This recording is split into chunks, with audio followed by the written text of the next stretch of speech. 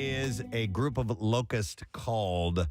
215-263-WMMR is the number, and we are going to go to John, see if he knows. Hey, John, good morning.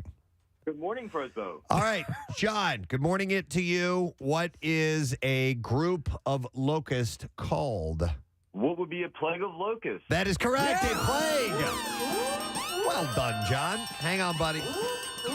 You get yourself a pair of tickets to see Bush. They're going to be playing with special guest Candlebox Friday, February 17th, Ovation Hall at Ocean Casino Resort in Atlantic City. Tickets are on sale now. And you can just text the word concerts to 39333 and you get a link back to our concert calendar with more information. We've got Bush. Yes. We've got Bush.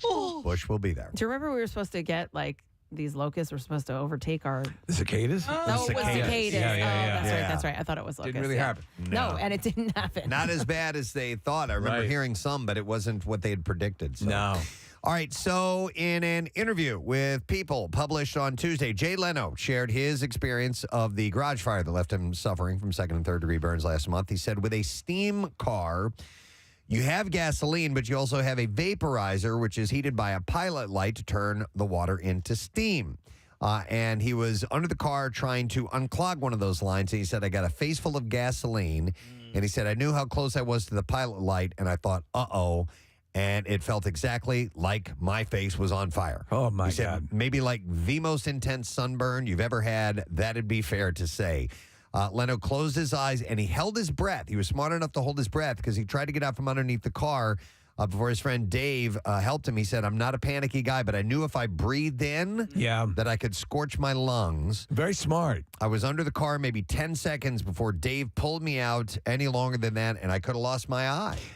So he's obviously worked on enough cars and probably knows protocols like pit crew stuff. So that was very smart that he did that. And again, if you see him, it looks basically like he had a bad sunburn, but he's doing great. And I tell you what, I saw a close up of his hand. Yeah. His hand was charred pretty good. That was the most obvious burn on his body was his hand. Yeah. So he's bouncing back wonderfully. Don't you get? I mean, I still to this day, if I'm putting radiator fluid in the car or whatever.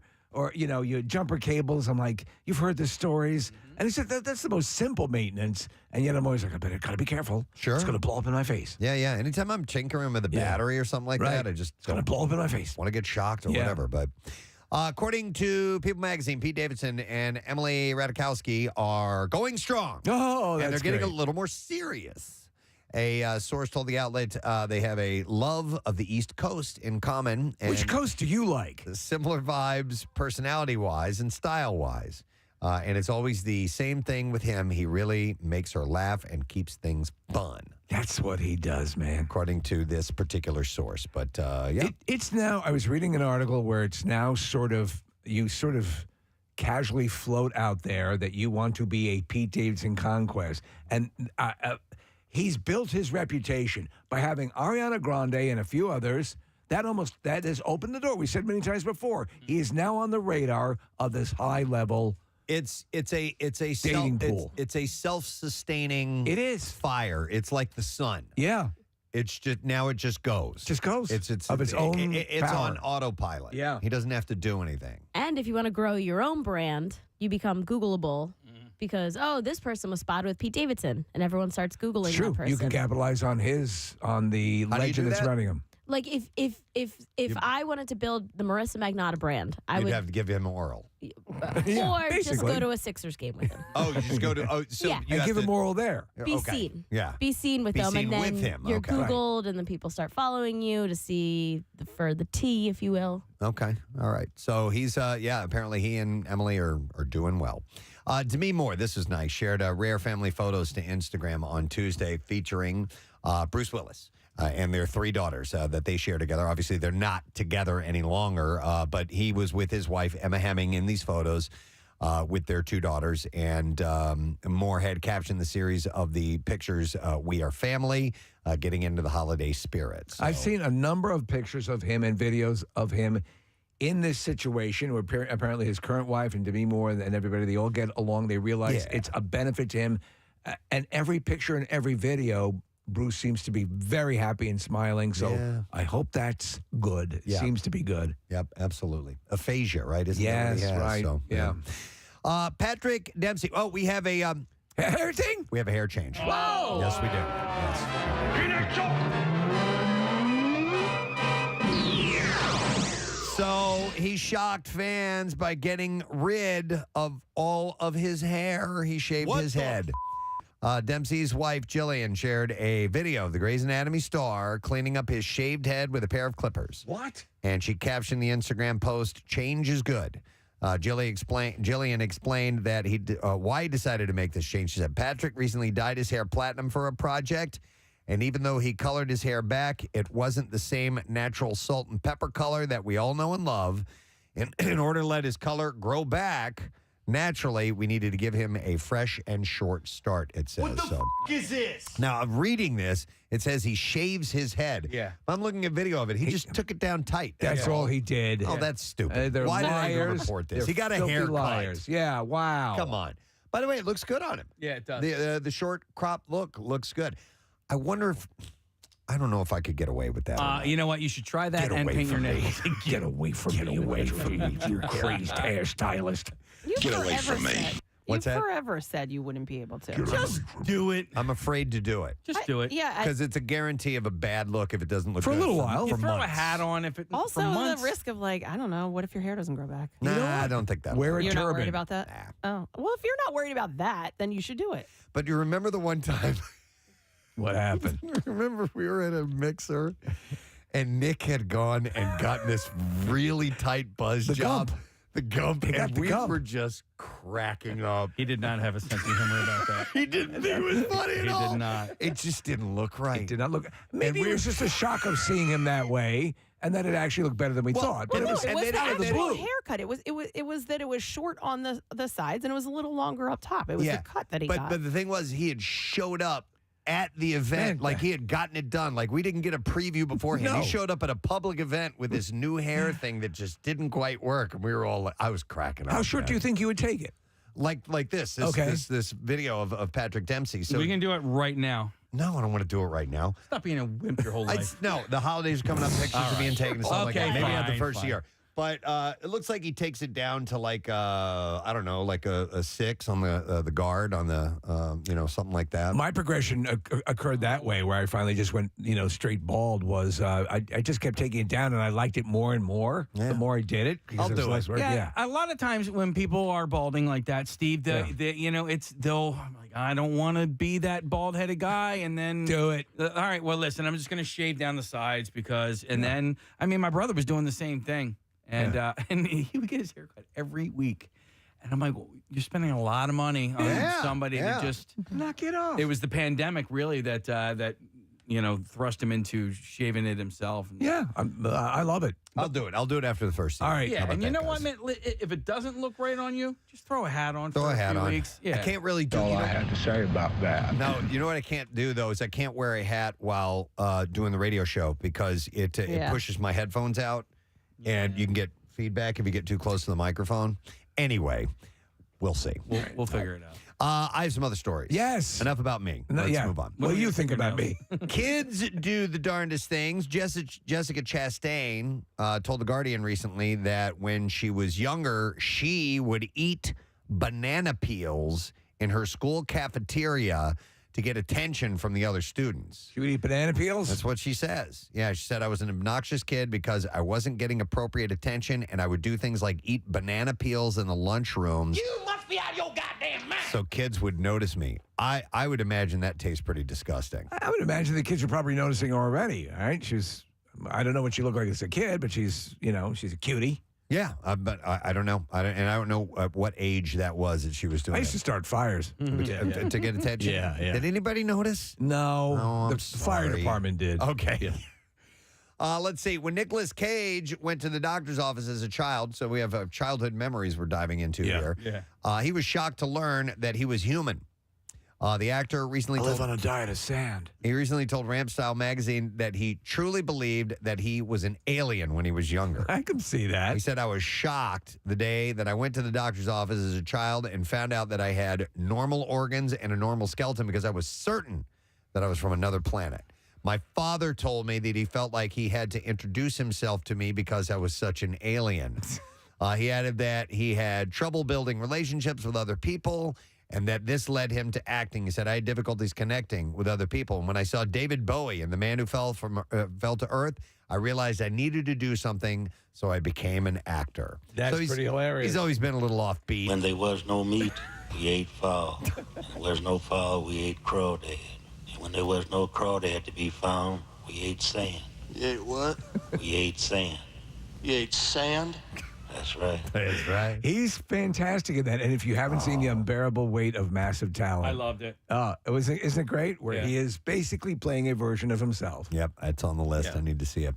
All right, Darren Aronofsky, the director of the new film Whale, is responding to claims that the movie promotes fat phobia. In September, film critic Katie Reif tweeted, I can't recommend in good conscience that fat people watch The Whale. I can't recommend that skinny people watch it either, since it reinforces the notion that fat people are objects of pity who have brought their suffering upon themselves through lack of coping skills. In a recent interview with Yahoo Entertainment, Aronofsky said, people with obesity are generally written as bad guys or as punchlines. We wanted to create a fully worked-out character who has bad parts about him and good parts about him. Charlie's very selfish, but he also is full of love and is seeking forgiveness. So the controversy makes no sense to me. Brendan Fraser is the right actor to play this role, and the film is an exercise in empathy. You remember What's Eating Gilbert Grape, the mother in that, right? She's yeah. morbid little beat, but she's a loving character. By the way, so this, it's not every overweight person's story. Yes. It's this character's story. Who you know what I mean? has some bad elements to it. The whole movie's focused Yes. on him reconciling with his daughter. So Yeah. he's got good aspects, he's got bad aspects, but You can't always say that this character represents Everybody. every single person. It's a story about a person. You know what I mean? exactly. No, But that's I- exactly right. I understand if you see something and you might be a little bit hurt by the fact that that's touching on a sensitive point in your own life or something like that. The movie they should be going after is Kill Fatty with a Stick. There you go. That's just wrong. insensitive all the way around. But in this case, again, this is a people have said it's very powerful. But I've heard a number of people say one and done. Like Okay. it weighs on you that Okay. much. One of those movies. Yeah. But this critic, I've never heard of her, is She a great big fat person. Stop it. I don't know who Katie Reif is. All right, so according to Entertainment Tonight, Eugene Levy will return to television as the host of a new travel show called The Reluctant Traveler. The Apple TV Plus series will premiere February 24th and will show Levy visiting Costa Rica, Finland, Italy, Japan, the Maldives, Portugal, South Africa, and the U.S. That could be fun. I wonder if he's going to do that with his son. You know? Yeah, yeah, because he's great. He's great too. Just a couple more quick things. I love this. This was great. I saw it from a couple days ago, but I didn't get a chance to mention it yet. But on Monday's episode of the Smartless podcast, Emily Blunt revealed that Tom Cruise told her to stop being such a pussy while the pair were filming Edge of Tomorrow. She shared that she was struggling with the 85-pound costume. Yeah, you remember those things. Yep. Yeah. It's like an exoskeleton device that they were wearing. And she said Cruise didn't know what to do. She said we had to wear these enormous suits, which I think would have been great if we had CGI'd them, but we wanted to do it in a tactile way. And she said, when you hear the word tactile, you think, well, that sounds nice and cozy. She said there was nothing cozy about these suits. It was like 85 pounds. It was so heavy. And the first time I put it on, I started to cry. And Cruise didn't know what to do. So naturally, Tom stared at her for a long time, she said. And then he goes, come on. Stop being such a pussy, okay? And she said that made her laugh, and then they were able to move forward. I love that movie. It is a great movie. And she is a mega badass. She is. And it's terrific. It's just the word is they might be working on a second one. I thought they were. yeah, that's the and word. so that would be terrific. But it gets you right from the first few seconds. Yeah. What was the? What was they like? You see it. Live, spray die, painted. repeat. No. Like her character's name was like Stone Cold Bitch or something yeah, like yeah. that. It was Yes. like she had a nickname of like she was the most badass soldier in the entire. I wish I should know that. I have seen that forces. movie probably 10 times. Cruise has a good, like Oblivion is another one that I think is terrific. I Yeah. just You watched named that. 2 movies of Tom Cruise that I was ready to completely brush off. Right. And then I watch and I'm like, hold on. These are really, really good movies. He picks good projects. He does. Yeah. He makes good decisions. By the way, Emily Blunt looks like my childhood girlfriend. She's swear to wonderful. God, yeah. She's also self-deprecating, which is a major plus. Well, you're very lucky because she's stunning, man. I mean, we were little kids, but it was the first girl I ever My kissed. first girlfriend looked like Jim Gaffigan. Oh, wow. I don't know if that's a joke or not. That's the way I like it. You never know. Yeah. All right. Anyhow, right. Marissa's trying to find out what her nickname was. It was like, man, I can't remember. Something bitch. Or no, wait. Moose Knuckle. Full Metal Bitch. Oh, Full Metal Bitch. Wasn't that it? Moose Knuckle. Moose Knuckle Bitch. She's the Why Moose don't Knuckle. you forget the moose for a moment? I think that's what it was called. Yeah, Full Metal Bitch. Full Got Metal it. Bitch. There you go. All right. One last thing. Moving on from the Moose Knuckle. Sony Pictures dropped the official trailer for Spider-Man Across the Spider-Verse yesterday. According to Vulture, the film had 1,000 animators working on it. Oh. I believe it. Oscar Isaac is playing Spider-Man. Issa Rae is playing Spider-Woman. And I saw the clip because, what is the girl's name? Haley Steinfeld had posted. I guess she's Gwen. She's the voice of Gwen in it. Okay. So The first one was it's great. so good, and it's as impressive a piece of animation because it contains so many styles of animation. yes, agreed. Because they go across the Yeah. verse, Yeah. the universe. So the original voice of that Spider-Man is I don't know. because he's older now, so he can't. Mitch like, McConnell. It's not Mitch McConnell. And I can shoot web out of my breath. Suspended. I basically do whatever a spider can. What, you're Spider-Man? Yeah. And you can do... I do basically whatever a spider can. Can you spin a web? Anytime. How do you catch? Catch these just like flies. Look out, man. All right. I love that. All right. And then there were clips. And then And then there were clips. All right, where the hell are we? Here we are. Let's see. There's no Nicolas Cage in this follow-up series to the hit 2000s film about history-obsessive hunting for treasure called National Treasure: Edge of History. So Nicolas Cage is not in this. In this clip, London Linden? I think it's Lyndon Smith discusses what she's excited for viewers to see in the show. Here we go. How much we've really expanded the world, because if you liked the first 2 movies, we're essentially giving you 10 mini movies. So this still has the same spirit of that amazing action that you get from the movies, but because we have 10 hours, we can give you the action, but also really get into the character study of all these people. I don't think I want to see it. What? I'm still laughing at Mitch McConnell's Spider-Man. That is just... It's the multiverse.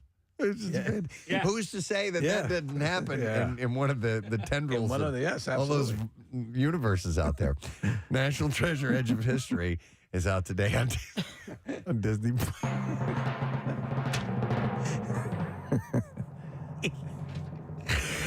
After 3 seasons of refusing to work together. senses are tingling. Not much tingles on you anymore. No. Yeah. Not a long time. Yeah. All right. All 3 seasons of refusing to work together. The members of Doom Patrol are finally ready to become a team in Doom Patrol Season 4. Yes.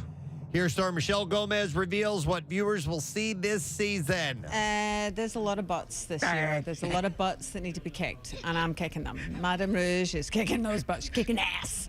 And there's a lot of ass to kick.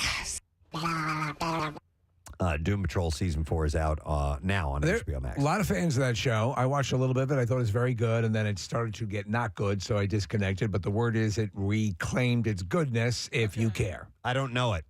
Yeah. Is it animated? It's a superhero. Is it animated? Yeah, live action.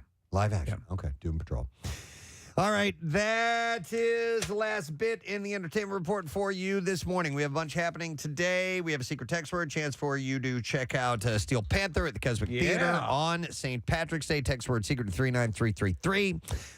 We'll do some Preston Steve Christmas Miracle Passes, a Miller Lite Ugly Sweater Edition. Listen up for your chance to win those. We will have Chevy Chase on the program today. Chevy's going to be checking in with us around a little after 10 o'clock, 10:15, something like that, because he's doing an appearance in Atlantic City where there's a screening of the Christmas Vacation movie, and he's doing a Q&A. And this is something he loves to do, so he has stories aplenty. And then we also have tickets to give away to see award-winning comedian Jack Whitehall and his Jack Arse tour, which is going to be Thursday, February 16th at the Miller Theater. Tickets go on sale this Friday for that show, and I would like to give away a pair of tickets right now. Nice. I will take call number 16 at 215-263-WMMR. We will give you tickets to see Jack Whitehall. And again, that show is Thursday, February 16th at the Miller Theater. And if you want a link and a chance to win a second opportunity to win tickets, just text Jack Arse to 39333. That's JACKARSE. All right. To 39333. We'll send that link over and you'll have a chance to win that way. But call number 16, you get those tickets right now. We will take a break at this very moment. Come back in just a moment as the sun is breaking the horizon and share this Wednesday together. Hang in there. We'll be right back. Preston and Steve on 93.3 WMMR. And believe it or not, it's from Cosmos, from Cosmopolitan Magazine. That's all we read. The most popular horror movie the year you were born. Ooh, okay. And this was kind of a bitch slap to you emotionally, wasn't it, Preston? It starts 2 years after I was born. Oh, man. Yeah, it's a fire drill. We have a flashing strobe in the studio, that's why. 1991 was Silence of the Lambs. Yes. I don't consider it a horror movie, but many do. So it was more suspense and... Thriller. And thriller, yeah, exactly. It's a thriller. Scary. Pleasure to meet you, Dr. Lecter. I'll be working closely with you. Oh, no. Oh, my God. Let me out. Let me out. What's the problem? Let me out of here. They finally found the thing that broke Lecter. Just found your great cellmate. Yeah. Dr. Lecter. Holy Jesus. We're going to become fast friends. Televangelist Kenneth Copeland has a lot of experience with planes. We've seen, him and the other guy. There are two of these televangelists that are really big into their aircraft. They are really consumed with the level of aircraft that they own, and often the current plane they own is not good enough. It just ain't going to cut it. Because the Lord needs them to spread the gospel. We were blessed to have an airplane that it was a Vickers Viscount. A Vickers Viscount. And a man on our board of directors owned that airplane. And his financial situation had come to the place where, particularly after he got born again, and a lot I won't go into all that. No, that's more. I won't go into all that. That's the religious part, and it bogs things down. By the way, if we're all not clear at this point, not dime one is making its way to anybody who's poor. I just want to be clear on that. And I know I can say that to you, God bless you all, everyone sitting here right now, and it won't matter. You'll still gladly open up your wallets and put that money in the collection plate. All right, let me continue. But that airplane had been parked for several years. Mm-hmm. And it was a 4-engine turboprop. I mean, Jesus Christ, he sounds like he's talking about this. It sounds like you're at an air show. He's a preacher. He's a man of the Lord, ostensibly. Mm-hmm. Airliner. So this was back in the days when George first came along, and oh man, we had fun in that old airplane, didn't we? Oh my God. They had an older sort of navigation system on that. I know that many of you are going to remember that they didn't have the triple GPS coordination system that you find in the newer vehicles. Did I mention Jesus yet or anything? This is a sermon? Oh, yeah. Yeah. Well, There's a particular fuel mixture that I'd like to talk about. And then, of course, why you shouldn't covet your neighbor's wife. Right. Yeah, this is in front of a group of his followers. This is in church. Well... Or whatever. Televangelist. Airplane hangar. Yeah. All right. Well, we put that thing back in the service. We went through that airplane from head to from nose to tail, and they did X-rays of the fuselage and everything, looking for corrosion. And there was some. It wasn't all that bad, but there was the X-rays showed that there was some spots of corrosion. Okay, and he's thinking, okay, how can I tie this back into how do I bring this back? What's my spiel? Yeah. Like the way your soul gets corroded. Right. Oh, good. Go with that. Yeah, good. Yeah. All right, so he takes big, long pauses. Here we go. And so I was praying over it. And just he's praying over the corrosion. Corrosion, in his he's praying over it. Yeah. Okay. All right. So instead of going out and earning money, I decided to return my faith to its upright position. Because the Lord's beverage cart had been stowed. Because we were coming in for a landing. And just as plain, listen to this. The Lord said to me, okay, so this is God talking directly to him. No fumar. He's talking directly to him. Yeah. The Lord said to me, lay hands on it. I'll heal it. What? Listen to the people talk. What? And he says, what? What? Even he doesn't buy it. I never heard him. What do you... Well, he said, Kenneth. You're an idiot. You're an idiot. He said, Kenneth, you're an idiot. This is your thing. You're all about the freaking planes. Give it a try. He said, corrosion comes from the curse. Oh. Self-pleasuring. Yes. And listen to the people going, oh, yeah. Oh, yeah. Oh, yeah. Comes from the curse. Comes from the curse. He said, I provided that airplane for you, didn't I? I said, yes, sir. Yes, sir. He said, lay hands on it. Okay.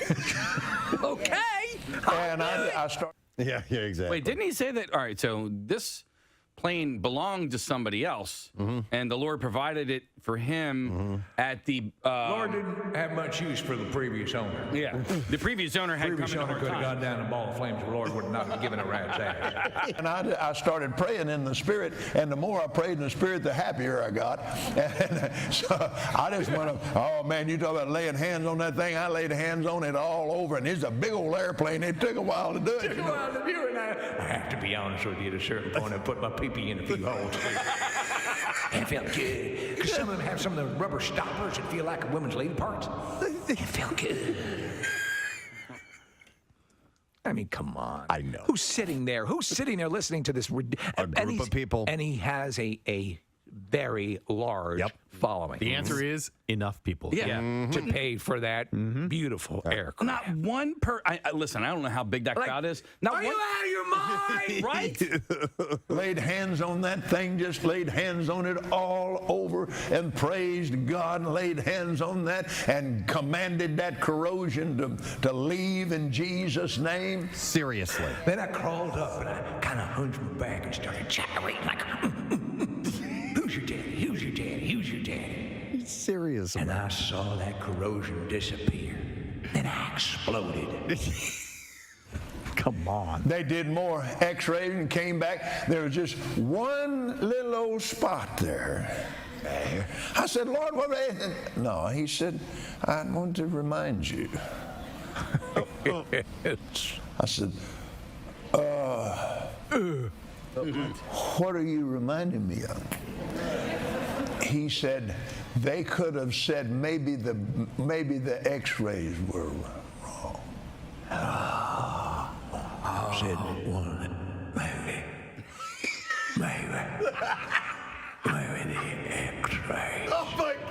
God. If only you could see Steve's face right now.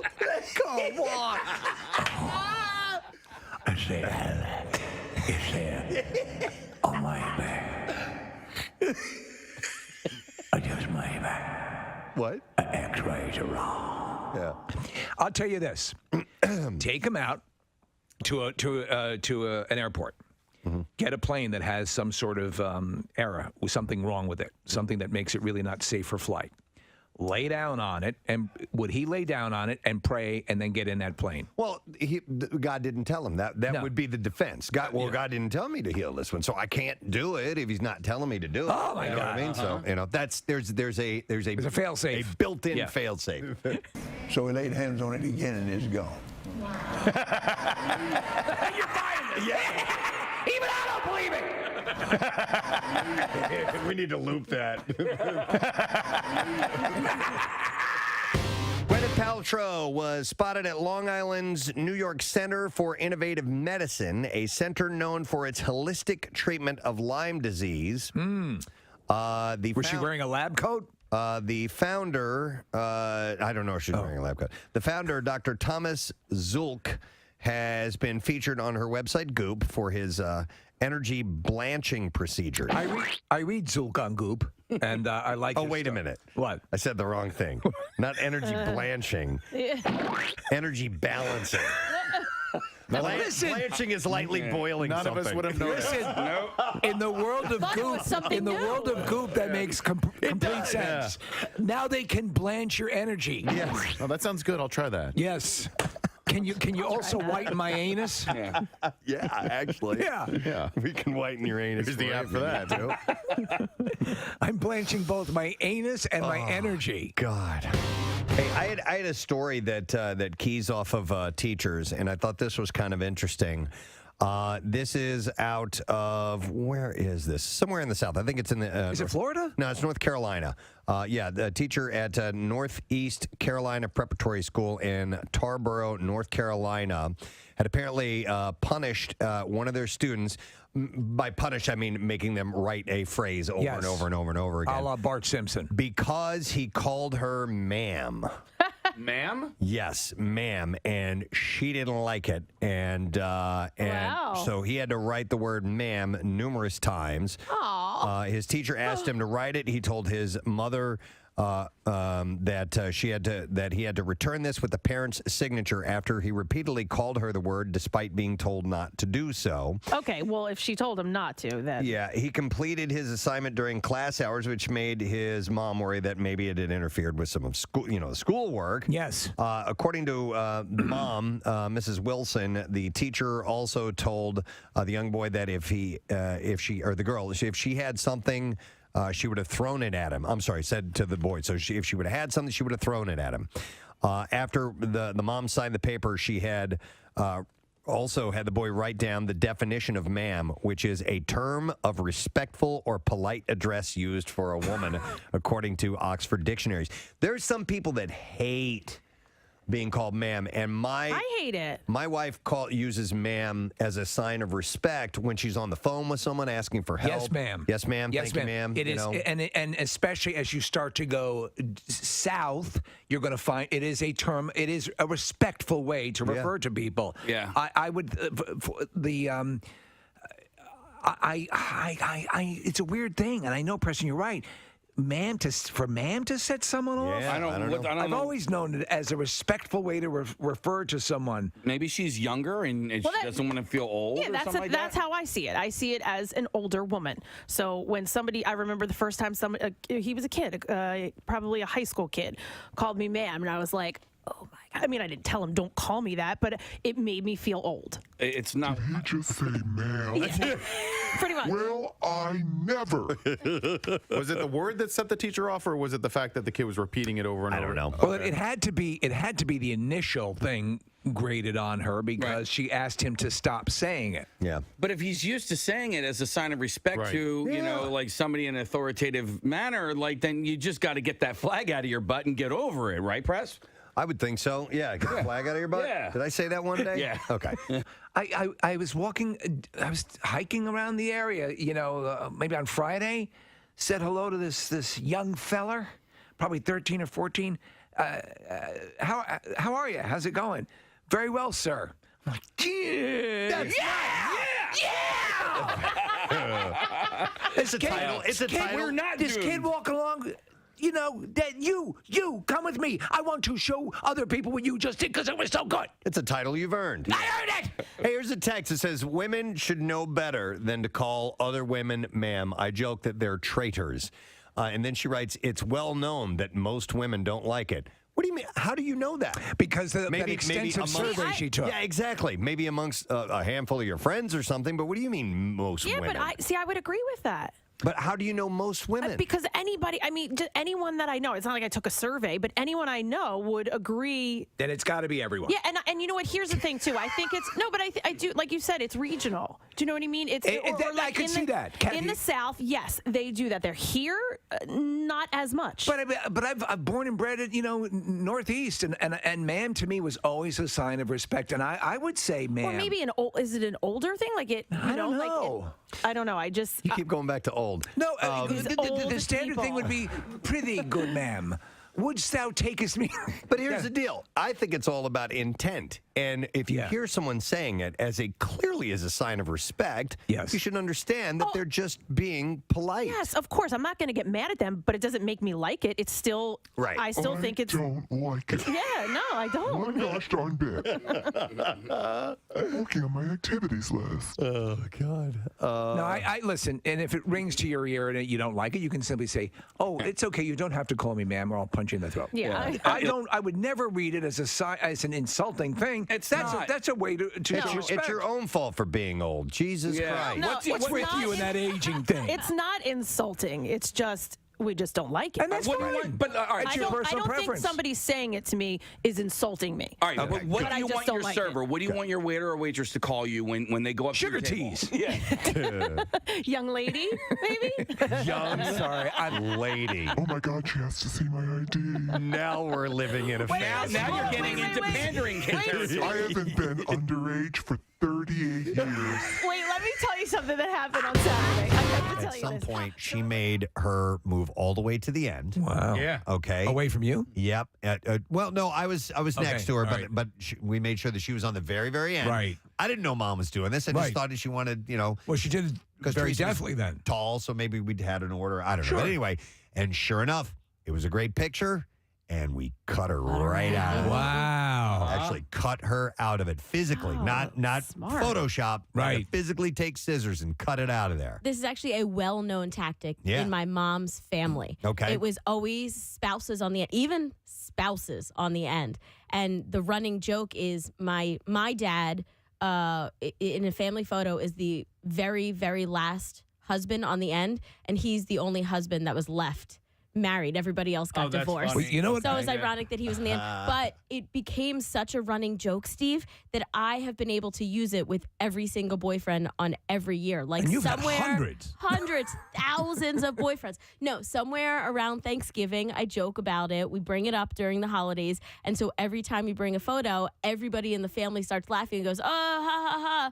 Boyfriends, girlfriends on the end, and it's a running joke, but then it's just very simple because they all go to the end. Yeah. Even Matt over Thanksgiving the other day, we've been together for years. He was like standing on a staircase and poking his head out. He's like, I'm just gonna be over here. You can cut me out. Right.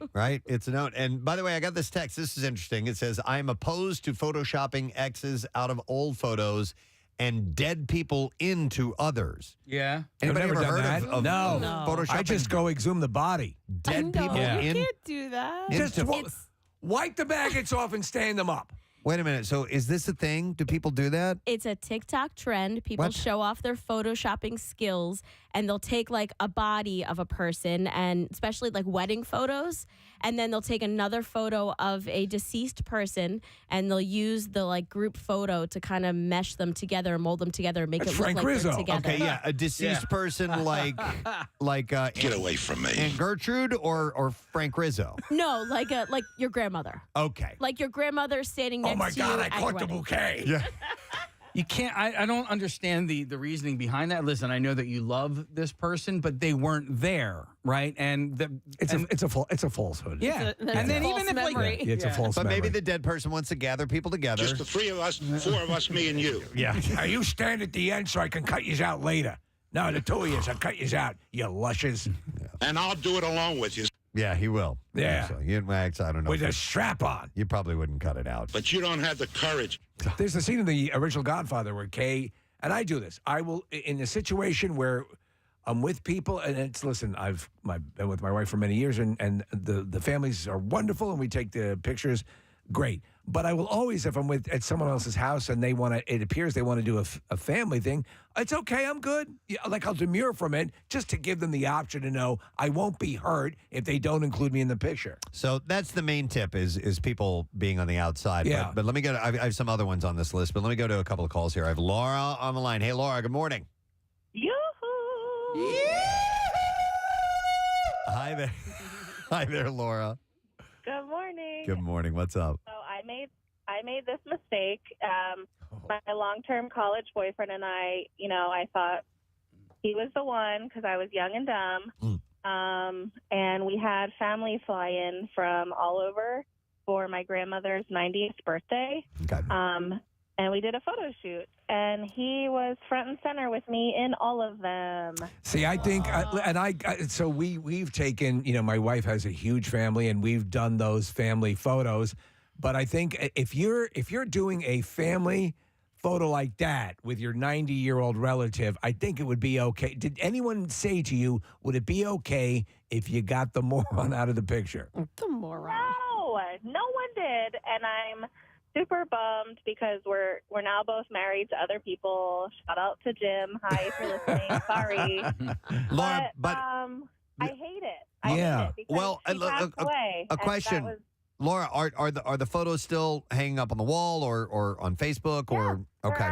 They're at my mom's house in frames. They're all blown up, and But hang on a second, Lauren. Let me just jump in here for a second. First of all, do you hate this other guy?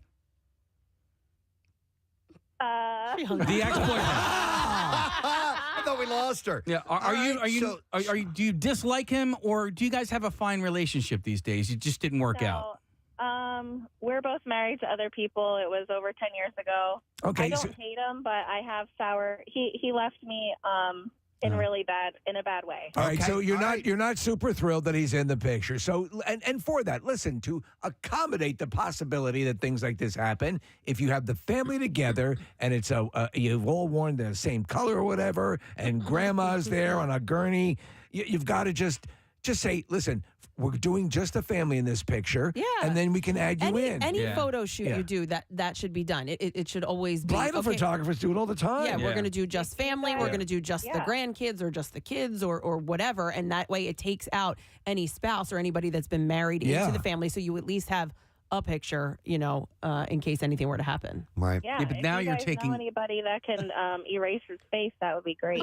But now there are people. Yeah. This is the coat check girl. I was making out with her. Can I put her in the picture? There's that new feature on the Google Photos where you can just erase anything out of a photo that's taken on it. Sure, but if you do something surgically where you're taking someone front and center in a picture, it's not going to look natural. That's going to look weird. All right, Laura, good luck and thank you. We appreciate the call. But she's very honest. Happy yes. holidays. Same Bye. to you. All right, so in this article, and I'm going to go to more calls if you want to share, feel free, 215-263-WMMR. It says the obvious. Make sure you have all the newer significant others stand at the edge of your family photos so they're easy to crop out later. The center of the photo should be the main family unit, the group of people that you're stuck with no matter what happens in your current romantic relationship. So you're stuck with these people. Don't be too obvious, though, about moving them to the side. Instead, see if you can find a way to quietly ask an uncle or cousin to take the photo and do the arranging for you. And it's not like you're planning to break up. You're just being pragmatic. Your partner might not appreciate it either way, so it's best to put the blame on a distant relative.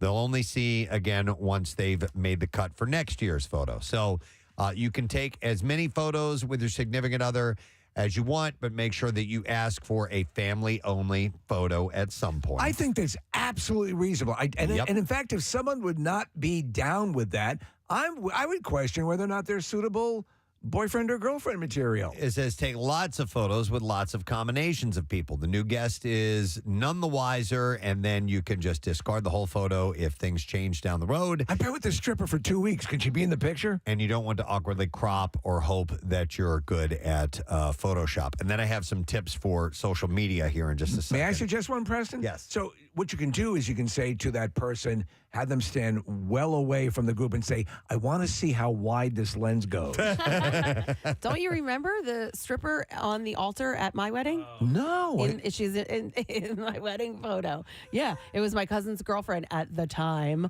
and she wore this like. She wore this like pink see-through dress, and yeah, she was a stripper. Yeah. Do you have the picture available? I'd have to find Yeah. it. I can see if I can find it for you. I had a guy I dated years ago. His sister got married, and his mom kept insisting that I get in the photo. And I thinking about all Yeah. of this, not thinking about him and I, just thinking about the lifetime of that photo. Mm-hmm. I kept insisting, no, take the family photo and take the family You did the photo. right I'm just thing. here for fun. Take Kind the of. family photo. I without heard me. there's an open I'm just bar. here for D. I'm here for booze and D. I think at some point, one or the other. That's great. I think at some point his sister was like, "We'll take a family photo and then add Marissa." You did the right thing. It's also the way you present it. Listen, why don't you guys get a picture of the family intact, and then if you want to do one after with me, that's great. I don't know who would have an issue with that. Hey, here's an interesting take on this. What if you're the person, you're the ex? Yeah. All right, and you're happy that photo exists. So here's an example that says, I was the best man at a douchebag's wedding, and it gives me great pleasure to know that he stuck with me in all his photos. That's true. Interesting. Yeah. I guess they had a falling out. And here's another one about adding dead people. It says, if you're going to add your dead family member to your photo, make the person have a blue hue around them, like at the end of Star Wars. Right. Like the Jedi, like Obi-Wan. Yep, that they have reappeared, yet in an ethereal manner. Could you incorporate a picture of the deceased relative from the wake? Maybe. Yeah. It depends on how good of a job the mortician did. Way overly made up for this. I'm going to go to Zach. Hey, Zach, good morning. Good morning, Ed. What's up? Good morning, Ed, buddy. Oh, I'm glad you guys are mentioning the dead people. It's a great idea. My family just digs them up. Oh, yeah. Yeah. Yep, like Steve.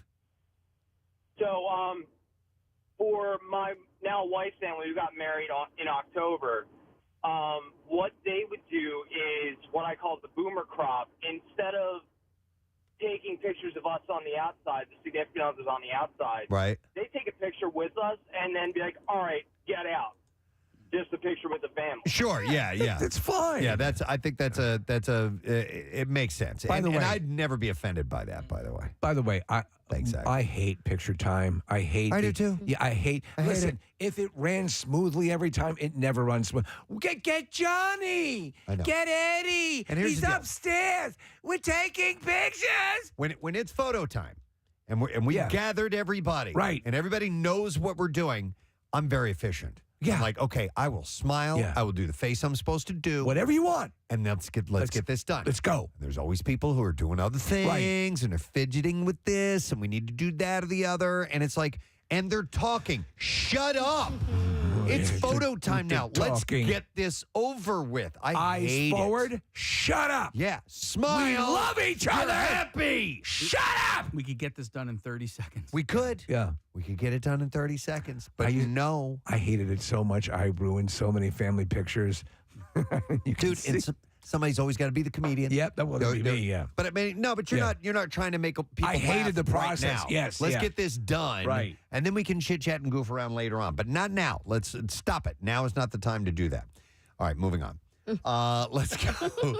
Let's go to Erica. Hi, Erica. Good morning.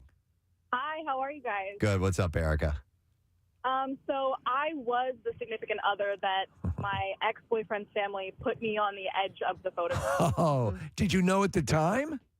What was that? Did you know at the time that was the technique? No, I didn't realize until I started listening to you guys share these stories. I was like, oh my God. You just found out? How long ago was this, Erica? This 2 years ago, this was 2020. Oh my gosh. Yeah, and how long had you been when the photos were being taken? How long had you and he been together? Like a year. It was my first like big family gathering with him, and they were like, "Oh, why don't you sit on the end?" And I was like, "Oh, maybe it's because I'm tall." But that was definitely the reason. No, you should have said no because I'm tall. I should probably be in the center. Do you think they didn't like you, Erica? Like in my case? Was that? Do you think so? In my family's case, when they made the gal I was dating at the time move to the end, it was because they didn't like her. Do you think it was that, or that they just were playing safe? They were definitely playing safe. Okay. All right. You seem very likable. You do seem likable. All right. Well, sorry you were that person, Erica, but it's it's practical. Yeah. It's practical. Listen, It makes sense. You know how expensive a storage space is on a disc? After a couple of years, then it might make sense. I could see also they probably did this a lot more in the old days with the big box cameras, and it was really an elaborate process. Yeah. When are you going to get a shot to take a picture again? And you had to stay still for 30 seconds. Yeah. I'm going to go to Joe. Hi, Joe. Good morning. Hey, good morning. You guys rock. Love it. Thank you, Joe. What's up, buddy? So my stepbrother, he lives down in Florida. Him and his girlfriend came up here for a little vacation. We went out to dinner, had a nice dinner, took a nice photo. He goes back to Florida, and then he bought a beautiful canvas print of that photo for my stepdad. Okay. And sure enough, like 3-4 months later, they break up. And he comes back up to Pennsylvania at some point, and he goes to throw the photo out. I was like, no, this is a nice photo right here. What we're going to do is cover it up with some black wax and make it invisible. So that's what we did, and it still stays on the mantle. And, black wax? So you basically just put a smudge on the person you didn't want, right? Exactly. It would look like a scene. It looked like a picture out of The Ring. Dude, I love it. By the way, speaking of that, thank you, Joe. I appreciate that. There was a picture that used to be here in the hallways. It was a staff picture, and there was a guy that no longer worked here, and nobody liked him. Oh. And you tweaked his face, Steve. Did I? I think you did. Maybe I did. Hang on. All right. Do you remember who it was? Was it? No, don't. Hang on. I'll write it down. What? No. Hang on. And Get this off camera. Just remember that. Oh, I did that. Do you remember that? I absolutely did that. Okay. Yeah. It was here. Yeah, it was here because he was here for just a smidge. Oh. Yeah. Just a little bit. And Steve made he photoshopped this big, goofy, ugly grin on his face, made his eyeballs huge and everything. And the picture hung like Stayed in the hallway. It no might one- have even ended up on the website. Yeah, it and did. I think he called saw it. Yeah. and wanted it taken down. That's funny. He was a D. I had to. He was a total D. And I worked very well in black and white. Oh, it was great. There's a photo in the hallway that I wasn't present for, and Bill decided to have me photoshopped in. It's terrible. It's a terrible Photoshop because it's a really good picture, and because you complained about it, so Bill felt bad, so he tried to Photoshop Marissa in it, and it looks terrible. Was it here in the studio? It was. I remember when we took that picture. I was gone for a funeral, and I wasn't in it, and so I said something, and he didn't take another photo in the same space, which is kind of what you should do. He just grabbed another photo randomly so the and had it conditions photoshopped match. in. Yeah, it does. Very It does not look quite right. I am if I'm not there, take the damn picture. I don't care. I agree Like, 1,000%. Towards you, Marissa, just anything. Hold on, wait, just take We've it. got- Take it. Yeah, I'm 5 states away. We'll wait. If it's like a photo of a group photo, just like a one-off, like, hey, somebody's here, but this was like a press photo. Okay, yes, that's No, true. it wasn't. Yeah. It was a one-off. It was an event that you weren't at, and we just happened to have the air staff here, and we just took it. It wasn't like we weren't taking it for it to go anywhere. It just happened to end up being a nice picture, so it became a press photo. I disagree, but okay. By the way, You weren't here. I'm going to go I was to at a funeral of a guy I'm not dating anymore. His grandmother. Bah. I'm going to hang on, trying to set this up. I'm going to go to some more calls here in just a second, but I wanted to mention this real quick. Instagram carousel feature. You can attach multiple photos and videos to a single grid post. Was recently updated to allow users to remove one picture from the lineup. And apparently that's great because it means that you won't have to nuke the entire post if you want someone who appears in a shot removed from your grid. Still, though, you might have multiple pics featuring that person littered throughout that carousel post. Always make sure that the front photo does not feature your significant other, so that if you delete the photo therein, it doesn't mess up the continuity of the grid or make it too obvious what you've done. Moreover, make sure that if your front carousel photo does feature them, the second one does not. You can only delete one picture from a carousel, but it won't matter if the one directly behind it has them in there. Like, is anyone actually thinking that when they're doing this? I can't imagine why. So here's the deal with this as well, Preston. There's so many things now, whether it be your timeline or your Facebook, pictures pop up. You probably have 250,000 pictures. You don't realize it. And these things will haunt you the rest of your. Just consign yourself to the fact that you'll never be free of these people. All right, and when it comes to archiving, here's another tip. Before you file away a picture that someone else is tagged in, remove the tag. Oh. Once the picture is in your archive, you can't alter the tags on it. But if you ever do unarchive it, everyone tagged will receive a fresh push notification that you've added a photo of them. Oh, jeez. That is bound to be humiliating. Delete whatever you can from the carousel and remove any tags before archiving it. Run that last back. You can't add a tag? I think you can. It says once the picture, it says before you file away a picture someone else is tagged in, remove the tag. Once the picture is in your archive, you can't alter the tags on it. Got it. But if you ever do unarchive it, everyone tagged will receive a fresh push notification that you've added a photo of them, and it'll say they're there. So, which would be kind of weird if you broke up with them like 2 years ago or whatever. Give me a rough guess estimate. How many pictures do you have in your... I know I do, because I recently got a new phone yesterday, Right. and in my iCloud I have 27,000, over 27,000 photos. Come on. You know, how are you going to go through all those? You're going to go through all those. Yeah. I'm currently going through all of my photos, like every last Trying to photo. I'm in 2018 right now. How many? Because I don't have enough iCloud space, and I purchased more, and then it told me again that I don't have, and I refuse. Get the terabyte. I got the 2 terabyte Well, I deal. refuse to continue to keep paying for more iCloud space. So now I'm going through and I'm deleting everything I don't want. All right, it's a process, but it's worth doing. You know, if you can clean out your stuff.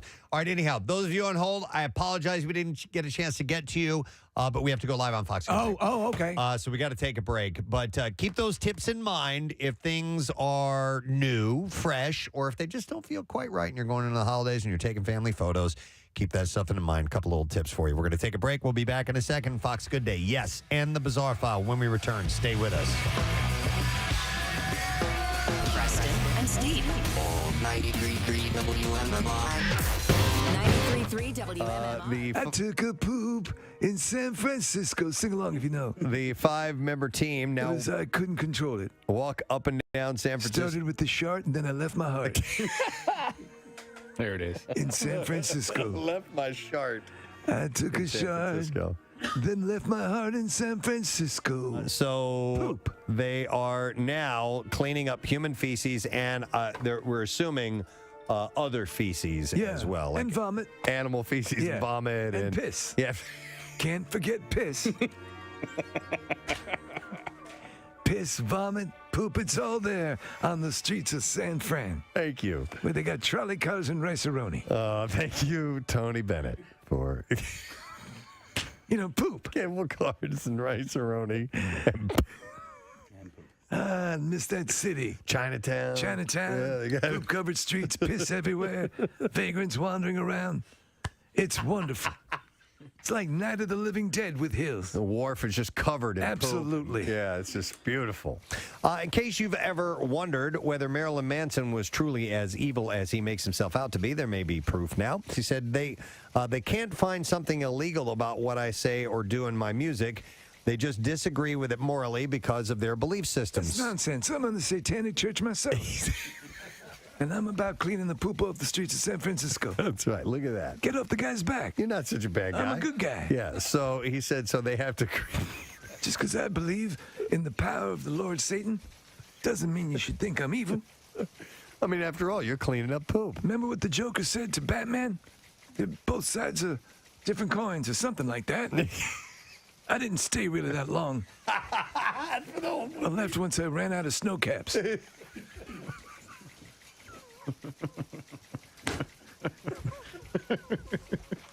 He bought the ticket, though. He bought the jumbo box, Yeah, too. it was there. I go through them a lot. I love those things. This is so weird. Just thinking about that. What would lead Tony Bennett to I love comment the Church of Satan, too. Maryland Man? And poop and snow caps and Batman and the Joker. Makes sense. He's currently on tour with Rob Zombie with the Trek wrapping I'm up also a Nazi. this week. I want to see what you think of this, Kathy. Kim Kardashian, Chrissy Teigen, Queer Eye's Tan France, and trans model Andreja Pajic are sporting some eye-catching new accessories. It's all in the name of Simon Huck's conceptual art experience called A Human, and it's already roiling social media. So Kim has a glowing necklace, and it looks like it's implanted in her skin. But Preston, okay, and I wanted to ask you about this. It's clearly not an implant. Right. It is a flesh-colored thing made to look like an implant. And it lights up, Kathy. That freaks me out. But you've got to it gets worse. Marissa, see if you can find, she's on social media, and there's a comment. She says, It's glowing lights up to like my my heartbeat. And just her, and she looks like an android, dude. To begin with. I know, Like it's this, so Preston. it's such a shame. She's got the lips like. Yes, yeah, full Let on, me see. full on constructed duck lips, so she doesn't have to make the She doesn't pout have to do duck anymore. It lips. does it You're automatically. close to the beat of my heart. Yeah, exactly. It's like this. And I'm like, who finds that? It's dysmorphia. We're looking at video. Look at this, Kathy. It lights up, and it looks like it's under your skin. Yeah, that's kind of. It's kind of wild. Well, there's a couple of different ones, Preston. So Chrissy Teigen had one. There was a disgusting one that I think it might have been the trans model had, where it looks like almost like mushrooms growing out of their neck. Ooh. Yeah. This is just somebody who has a lot of money, so is going to pay them to do this. This isn't going to be a fashion trend. But you can't. I think it'd be too expensive. And Yeah, exactly. no, it's not. How would you pay to get this put on? It's got to be a fairly And if elaborate it is, process. it's going to be so quick. Well, now I'm just kind of thinking out loud here, guys. Here's our fashionista. Well, I mean, for the people who don't have that kind of money to spend on a glow necklace, okay, and that's all that is just a stupid glow necklace. What if it was like some sort of like thing that you could insert glow necklaces into, Kathy? Right? What do you mean? Yeah, So you know what a glow necklace is, obviously, The right? things Like you crack? yeah, the glow bracelets. Yeah. What if it was like just a vessel that was like decorative that you could insert the glow And make it necklace? different colors? Well, I see what you're saying. The Not- pitch here, though, is that it looks flesh-colored. It looks like you have altered your skin. You're saying not looking like it's implanted. not like but accessorizing your glow necklace. Like what Twinkie wore in Buck Rogers. Here's the audio of her showing it off. Here we go. My necklace glows like a heartbeat. It moves to the rhythm of my heartbeat. Oh my God! Shut up!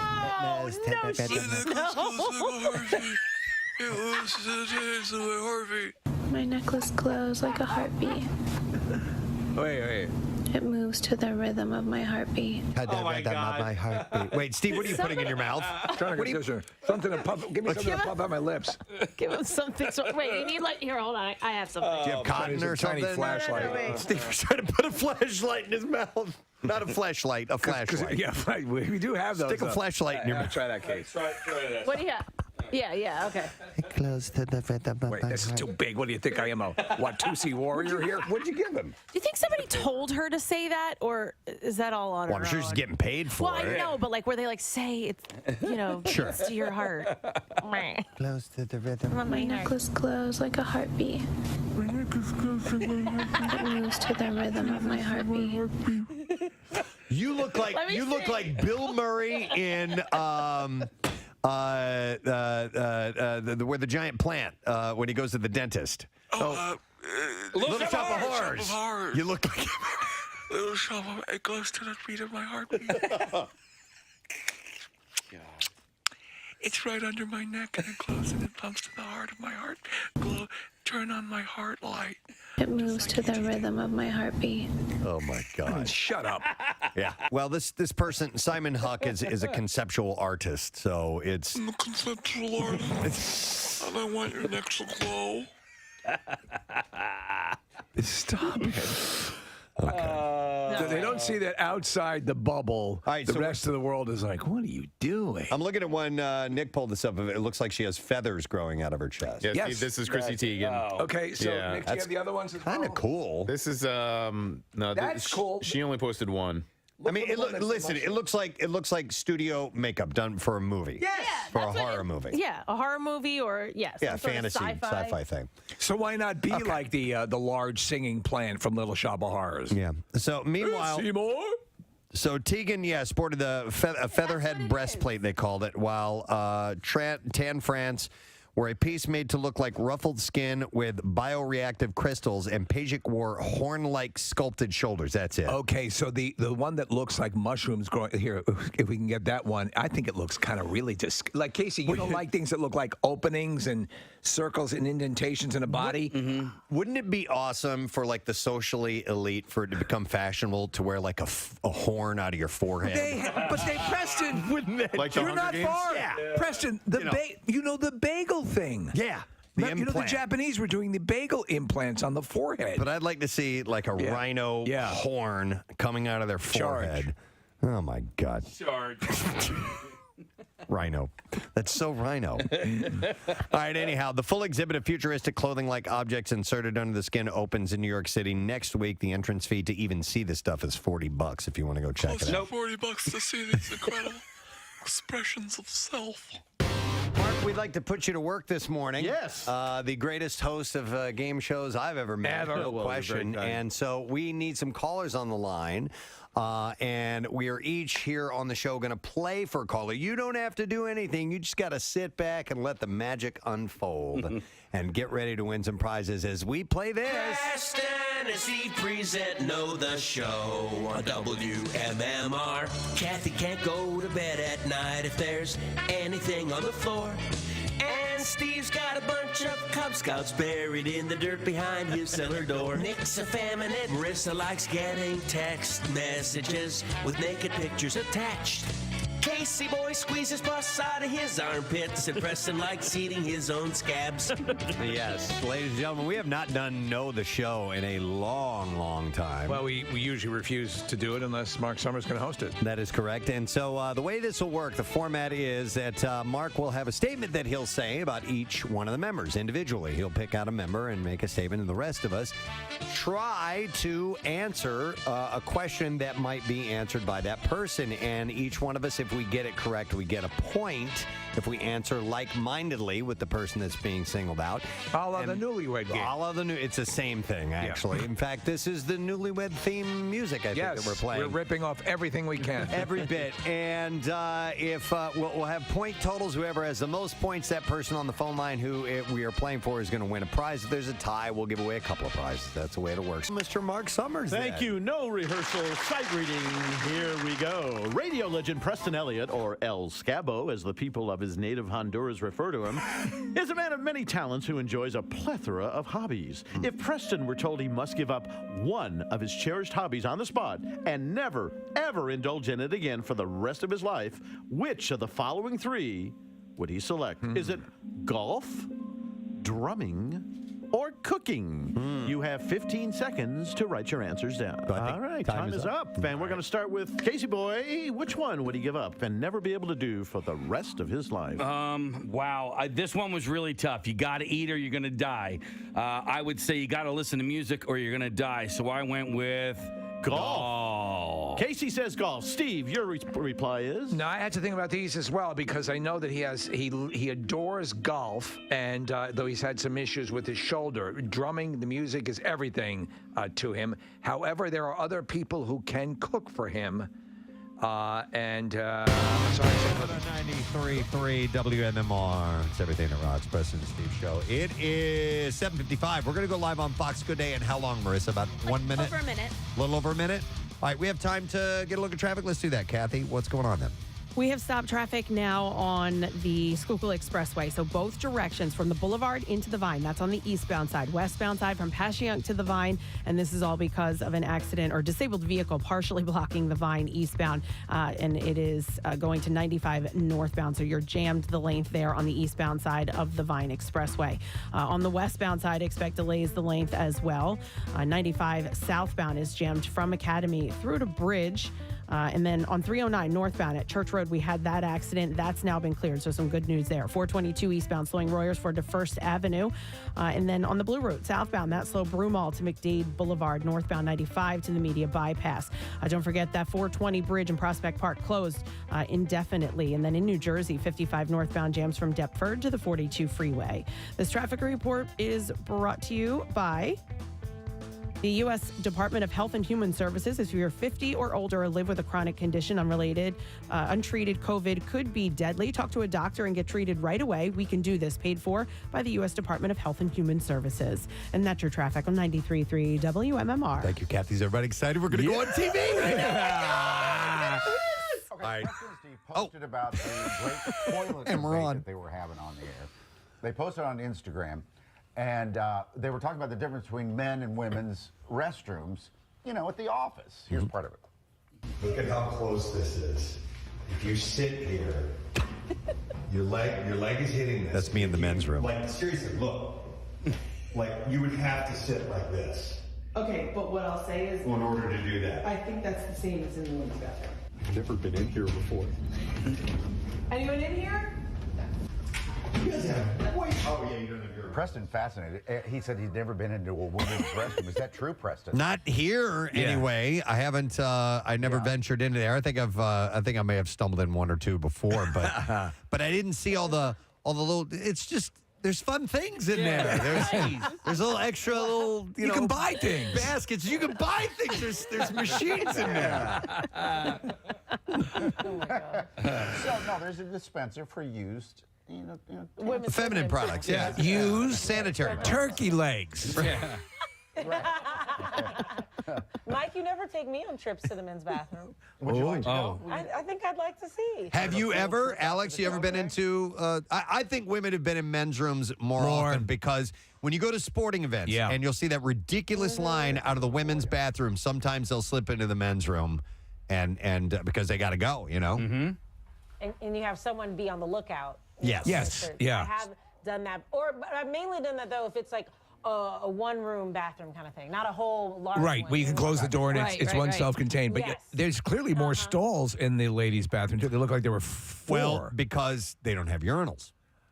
Why not? I know. That's what I was wondering. Yeah. No, that's the first thing I said, Steve. I Just arch your back. And I stopped myself from saying, I'm like, you guys have like 5 stalls in. I'm like, oh, yeah, you don't pee standing up. That's right. Never mind. But my thing is, it's fascinating to me that men can look at each other while you're right next door. At least You be don't look at each No, other, though. what I will do is I will come up behind somebody who's peeing and I will cuddle. But that's So there are techniques, Alex, if you're not familiar. So with a urinal, you can kind of get in close. Yeah. And if you feel uncomfortable about being exposed at that point, but you don't look down. You never engage a stranger. Talking to each other will happen at ball games and stuff like that. You get there is talk amongst guys who are doing that at the time. But they used to have urinals here without a divider in between us, and they weren't flush to the wall urinal. It was like a bowl. Yeah. And you had nowhere to hide. Yeah. And it was very awkward. gosh. Yeah. And the strangest ones. No, the strangest one, Alex, is sometimes there is a round, and they don't exist anymore really, but a round trough where you're all facing each other. Penn Station. Mike, you might remember in New York, Penn Station used to have a circular like a trough urinal, and it was basically like square dancing with guys who were all peeing. What's that? If you can't look down, you can't look at each look other. off to the side. The ceiling? Yeah, look up. Over their shoulder. I'm hearing about this. Yeah. Well, you guys have it on. You guys have you have stuff to buy, and there's different sort of vendors in there, and it's wonderful. I do think it's a little weird, though, like, even when you're in your own stall, like, I still don't want to have a conversation with anyone. Yeah. No, that's what that little hole in the wall's for. Oh, my God. And that's That's not even a conversation. Oh my God. That's how you carry on the conversation. Glory, Just glory, put your mouth hallelujah. up to it. What a glorious morning. Do you have a couch in the women's restroom here? Yeah, we do actually. We don't have a couch. We do not have a couch. Yeah, the women's room doesn't have a couch here. Do you know what that? Downstairs on the first floor, it has chairs and a little table. I think that's as the classic law goes, and right? pump and everything else. If it's exactly Some people do their taxes. the taxes there, yes, absolutely. Real quickly here. In bars in Philadelphia, they used to have a trough. You'd be sitting at the bar drinking beer. You could just whip and pee into a trough. When was this? Yeah. At what era? And where? There's still one down on Moyamensing. No. The trough is still there. You still don't pee in it. I'll tell you the bar to avoid at all costs, Mike. Don't go to Dumpy's. It's All the bar stools have a They have holes in them. Yeah. it's really it's not good. Mike, Cherry Street Tavern still has it too. Oh my See, gosh. there you go. I need Yeah. to go check this out. Oh my God. All right, Thanks, thanks, guys. folks. It's 8:01. All right, we'll see you later, guys. Oh, my goodness. It was a bit of an eye-opener going into the ladies' room yesterday. The video was up on Instagram. The but, problem has been you and I had the exact same revelation tomorrow because we opted to go upstairs to the bathroom and noticed a correcting aspect that could take place. Yeah, so the reason we went into those bathrooms yesterday was because Casey had noticed they recently they refurbished our bathroom down the hall here. And Casey's like in the handicap stall, the larger stall, you have no leg room when you sit down. The wall is right next to you, but the toilet paper dispenser sticks out so far that your left leg, you have no room. Side saddle. You have to sit kind of diagonally in order to be able to, spread your legs enough to do your business. And I'm not saying really super wide, but literally just enough to be comfortable. And so we were like, well, why did they do this? What the hell? It wasn't like this before. So I went upstairs yesterday to use the restroom because that's my pooping restroom. And 5 or 6. And so the old toilet paper dispensers are about a foot higher. Yes. So your leg can go underneath there if you need to. And that's the problem they made here. Which begs the question, why aren't they all like that? Because that whole thing of having to lean down and try to tuck your hand under to get the paper, they should all be at that height. What might be different is looking at this video now, Steve, is there's a railing there for the handicap that might need assistance So getting up and getting down. That's exactly what and it is. They might not be able to put the toilet paper dispenser above that. So It'd be too high. Well, you... No, that's exactly it. And so what they've done now is that is just the standard, so that it's 26 inches above the floor, and that's where the toilet paper dispenser goes. So it can go there whether there's a bar or there's not a bar. So it's not any different than the handicap stall. Huh. I use that bar for my ballet exercise. Right, yeah. You put your leg up on it. Yeah. I know what you're talking about. All right, anyhow, it's a minor inconvenience. Yeah, really, all things considered. Yeah, we'll deal with it. It's an honor to poop at work. It is. It's quite an honor. Yeah. Yeah. All right, I got Bizarre File stories. WMMR presents Preston and Steve's Bizarre File. Brought to you this morning by Wawa. They have you covered with gift cards for everyone on your shopping list. Wawa. From Wawa gift cards, Wawa e-gift cards, or a gift card from your favorite brand. Happy holidays from Wawa. Thank you. A retired farmer whose body was found in a slurry pit. Ooh. By the way, a slurry pit is It's feces. what you get at 7-Eleven. No, it's not. That's That's a a slushy. Slurpee, I'm sorry. Or a Slurpee. So no, this is feces. Apparently, the farmer whose body was found in it took his own life, according to a coroner. Suicide by... It's diarrhea. Bizarre. Yeah. 90-year-old John Charles Barnett's overturned mobility scooter was found at the edge of a slurry pit in January 2020. His body was found by a diver who had to dive into that. Oh, my God. At Holly Farm. So the coroner, John Gittins, recorded his cause of death as immersion in slurry and concluded a verdict of suicide. So when you have... something like that. Or remember, there was the manure pit that the guys died in. They were overcome by the gas, I think it was the methane being released. Is that a possibility here? They're calling it suicide. All right, They're wow. saying the guy did it. Mr. Barnett died on the same day, by the way, that he changed his will in favor of his son and daughter. In spite of representations from the family's lawyer that the coroner should consider unlawful killing in his conclusion, Mr. Gittins said that there was no sufficient evidence. Mr. Gittins said that he had found no evidence to indicate that Nigel Byrne played a part in Mr. Barnett's death and no evidence that any of his family were involved or any evidence of any third party being involved. Following the 2-day inquest, Mr. Gittins said that he was satisfied that Mr. Barnett, as placing himself in the pit, was a deliberate act with the intention of bringing life to end. It says here, Preston, that the day before he was listening to one song over and over, Ferry Across the Slurry. Wow. But picking that way to go? Why not make it easy? Yeah, he said he had looked closely at intention and he had considered the orientation of the tracks of the mobility scooter along with comments that Mr. Barnett had previously made. He also considered his actions at the time, such as the extra one hug he gave his daughter that afternoon and the magnitude of the day's events, putting his affairs in order. So this guy believed, this judge, or the coroner believed that this led up to, a suicide. Listen, obviously, we always talk about it being a permanent solution to a temporary problem, but listen, that would not be the way I would pick to go. Method is a bit, is a bit horrible. A Florida man has been sentenced to over 10 years in federal prison because he attempted to ship himself over 18 pounds of meth in the mail. The Department of Justice said 40-year-old Jason Ryan Hardy was sentenced to 10 years and 10 months of conspiracy to distribute 500 grams or more of methamphetamine. Hardy was under investigation after he flew to California to coordinate the delivery of methamphetamine from California to Florida. In June, the package delivery employees in California reported receiving a suspicious package. Despite being shipped from California, the sender's address and the return address on the package were both based out of Florida. Investigators said that they searched the package and the contents inside were shocking. Inside more than 18 pounds of methamphetamine. Hey, be careful with that. That's methane. A few days later, investigators said Hardy called the delivery service to ask about the whereabouts of his package, even confirming that his identity with his first name and email address and phone number. The call quickly led to his arrest. A quick question. Is that something that can be sniffed for by a drug dog? I know we know about cocaine. I would think so. You would think, right? Yeah. I think they could be trained to sniff out a whole bunch of different things. So, yeah. The holiday season is usually a time that inspires the spirit of giving and compassion.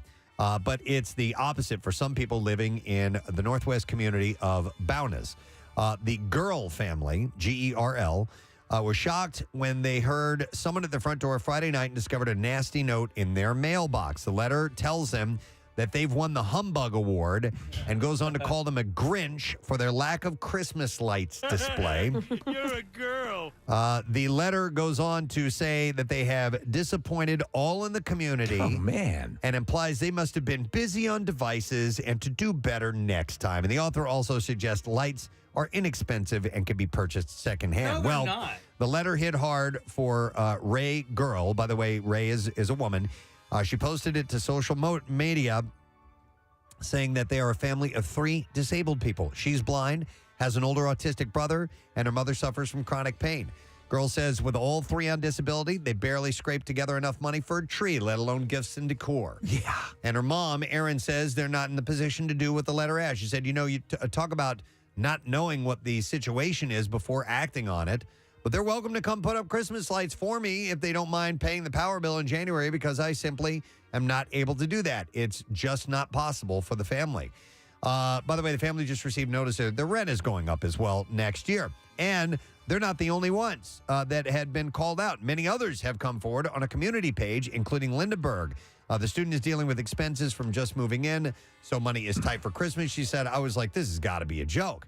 And I had no idea if I should be angry or if I should laugh at it. When you put they got the letter too. Listen, you do it because you want to do it as a gift to the neighborhood, but you can't mandate it. You don't know what people are going through. Exactly. You don't have to put up that stuff if you can't afford to, or if you don't. And you don't have to explain why you didn't, or if you don't want to. So they're just an idiot. They should all be dropped into slurry pits. I think that's a nice start. All right, and then one last story. Let's end with this one. A woman in the United States living in Ireland, broke a Guinness World Record by putting on 19 pairs of panties in 30 seconds.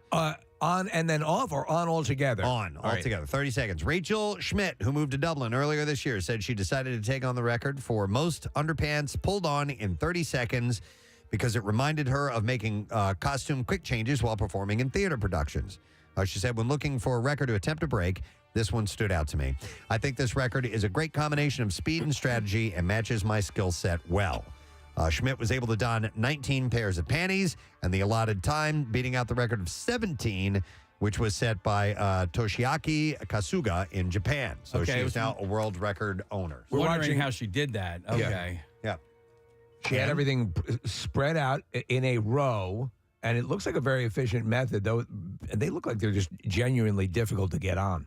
I would imagine the sizes get larger as she goes along. Right? Yes, they seem to be, yeah. So, all right. Anyway, you wanted to comment on that, Well, Casey? no, You I brought just, it up. well, can you just take 20 at once and throw them all on, or does it have to go one at a time? That's like an she's interesting doing? question. Maybe this was probably the easiest way. Like having them all at your ankles and just pulling them up and without moving. Mhm. She's kind of doing it like a workout activity, like you would do tires, like walking along it, or like a ladder. Yeah.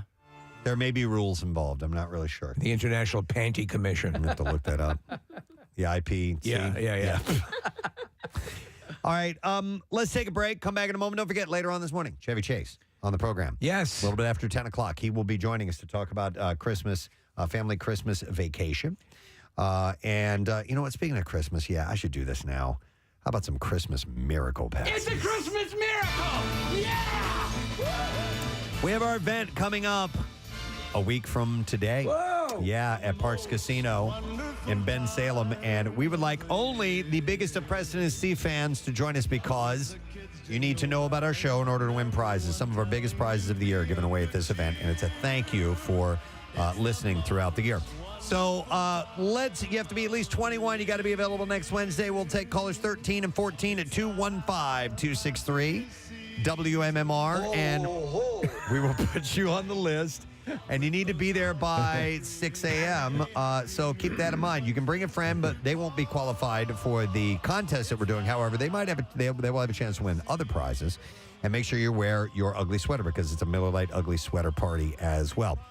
If you would like to enter online for a chance to win, just text the word miracle to 39333 and we'll get you the details for that. So caller 13 and 14. We'll take those right now. 215-263 WMMR. We'll come back in just a moment. Stay with us. Preston and Steve on 93.3 WMMR. Want to see something funny? Or maybe really messed up?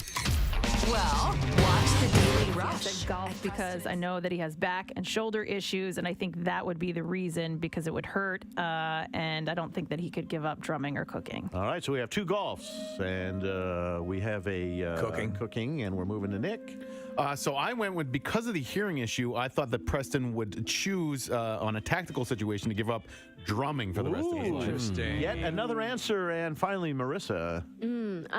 I went with, I think most of the crowd went with, and I went with golf. Golf, we have three golfs. Wow. Preston, what is the response? If I were to have to give up one of them for the rest of my life, I'd have to go, I'm going to say, agree with Steve, I'd give up cooking.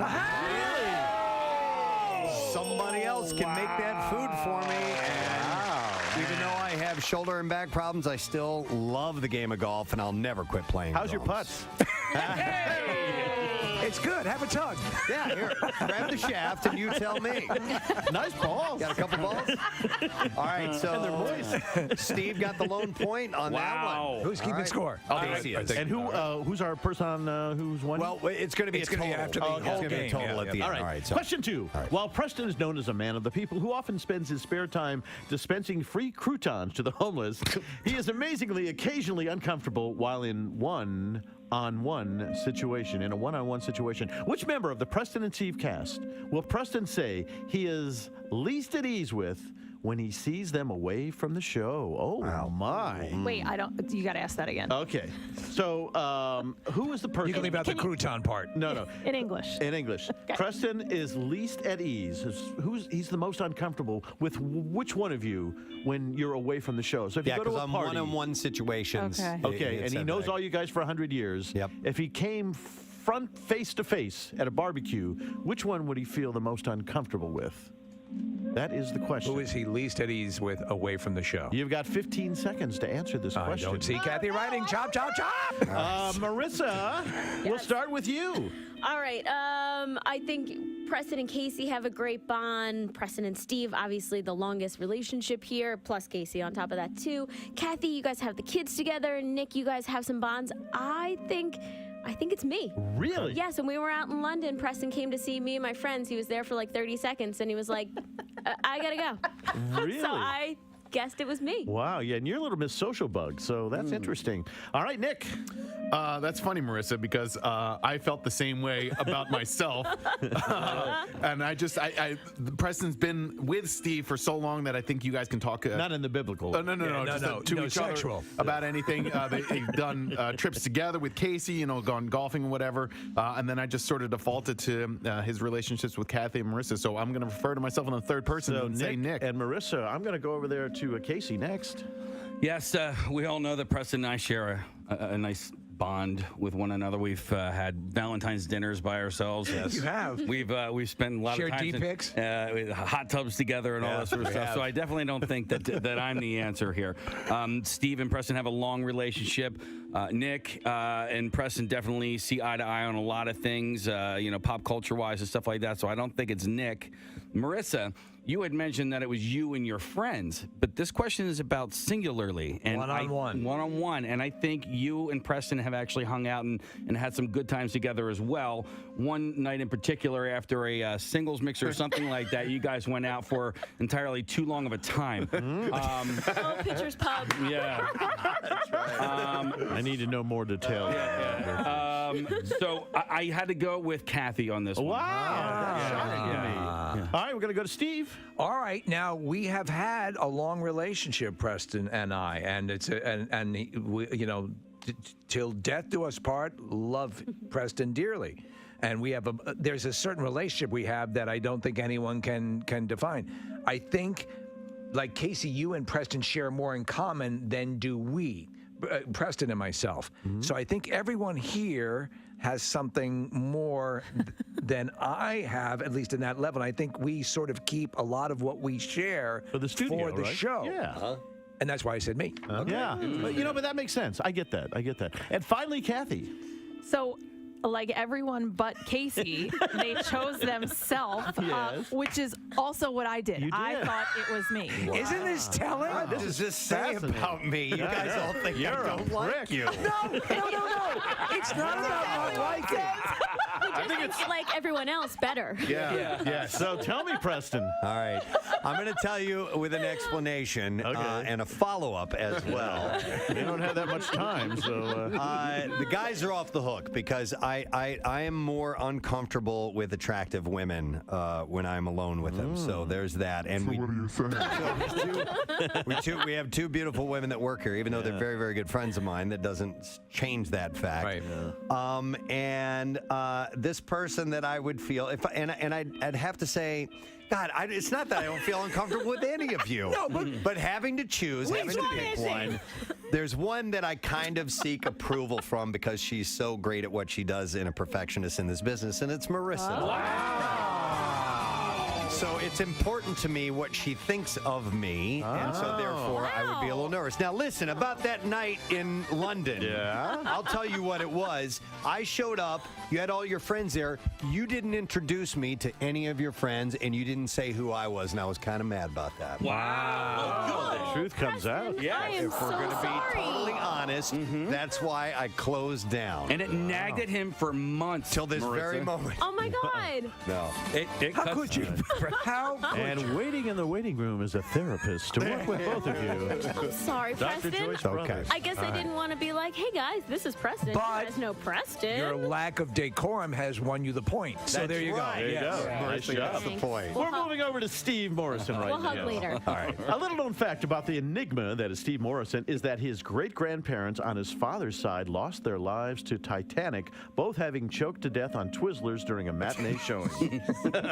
With that in mind, if Steve was Rose from the movie Titanic floating on that door with room for only one member of the Preston and Steve show, who would he save? Wow. Man. All right, 15 seconds to write your answer down. That's hysterical. Okay. Wow. Yeah. Okay. That was easy. That was easy, huh? Easy. I wrote it down right away. Oh, I can't wait to get there. Okay, we're going to start with you, Kathy. Who is it?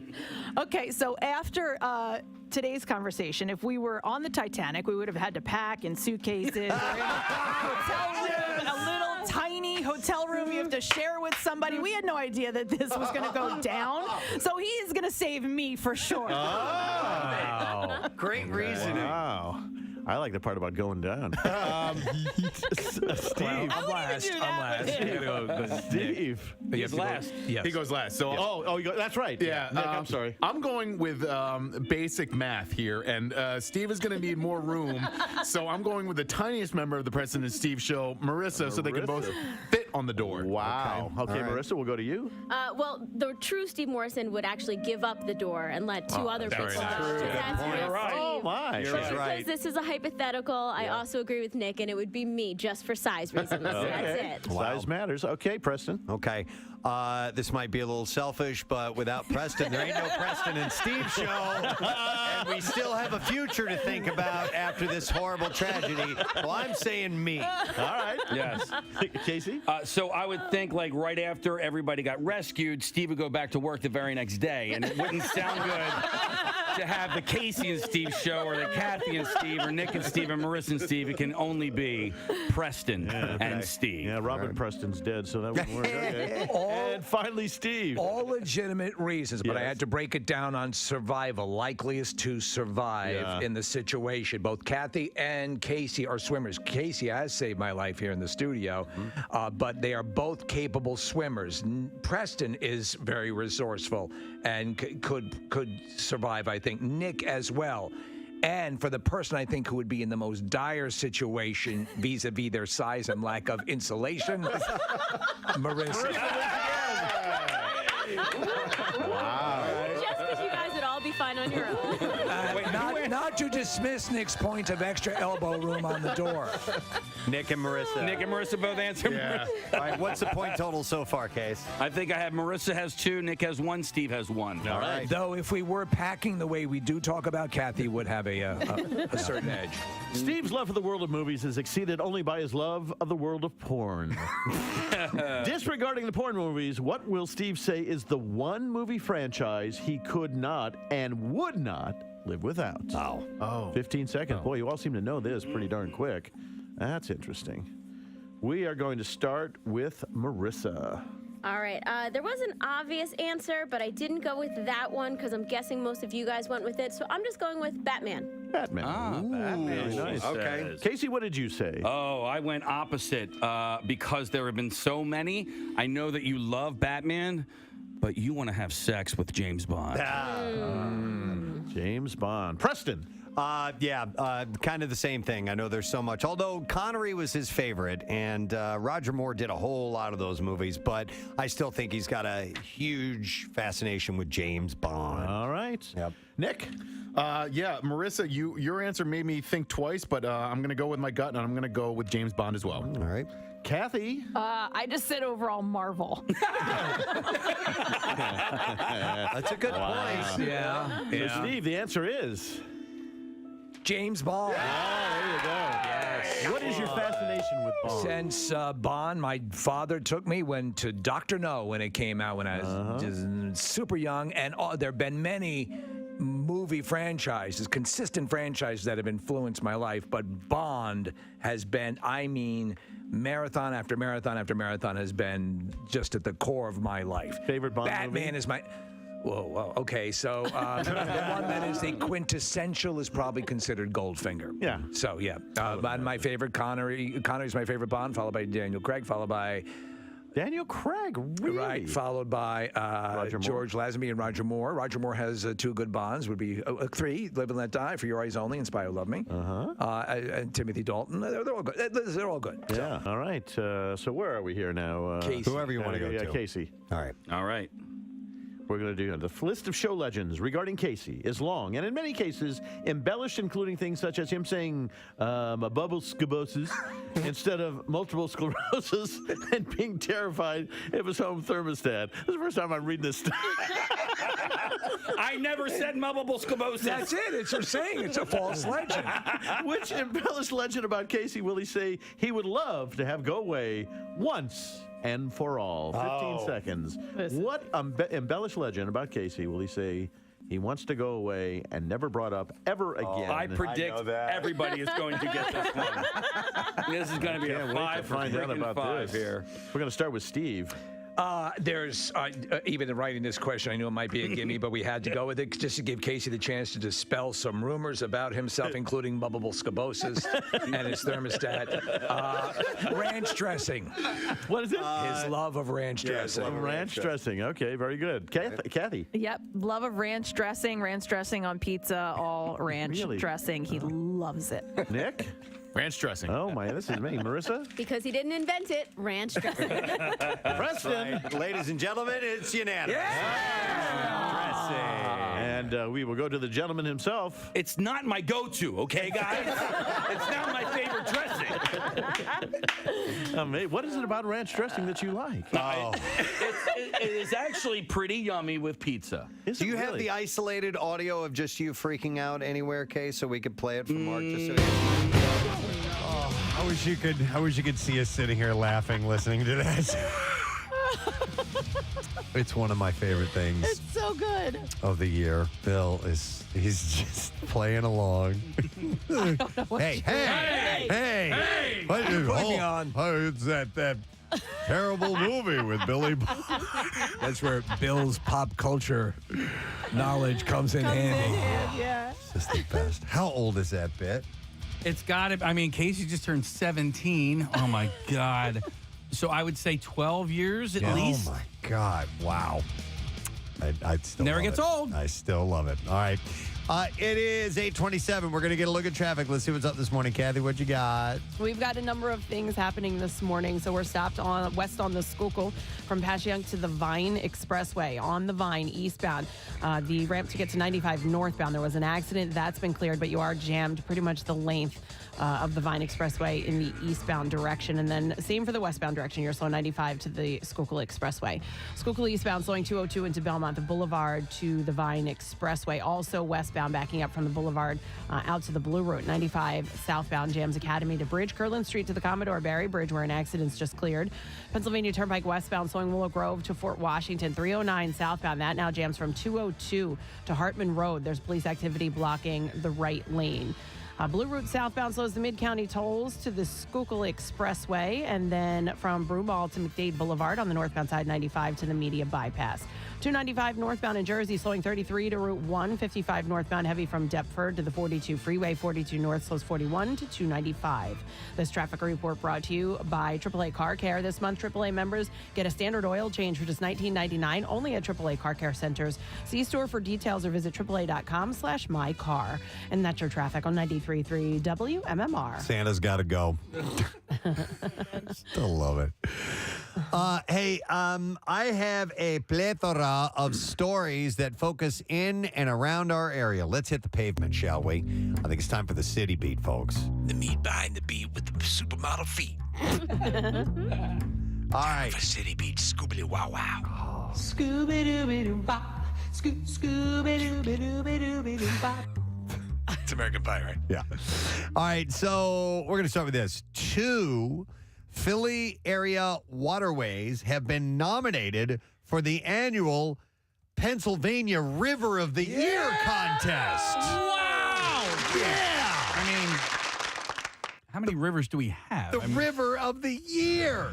What happens is a lot of people pay more attention to the Crick of the Year. Yeah. But, well, there's more cricks. Yeah. There's Well, more to by the choose way, from. and I want to point this out, and I'm glad this is in here. Okay. So it says this year, the Schuylkill and the Perkiomen Creek.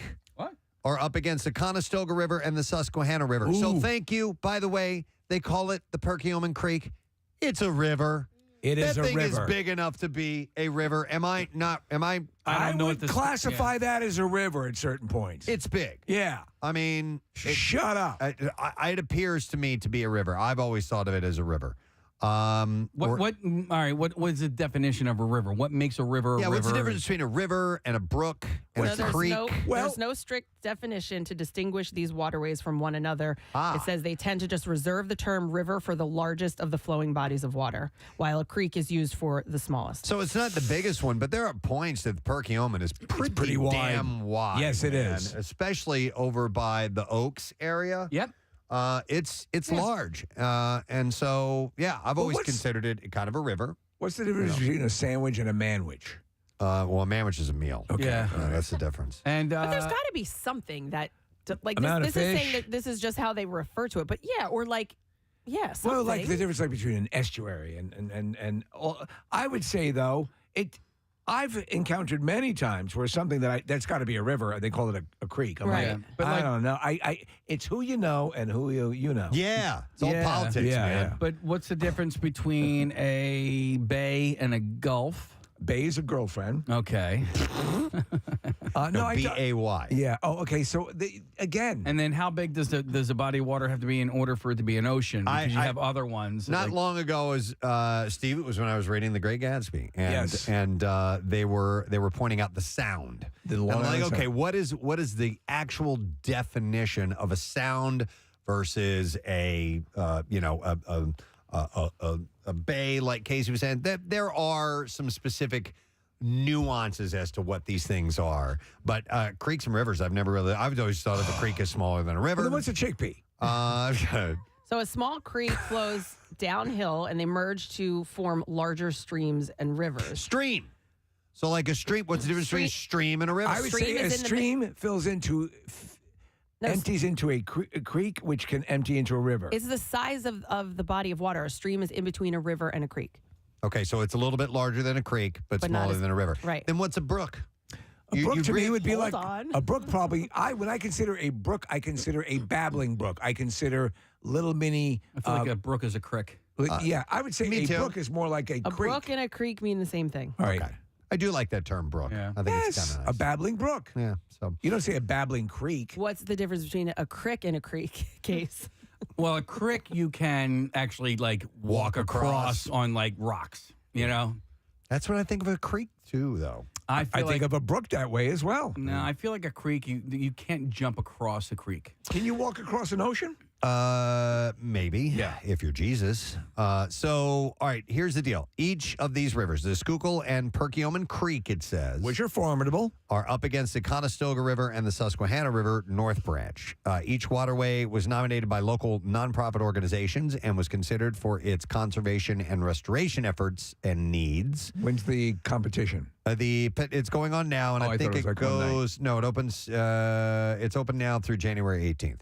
So the Pennsylvania Organization of Watersheds and Rivers, POWER is what that's short for, organizes the competition with funding from the Pennsylvania Department of Conservation and Natural Resources. I would like to. I think the Wissahickon Creek is pretty nice. Yeah. The organization that nominated the winning river will receive a $10,000 leadership grant from the DCNR to fund celebrations of the honor. We do have some lovely waterways around here. You know, and there's some areas where it's not so wonderful, but there's a whole bunch to pick from. It's interesting that these guys made the final cut. Yeah, So it has to be all politics. At what point does the Schuylkill River become gross? Is it Closer. All of Those it? are- east of Boathouse Row? Do you know what they're saying? Is that it's actually cleaner than it's been in a long time. I swam in it a couple of different times. I think it might be after you get past the art museum. Yeah. After you get over that spillway, it starts getting kind of grody. Yeah. Because you'll see sometimes really? stuff turning up in that. Yeah. So by the way, those year-round activities will include a River of the Year sojourn, which are miles-long paddling trips for large groups of people meant to raise awareness for conservation work, river stewardship, and the economic and cultural value of the waterway. Also, ease in getting rid of a stool pigeon. Yeah. Hey, you guys really should see with your own eyes the Little Colorado River. So you have the Colorado River, which goes through the Grand Canyon. It's a rapper, right? And no, that's Lil Colorado. Lil Colorado River. So the Colorado River is pretty nice and clean and it's, like green. And but when it rains, it gets a little mucky. Sure.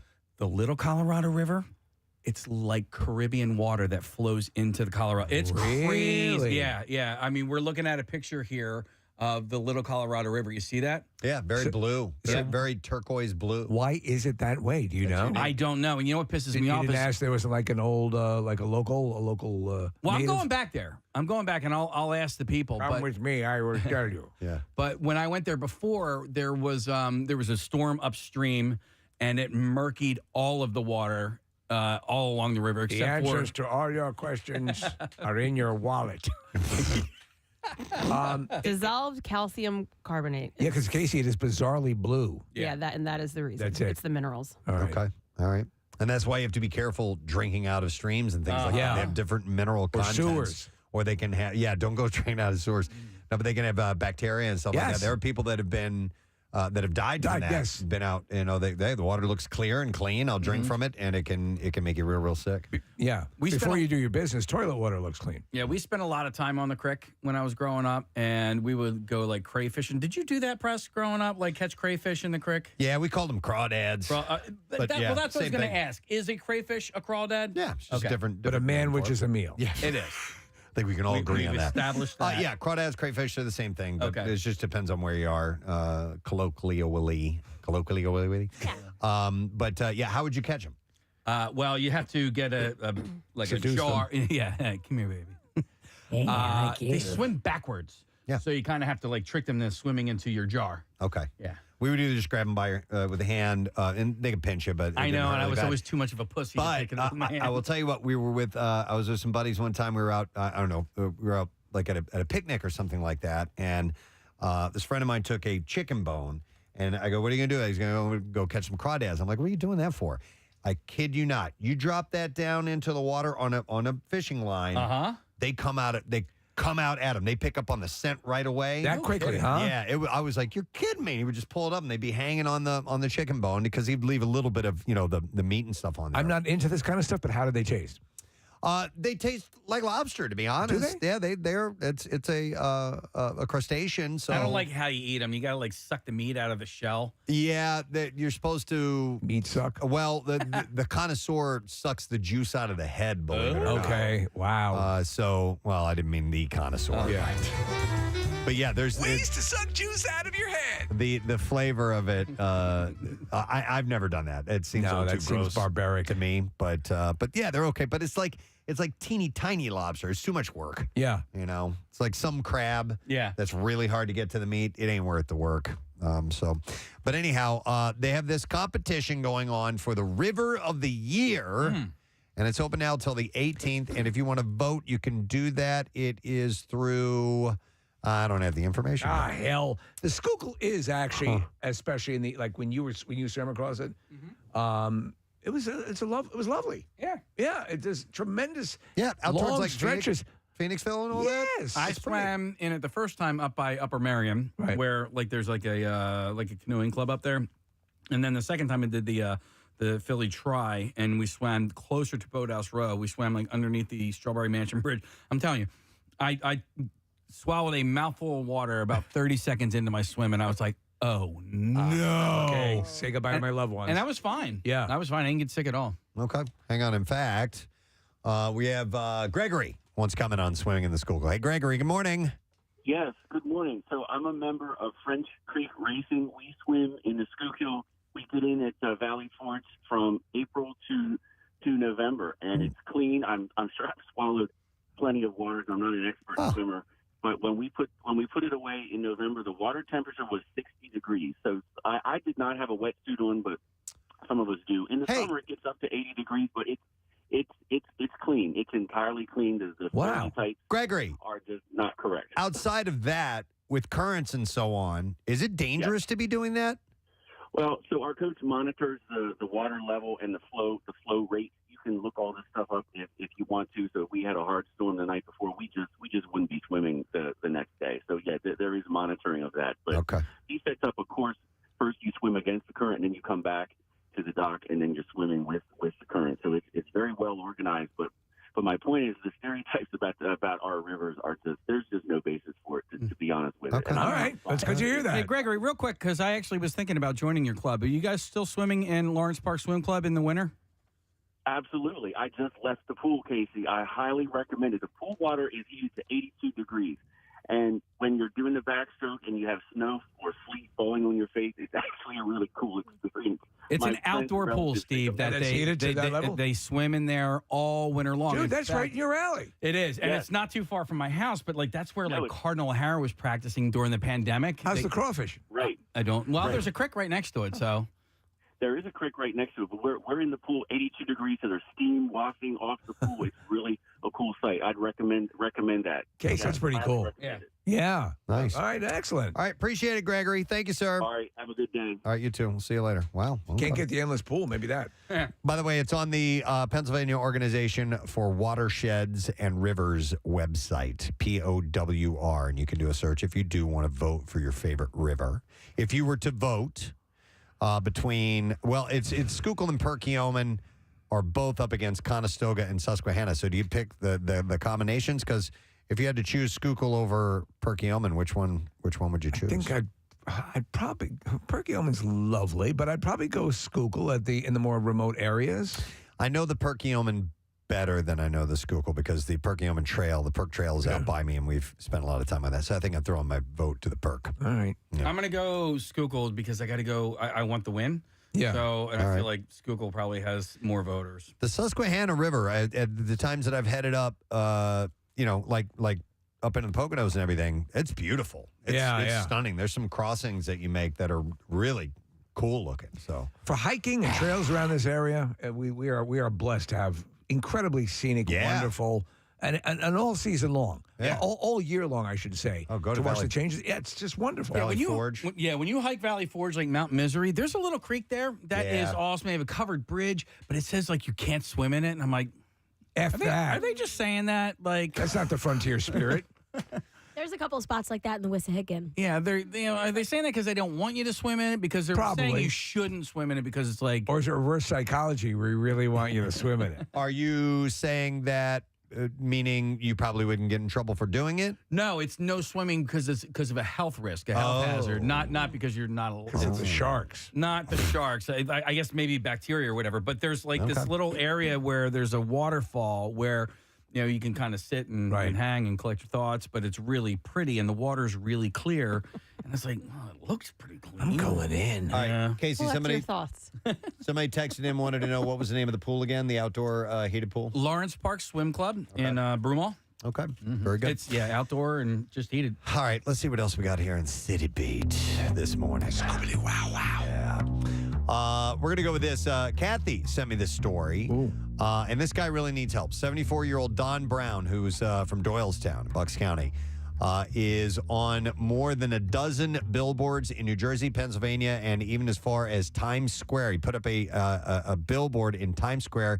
He needs a kidney I've seen this. from a living donor as soon as possible. And he said, what it means to me, it's life or death. Oh, wow. So Apparently he doesn't have much time either. Yeah, his website details how his medical condition has worsened. He said, my kidneys are failing due to exposure as a young adult to heavy metals while working in my family's scrap metal business.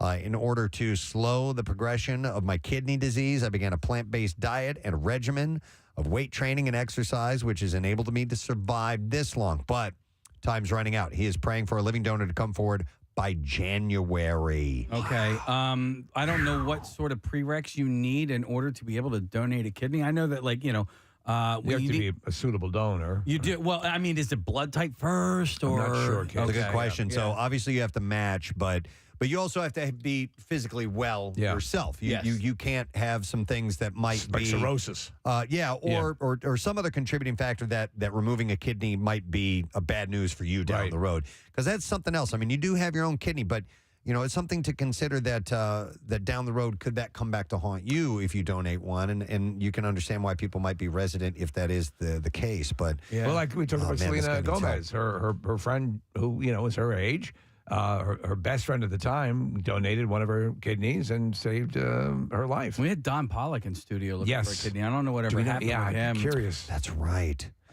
So his Times Square billboards were up this past weekend. Additionally, he has 13 billboards in Pennsylvania and New Jersey. He also has more than 70 digital ads on SEPTA platforms, bus stops. He's doing ads, I guess, on the radio as well. So he's got a website. It's kidney2don.com. Kidney, the number 2, don.com. And they're desperate. He is desperate for this.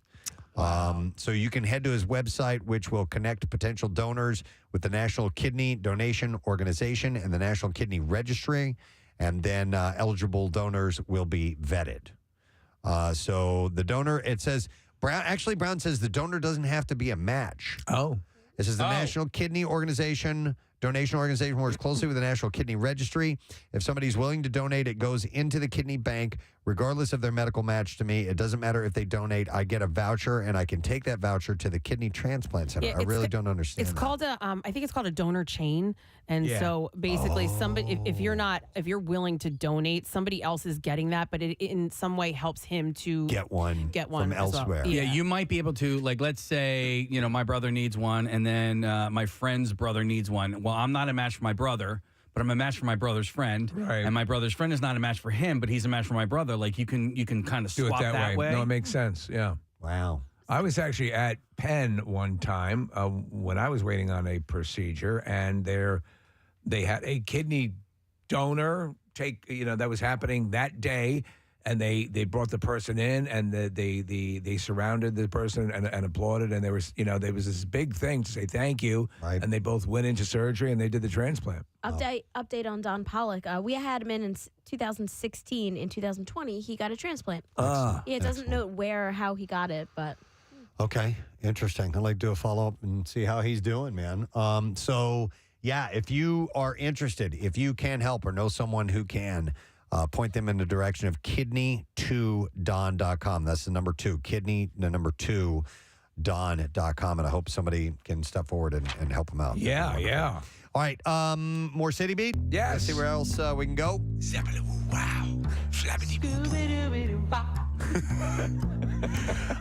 So Philadelphia has more than 300 historical markers spread throughout the city, each recognizing a significant person, a place, or an event that shaped Philadelphia's deployment. We were just talking about this. I love to read them. I do too. Casey does not like to read them because I'm not. It's not that I don't like. I'm just not interested. I got you. It'll be a waste of my time because I will forget everything 3 steps after I walk away. Well, 11 new markers will soon be coming to the city after Pennsylvania Historical and Museum Commission approved 36 new markers across the state, and 11 of those are going to end up in Philadelphia. Interesting. I assume one right outside of the building here, right? Yes. Commemorating us? Yes, of course. It's funny you say that, Steve, because I have been quietly asking around the offices. I shouldn't have done it so quietly. I think we should get one on Rittenhouse Square for WMMR. Yeah. I think at 19th and Walnut, there should be a sign that says this is Commemorates. oldest rock radio station in the country. Yeah. Well, and in addition to that, our friend John, who's a muralist in the area, he wants to do an MMR mural. I'd love that. Yeah, he's been asking about it. We'd be thrilled. How do we make that happen? I don't know. I mean, there's obviously change that you got to follow, but Yeah, that's a good question. it costs money. But we know somebody who's involved in that. Carrie Fowler Bender, from the AIDS Walk, was on the Mural Arts program. Mm-hmm. Yeah, Yeah, they're pretty it's you have to go through a lot of It's like steps. getting And- a star on the Walk of Fame. Yeah, they're aware of that, that we want this and that people want to do it, and it's just not not happening yet. Yeah, there's probably a lot that are in line. Yeah. And so, therefore, you get in line, you hang out, and you wait. Some bitch. I got it. If we win a World Series, the Preston and Steve show, they will probably make us a mural. There you go. We have to win the World Why Series. is that? I don't know. That's how the Phillies got a mural. They won the World Series and they got a Oh, mural. if we, the President Steve Show, win the World Series. We don't have enough players Oh, to Casey, field a right. team. So I have a few of these to make. By the way, the new markers were selected from 91 applications, bringing the state's total number of markers to more than 2,500 since the program started in 1946. You want to hear who some of them are? Yes, please. All right, these are the ones that are going to be in Philadelphia. Edward Lee Morgan. Yes. A jazz trumpeter, composer, and activist. You familiar with this guy? No, but I know that there are a few musicians. Is he the only one in this list? I thought I was reading. No, I was reading about the John Coltrane house. I'm sorry. I saw that article the other day. No, but he played with Coltrane. He played with Dizzy Gillespie's big band and worked with towering figures like John Coltrane and Art Blakey and the Jazz Messengers. So they have, that's going to be located at, I don't know where it is. But anyhow, that's one that's Just going walk to the around city. and look. Yeah, just you'll look. find it. Yeah. Then you have Francis Daniel Pistorius. Some of these are very, very interesting. Pistorius was the founder of Germantown. Francis. Created the first permanent German-American settlement in America. A teacher, lawyer, poet, and public official, he drafted the first protest against slavery in America in 1688. How about that? Isn't Germantown Avenue considered the most historic street in Germantown? No, in the country. I don't know. I think it might be. Yeah. He also served in local office several times during his life. The Francis Daniel Pistorius homestead is at 25 East High Street. Hackham's Bookstore. Is that where Bono was? Was he? I don't know. He stopped by a local bookstore. That's right. A smaller bookstore. I'm here with my book, my story, my memoir. Unannounced, by the way. Your memoir? My memoir. He did stop by. I'm not really sure, Casey. It's either Hackham's or Hakeham's bookstore. Opened in West Philadelphia in the 1950s and emerged as a cultural and political hub for black activists in the city. The store was an important center for organization in the black community during the civil rights movement. Is that where I went? That's I don't know. It's located at 210 South 52nd Street. So it looks like he was at Uncle Bobby's Cafe, Uncle Bobby's? Coffee and Books. Isn't that Howie Mandel? Bobby. So no, I guess that wasn't this place. Okay. Hillary Kaprowski, M.D. Oh, yeah. You're familiar? Yeah, isn't she an influential Polish-American virologist? Yeah, she is. That's crazy. Actually, she passed away not that long ago. Yeah, 2013, I think. Yeah. So she was an immunologist and director of the Wistar Institute in Philadelphia. Oh. Her contributions to medicine include work on monoclonal antibodies. Yes, and very important work. Development of the rabies vaccine. Yes. Wow. And he also created an early polio vaccine. So it's a guy, Hillary. My cousin I did knew a some- guy named Hillary in high school. Yeah. You knew nothing about him. No, he was I knew reading that it. he was I know. very influential Polish-American Very virologist. He's a very polar Polar. vibe. He was a very polar vidologist. He was a polarizing vibrologist. He had his first to use the vidologist. Hey, I said it right the first time, all right? Go My back to cousin that. did some work at the Wistar Institute. It's a beautiful space down there. It's magnificent. So that one is, it doesn't say where it's located. I think it's in University City. Okay. Next one is, these are historical markers that are going up in Philadelphia, by the way. John G. Johnson will be celebrated. But your cousin has to call me Jimmy. Johnson earned his nickname America's Best Lawyer, practicing from 1862 to 1884. Among his clients were U.S. Steel, Standard Oil, DuPont, J.P. Morgan, and other corporations. So he had the big Sorry, clients. Alaska. Yeah. You're not a state yet. Yeah, he has a kick-ass mustache, too, by the way. Absolutely. Johnson's personal Ladies loved him. art collection was, you know what he invented? The mustache ride. Free mustache rides. He invented that T-shirt. Yeah, out on the back of his Conestoga wagon, it Yep. said, the bitch fell off. Yep, and free mustache rides. So I propose the ability to ride my mustache to any lady within the city limits. Anytime, day or night, contact me and I will allow you to sit akimbo across my face. Oh, and I'm also a lawyer. he's also a lawyer. Oh, yeah. Yes. This is important too because his personal art collection was passed on to the city and became one of the founding collections for the Philadelphia Museum of Art. Whoa. Wow. Yeah, so that's that. This one is called Canines Playing Poker. So this was his contribution, and so he did a couple of big things for our city. Then you have Mount Pleasant. Oh. Mount Pleasant in East Fairmount Park is regarded as one of the greatest examples of Georgian-style architecture. And what's interesting, too, the estate built between 1762 and 1765 was originally a plantation where enslaved African Americans worked. Ownership of Mount Pleasant passed through the hands of numerous notable figures, including Benedict Arnold, Baron von Steuben, and Benjamin Franklin's great-nephew, Jonathan Williams. The historic mansion is at 3800 Mount Pleasant Drive. I don't know Oh, if I know. You're Yeah. familiar with it, Kathy? Yeah, it's near. I think it's near that Smith's playground. There's like a big public playground out there. I think it's near there. If it is, I've passed it a number of times. So they now have a historical marker up there. Also, Samuel V. Merrick, notable industrialist during the early years of the Industrial Revolution. He built Philadelphia's Southwark Foundry, one of the most advanced manufacturing plants of its kind in the U.S., and co-founded the Franklin Institute. Interesting. And what year was this? What years was this? He was born in 1800 and lived to 1870. So he was also the first president of the Pennsylvania Railroad from 47 to 49 in the 1800s, as well as other railroads in the region. And he was a founding member of the American Philosophical Society from 1833 until his death. And I invented the steam-powered Sibian. It was a time of frustrated sexual appetites. And spinsters couldn't get any. That thing was powered by steam? Yeah. That's powerful, man. Absolutely. We lost many young ladies. Many of them that got on in Philadelphia ended up in Delaware. Yes. It shot them across state lines. The Supreme Court of Pennsylvania is also getting a historical marker. As well it should. Founded by William Penn, it was originally seated in a courthouse at the corner of 2nd and Market Streets. It is the highest court in Pennsylvania and the oldest appellate court in North America.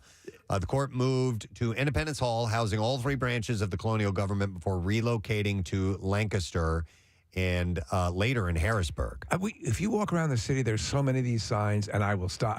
To me, it's something to be proud of that there's such a rich history in this area. Yeah, I think they're cool. And the mustache rides. Yeah. Yeah. How about it? And then the trial of Hester Vaughn.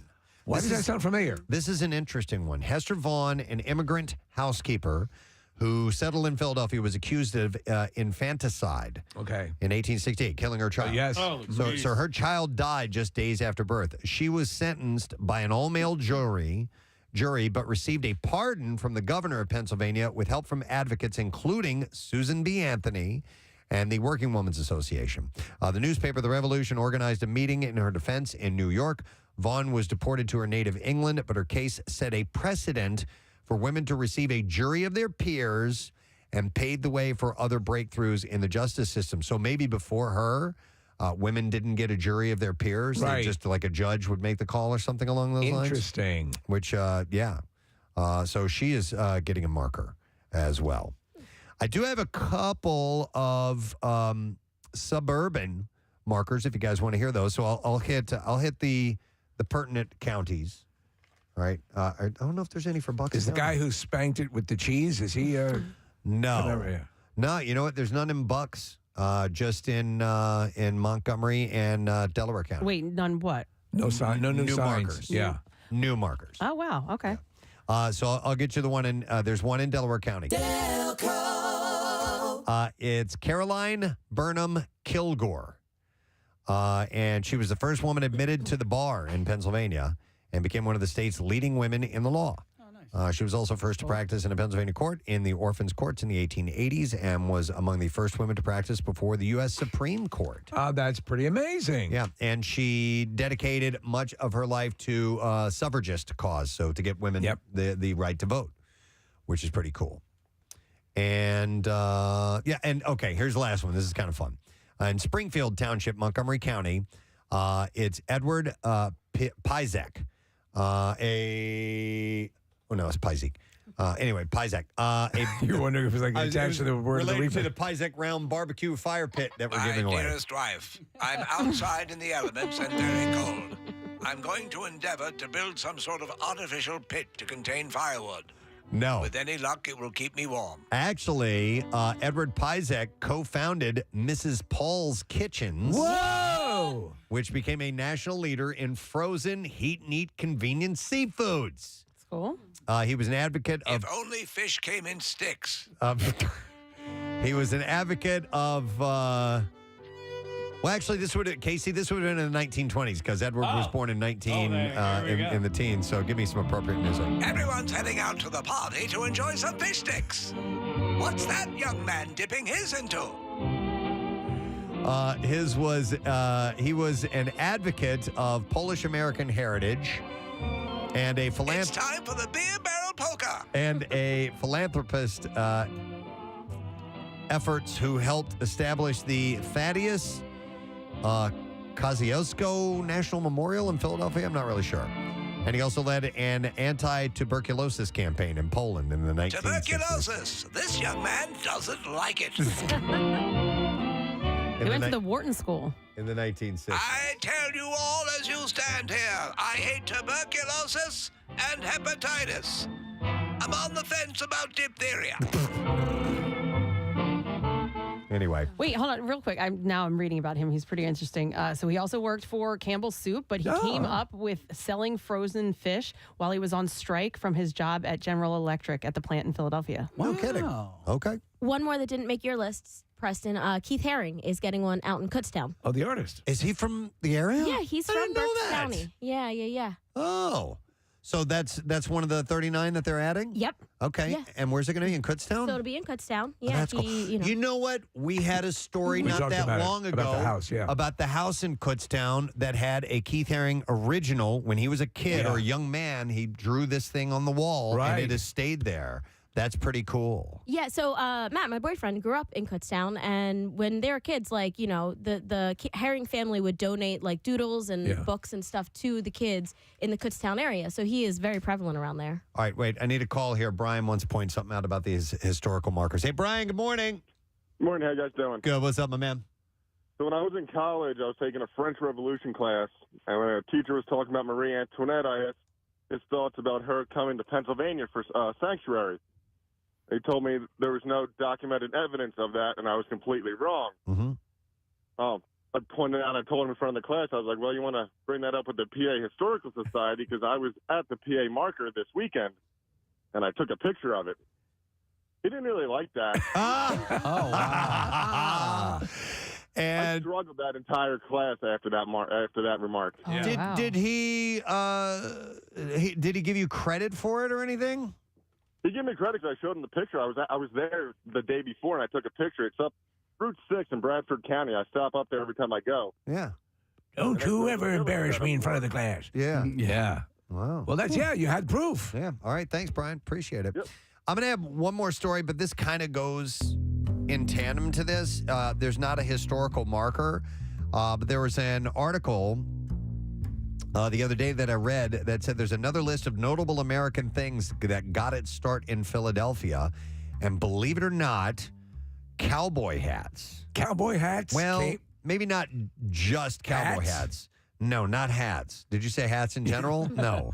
Yeah. Cows? Hats have been around for a long time. No. It's so hard to follow sometimes. I want to hear it, and all I keep hearing is his hats. Oh, by the way, for the marker going up, yeah, I'm going to give 5 points to Delco. Oh, my. Is that because Kathy just spoke up? I rarely complain, but he constantly gives to Delco and never to Bucks County. Bucks County didn't have anything. My dearest husband, every time the points are awarded, they're awarded to Delco. Yep.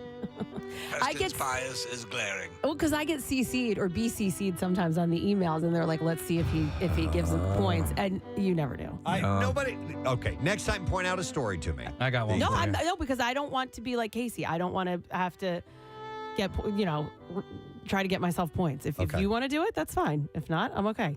What are you going to do? Oh, nothing. I wanted to hear her talk. I wasn't talking. I'm not talking bad about you, but I know. No.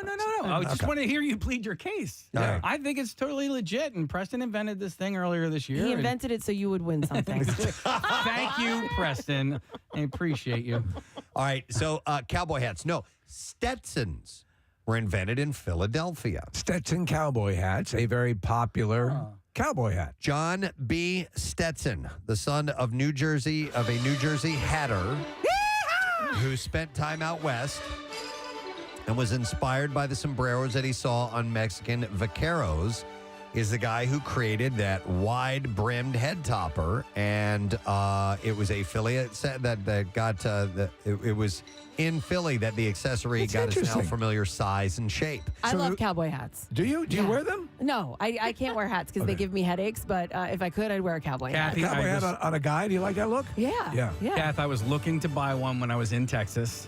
Yeah, we went. If you go anywhere in Texas, you're like, I need boots, I need a hat, I need a flannel. I tried a couple on. I'm like, this just doesn't look right for me. I'm never going to go to a country concert, so I have no reason to wear this. Yeah, like thing. where? Yeah. I mean, you can't just put that on. Yeah. You can't. There's no way. And if you did, just to go out for the night You're or not a whatever, or lawyer. go somewhere, I mean, there's certain things are expected of you if you are wearing a cowboy hat. Like Well, if you especially were around here. Like someone's gonna go, why are you wearing that? I like the way they look. I think it looks cool. I'd like to wear one. I hate country music. I would have nothing to do with that. I like boots too. I like the cowboy boots, but I can't wear them because there are things that go along with the cowboy hat. I saw a guy walking down. I saw a guy walking down the street, and I was like, he is a cowboy. Like, he was here in Philly, but like, he was a cowboy. What's your name, pretty lady? Yeah, Well, and so I don't know what I searched or what I said that Alexa heard, but on my TikTok, all I get are like hot cowboys dancing with no shirts on. Oh my God. I swear to God. Sure. Oh, wow. That's that had to be just a crazy algorithm that did that. That wouldn't be Kathy that did that. Well, no, I looked up something where now that's all I'm getting. All right, so Hot cowboys dancing with their shirts off. But I sort of feel the same way when I see a man in a kilt. You know, I'm like, turns you on? No, There's something cool about it. It's something cool, but I couldn't. But why would you ever wear one? There are certain things that go. But I mean, I think you could get away with that better than A kilt, absolutely. Cowboy hat, yeah. Than a cowboy hat, yeah. There's a dude that used to come out to events of ours all the time, and he always wear that tactical kilt all the time. Tactical? You remember that guy? Yeah. It was. You hide knives and stuff in there? I don't know. It was made of some super durable material. Vibranium, I think. Hey, we're looking at somebody wearing a kilt and cowboy hat. And boots. Cowboy boots. That's a look. Yeah. That's definitely a look. Okay. So John B. Can't get a boner. John B. Stetson came up with the iconic Carlsbad model. I guess that's that iconic Stetson, classic look curve in that hat. And then things took off. The Stetson company grew to be the biggest hat maker in the world. Well, and with more than 5,000 employees. Like the real cowboy hats, like they're huge. They are, and they're heavy. They're well made. I assume Stetson makes their cologne, right? Or did they just lease the name out? It's a good question. The Stetson cologne was what you wore in back in 10th the day. grade. I think I think secretly in my next life I'm going to live on a farm. Really? Yeah, like So you can watch the people that you've hired to work. And live the farm life. Well, maybe like the luxury farm life. Right. You want to live on Yellowstone Farm. Yeah. And I'll be back. She's and going to not be really have to. Ava Gabor in Green Acres. Yeah. Well, no. So one of my best friends, she lives on a farm, and I mean, she lives I would say like part of the farm life. I mean, she mows the lawn. Is this the one who does the arts and crafts as well? Yes, but she has this like beautiful luxury barn that it's like a party space. You showed the footage. Yeah, it's amazing. Crafts and all of that. They have ticks on them every other day, which I'm not sure I would be so into. But Man, I had some friends that had horses on their property. You talk about work. Yeah. Mm-hmm. Taking care of those animals, it's your life. That's what you do. It's a lot of work. So they actually have someone whose full-time job it is to come and care for the animals. So they have a little money, right? Well, yeah. I mean, you have to. I think if you can you own train a farm. monkeys to do that? That's my horse monkey. That's my chicken monkey. Speaking of money, I'd give good money to see Kathy living that kind of life. Well, listen, we'll call it the luxury All farm. right, the luxury. But her father-in-law, every time I go there, he's like, "You spend an awful lot of time here." He's like, "I don't know. You think you can do it?" We'll call it glarming. Yeah, absolutely. Like farming. Glarming. Glamorous farming. She's going to have a plow attached to the front of her Lambo. Glarming. I would have help do Yeah, the work, right. right? I'd have the staff. You guys did a great job. But anyhow, there is apparently there's some Stetson signs and things like that still around the city that you can find where their warehouses were and stuff like that. That's fascinating. Yeah, Wow. yeah, pretty cool. All right, that's it for the City Beat, folks. We got to take a break, but thank you very much for strolling the streets of Philadelphia with us this morning. We are going to talk to Chevy Chase roughly an hour from now, which is really, really cool. He's going to be in Atlantic City for a Q&A about Christmas family vacation. We'll come back in a second. Hang out with us. Preston and Steve on 93.3 WMMR. See if wait, hang on a second. It's recording. All right. Yeah, why did that happen? Yeah, there was a moment on the show where we brought up the fact that Casey was dipping his pizza in ranch dressing. Thank God it was a pizza. And yes, There was a question as to whether that was calorically wise. Yeah, here we go. Can I make a suggestion without being insulting? Yes. Try pizza without ranch dressing. Listen, you a-holes. When was the last time you saw me with ranch dressing? Okay, can I jump? And by the way, I don't always eat pizza with ranch dressing. I didn't invent it. It is something that I tried like within the last year. All right? Okay. Drop the friggin' ranch dressing. Drop it. I will say this. I have seen you eat pizza at last 6 or 7 times. Hear a little bit more of this. Without dressing. Did you say 6 or 7 times? Well, I have not seen him have dressing on his pizza in quite a while. And it's not something I invented. It was like I tried it because I saw a girl with a nice frame. As a matter of fact, trying to like ranch dressing on your pizza. All right, I'll try it. And then I did it like 6 times. And next thing you know, I'm making ranch dressing pizza sandwiches or something. Shut up! It's still just as funny. Oh, my.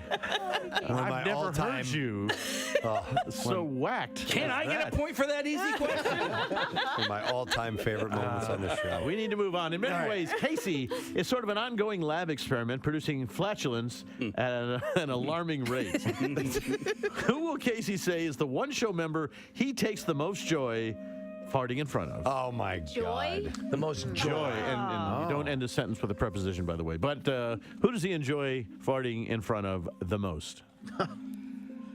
Gee whiz. All right. Got I'm it in. down there? I'm You're good. in? Everybody's in? We're going to start with you, Preston. Now, initially I was going to say me, but I don't think that happens anymore because I'm disgusted by it. It bugs me, and he will do it sometimes in front of guests that we have in here. Oh yeah, out loud. It's the and ranch I'm like, dressing. dude, come on, stop it. And oh my God, Mark, some of them are just deadly.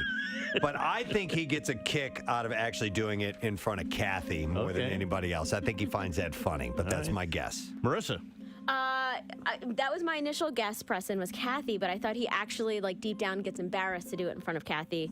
He knows I get mad at him when it happens on his way into the studio, so I figured the only person that might giggle at it was Preston. Okay. Okay.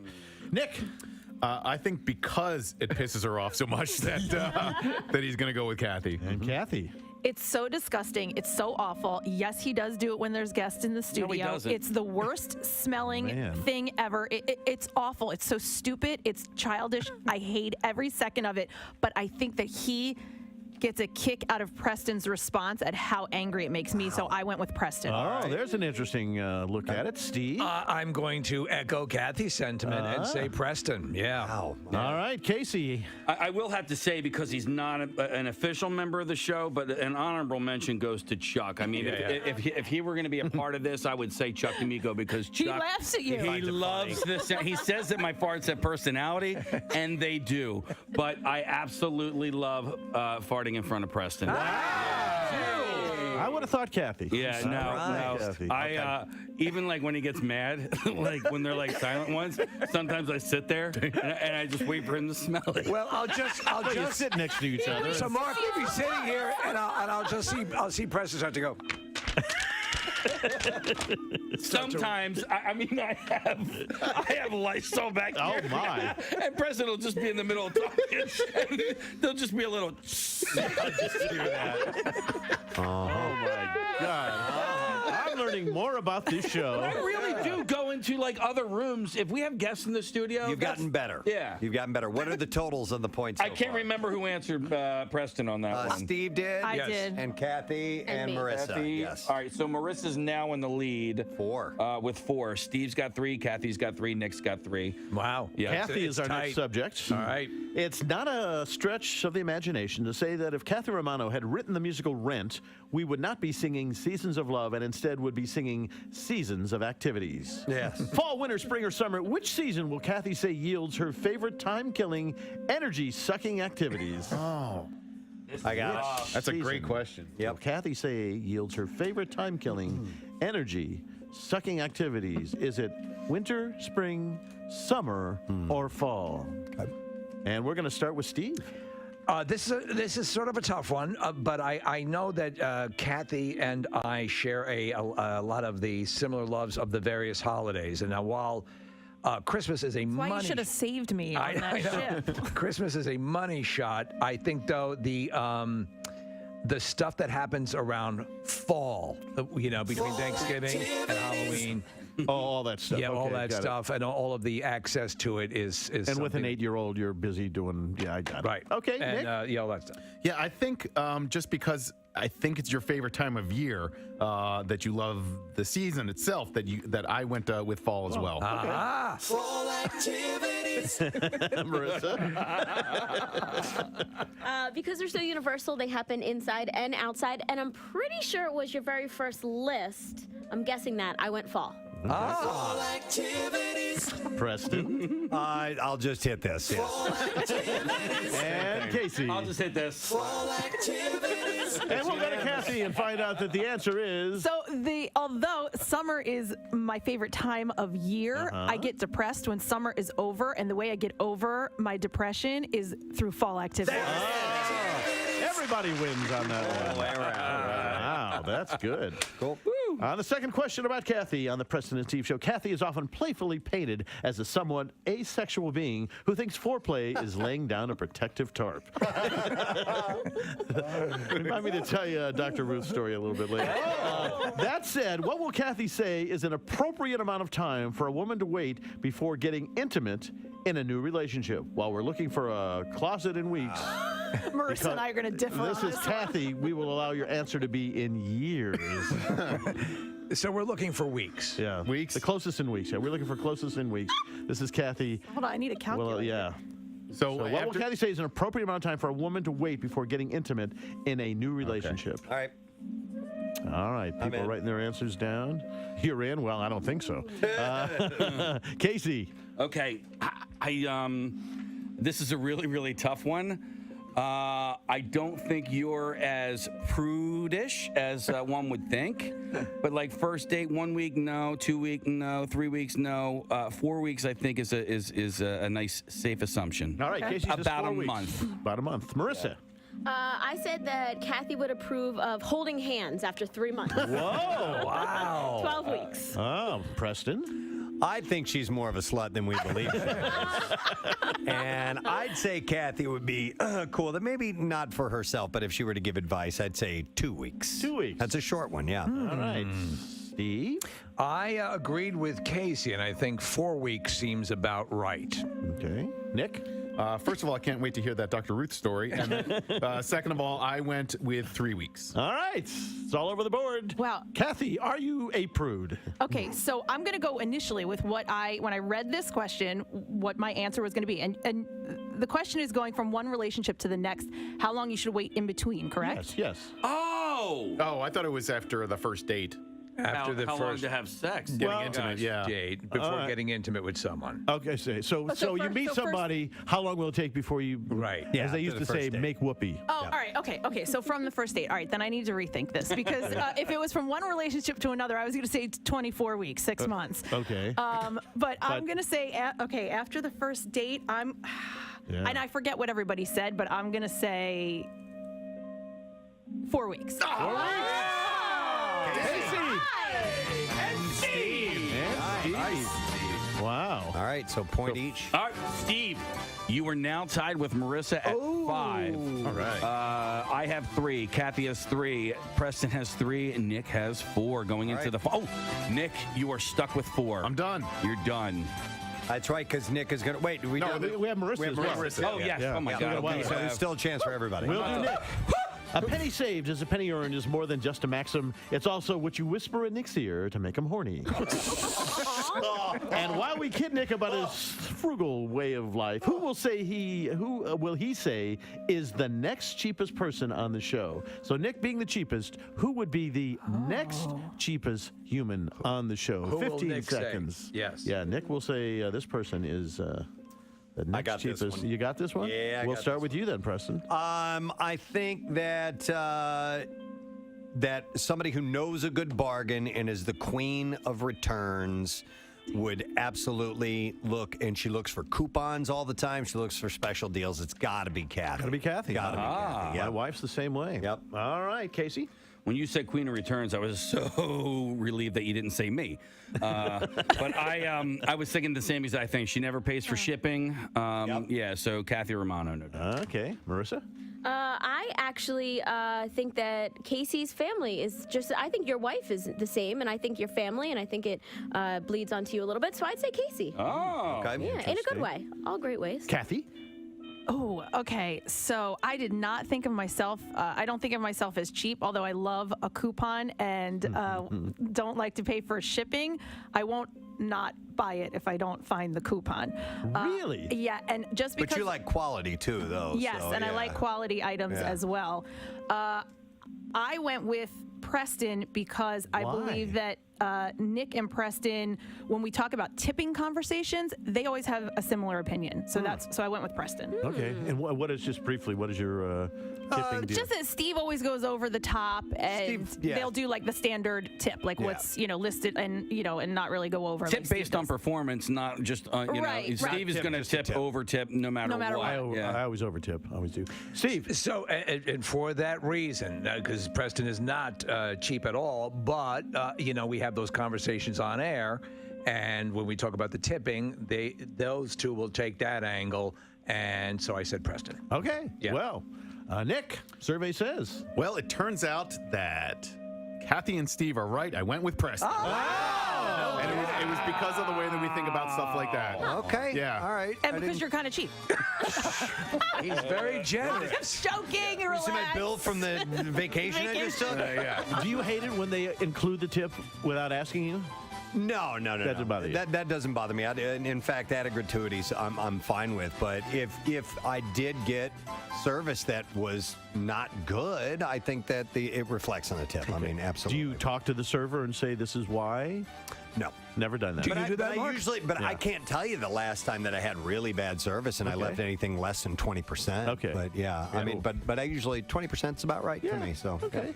Okay. Second question about Nick. Anyone who knows Nick knows his passion for music and his love of both Eddie Vedder and Dave Matthews. I hate Dave Matthews. This begs the question: which of the following two scenarios will Nick pick? Eddie violates Nick while Dave Matthews directs, or Dave Matthews violates Nick while Eddie directs. Wow. Steve Morrison, you are a sick man. I love that I got a gay joke and a cheap joke. Yes. So Eddie violates Nick while Dave Matthews directs, or Dave Matthews violates Nick while Eddie directs. All right, that's what we're looking for. We're going to start with Steve. Well, I thought about this, obviously. Apparently you have. And I think that Nick holds both of these gentlemen in high regard, but I think Nick is more concerned with how Eddie would think of him, so he would prefer to have Eddie direct him being violated by Dave Matthews. Eddie directs is what you're saying. Right. Okay, Kathy? No, I went opposite. I think that Eddie definitely violates him because if a man is going to violate him, it's going to be Eddie Vedder, and it's just a bonus that Dave is there. So Just a what? A bonus that Dave is there. Okay. So It's just a bonus. That's interesting. he can direct. All right, Marissa? I think that Nick probably enjoys Eddie's voice more, so Eddie directs. And we've got And I drew a picture. visual aids. She drew a picture. Oh, my. I thought it would be mouth and not. No, it's from behind. Yeah. Oh, Preston. Creative You know what? This is actually, I have a new band name from this. What is it? Grunge Cuck. Grunge Cuck. I love Grunge it. Cuckle. I think that Nick's deep love for Eddie Vedder would mean that he would want him deep inside of him. So I'm going to go with Eddie violating while Dave directs. Oh, Wow. Yeah. And Casey Boy. I did the same thing. I think he would love to have Eddie in him, and also opposite of what you were saying, Marissa. I think he likes Dave's speaking voice more. That's interesting. But when Dave Matthews sings, he sounds like a billy goat to me. Okay, I don't know. He does kind of, yeah, he does, right? But maybe in the Mumbles a little bedroom, bit. it's a little bit more. Could be. I genuinely appreciate all the thought that all you guys put into each, and the drawing, Marissa, was the pièce de résistance. Yeah. But I'm going to go with I would love to have sex with Eddie Vedder no matter what. And Dave is directing. Yeah, Dave is directing. How do we do on the points on that one, Casey? I don't remember. I didn't get a point. I did. Okay. All right, and then Preston, what did you say? I did. I got Okay. a point, yeah. All right, so we have Preston at 5, Marissa at 5, Kathy at 5. Kathy, we have a new Daily Rush video for you to check out when you get a chance. It's called Paul McCartney's Huge Wiggly Woo. And it says if you've heard of the fifth Beatle, right? Turns out it was Paul's massive dong. Be the first to see the newest Daily Rush by subscribing to our YouTube channel, and it's sponsored by Xfinity's Gig Speed Internet. You can learn more at xfinity.com. The video is handiwork of our buddy Kyle Mack. Yes, he's doing a great job. He took over for Nick Murphy, so we're happy to have him here. Casey just handed me something. What? Where'd you get this? Is it breaking Somebody handed news? it to me, maybe Marissa or Kathy or something. About Cracker Barrel? Oh, yeah, I sent that to you. I gave it to you the last segment. I didn't know if you wanted to throw it in, but yeah, you I can would mention it. have. Yeah, I would have put this in City Beat, but I'm passing. Wow. Yeah, I'm passing this along now. Plymouth Township's council voted unanimously to approve the transfer of a liquor license to the Cracker Barrel at the Metroplex. That's the one we meeting. That's the one we go to. Yeah. I think this is, I can't believe this is actually happening. I mean, like, how rare these liquor license transfers are, and the people that want them, and the things that they could do with them, and it's going to Cracker Barrel. Cracker Barrel.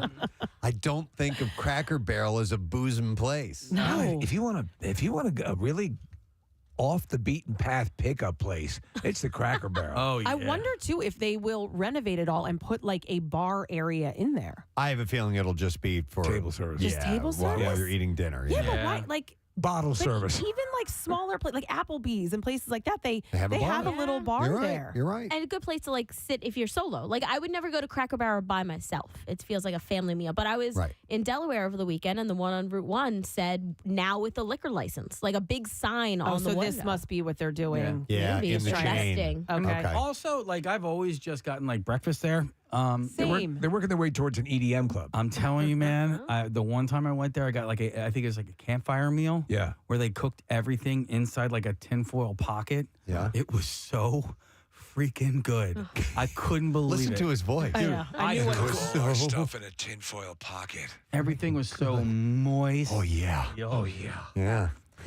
We always joke that the parking lot is always full. Yes. It doesn't matter the time of day. In case I'm the same with you. Anytime I've ever gone to Cracker Barrel, it's been for breakfast. But you go by there afternoon, evening, the parking lot jam packed. There's never you walk right into your table. There is a little bit of a wait, but also But it's okay. They have that store. they have that little store, which is the reason they have that wait. Okay, there's further information on here. That, like I said, it was just handed to me. It was almost breaking news, so I didn't really read almost this. So it's breaking news? almost breaking news, Oh, it's not like quite that. breaking. It's like cracking news, not breaking. Almost. So during the hearing, representatives of Cracker Barrel stated that there will only be a limited menu of beer, wine, and mimosas. Mimosas. I don't mind that. No bar will be built. Okay. No live music will be played, and the hours will remain the same. They're not going to have a DJ?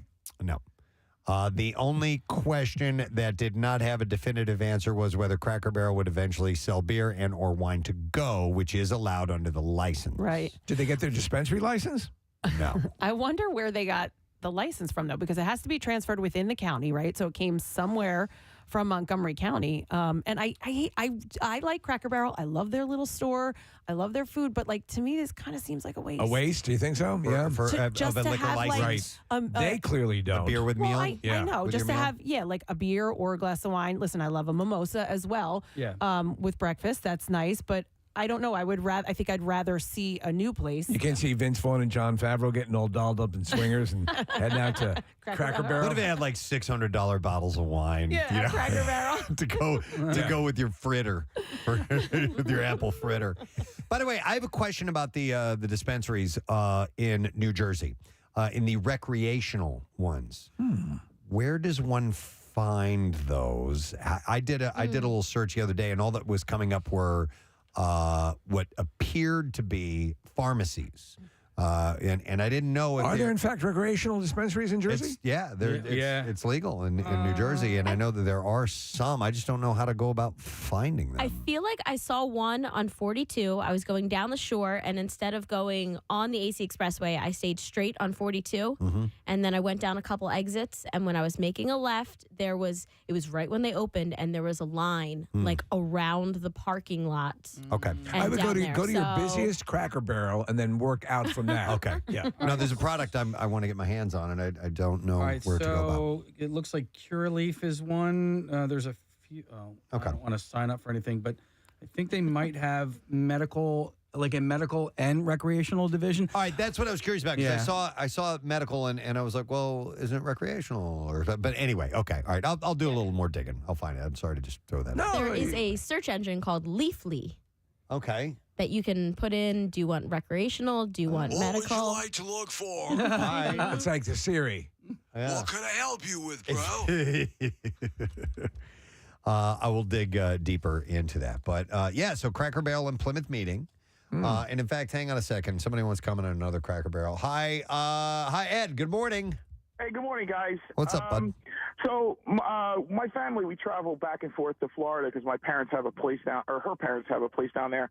And so my wife's biggest thing is she wants to eat in a Cracker Barrel in every state. But if you go down south, a lot of them have, like, it was shock to me. I'd never seen that before, is that they have, like, a beer and wine list, essentially, in the menu. And none of them have, like, a bar.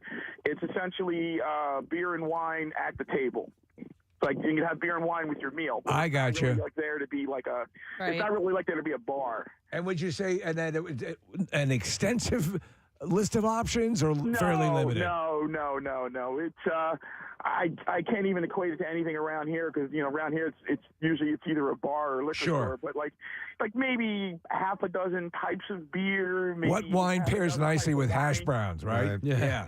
Yeah, like just simple, just a few beers, something to, Wet not the there to whistle. get drunk. You just have a beer maybe to relax before you head off to, I got you. Oh, yeah, that makes sense. All right, thanks, man. Appreciate it, Ed. I get Kathy's perception, though, that it seems like a waste at some level, but they do what you're going to do.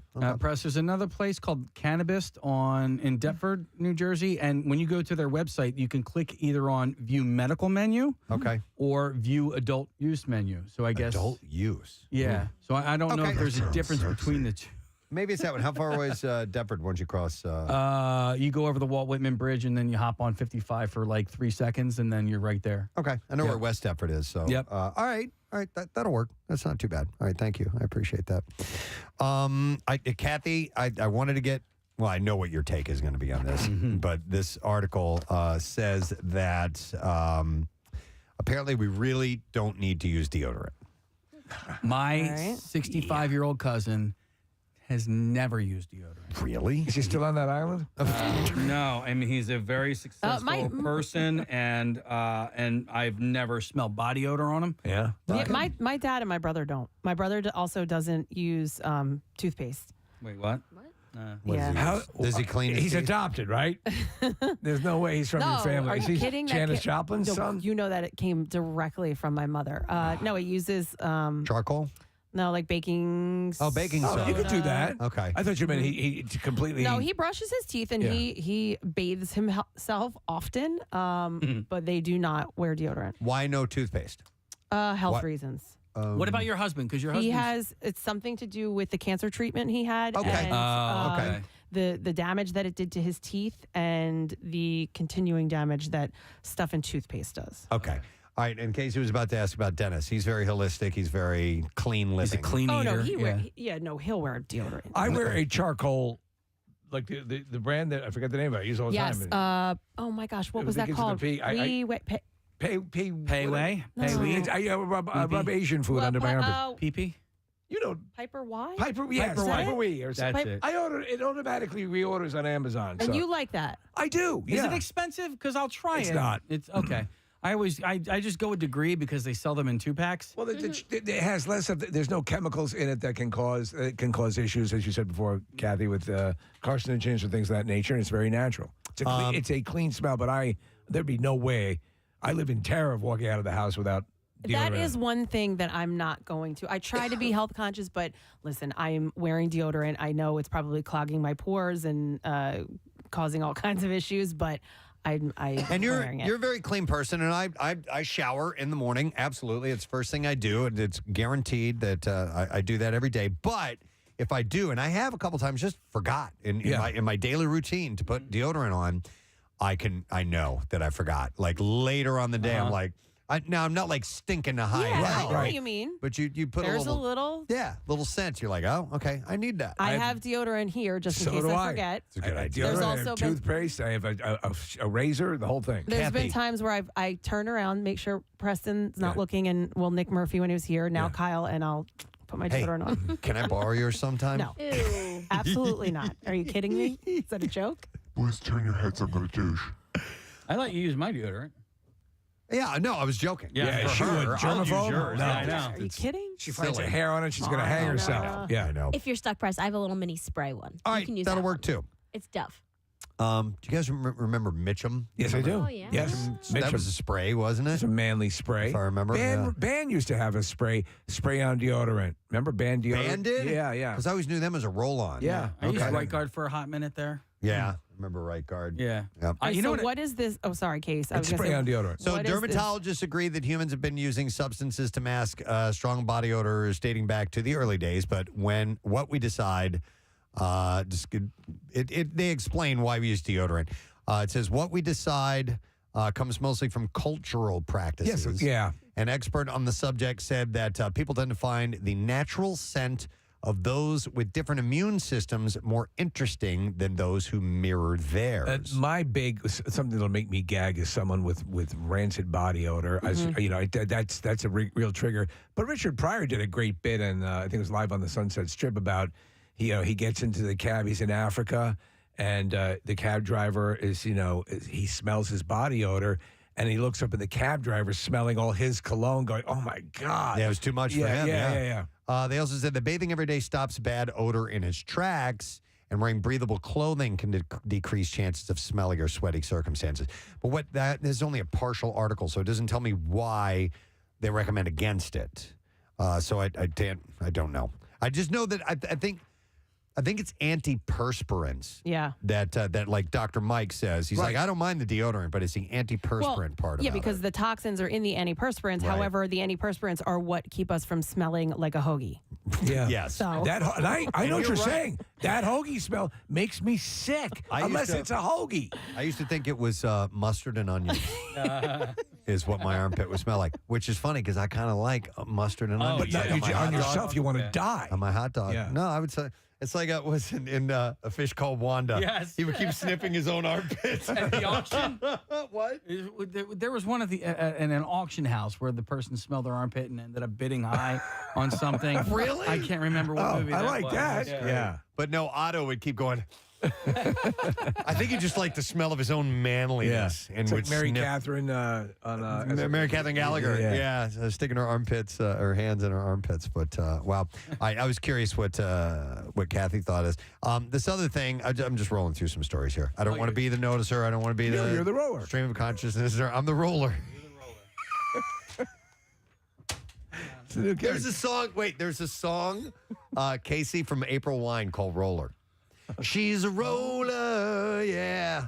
A high roller, baby. We have it. Go ahead. Get out of here. Yeah, no, I swear to goodness. Okay. All right, here Let's we go. hear it. Yeah. All right. This is a good song, by the way.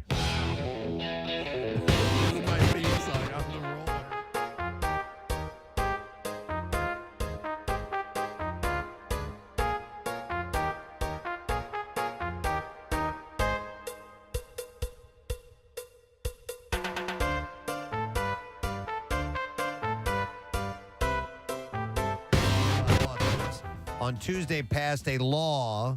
It's a unique plan to phase out tobacco smoking by imposing a lifetime ban on young people to buying cigarettes. Like they want it to eventually be illegal in the entire country.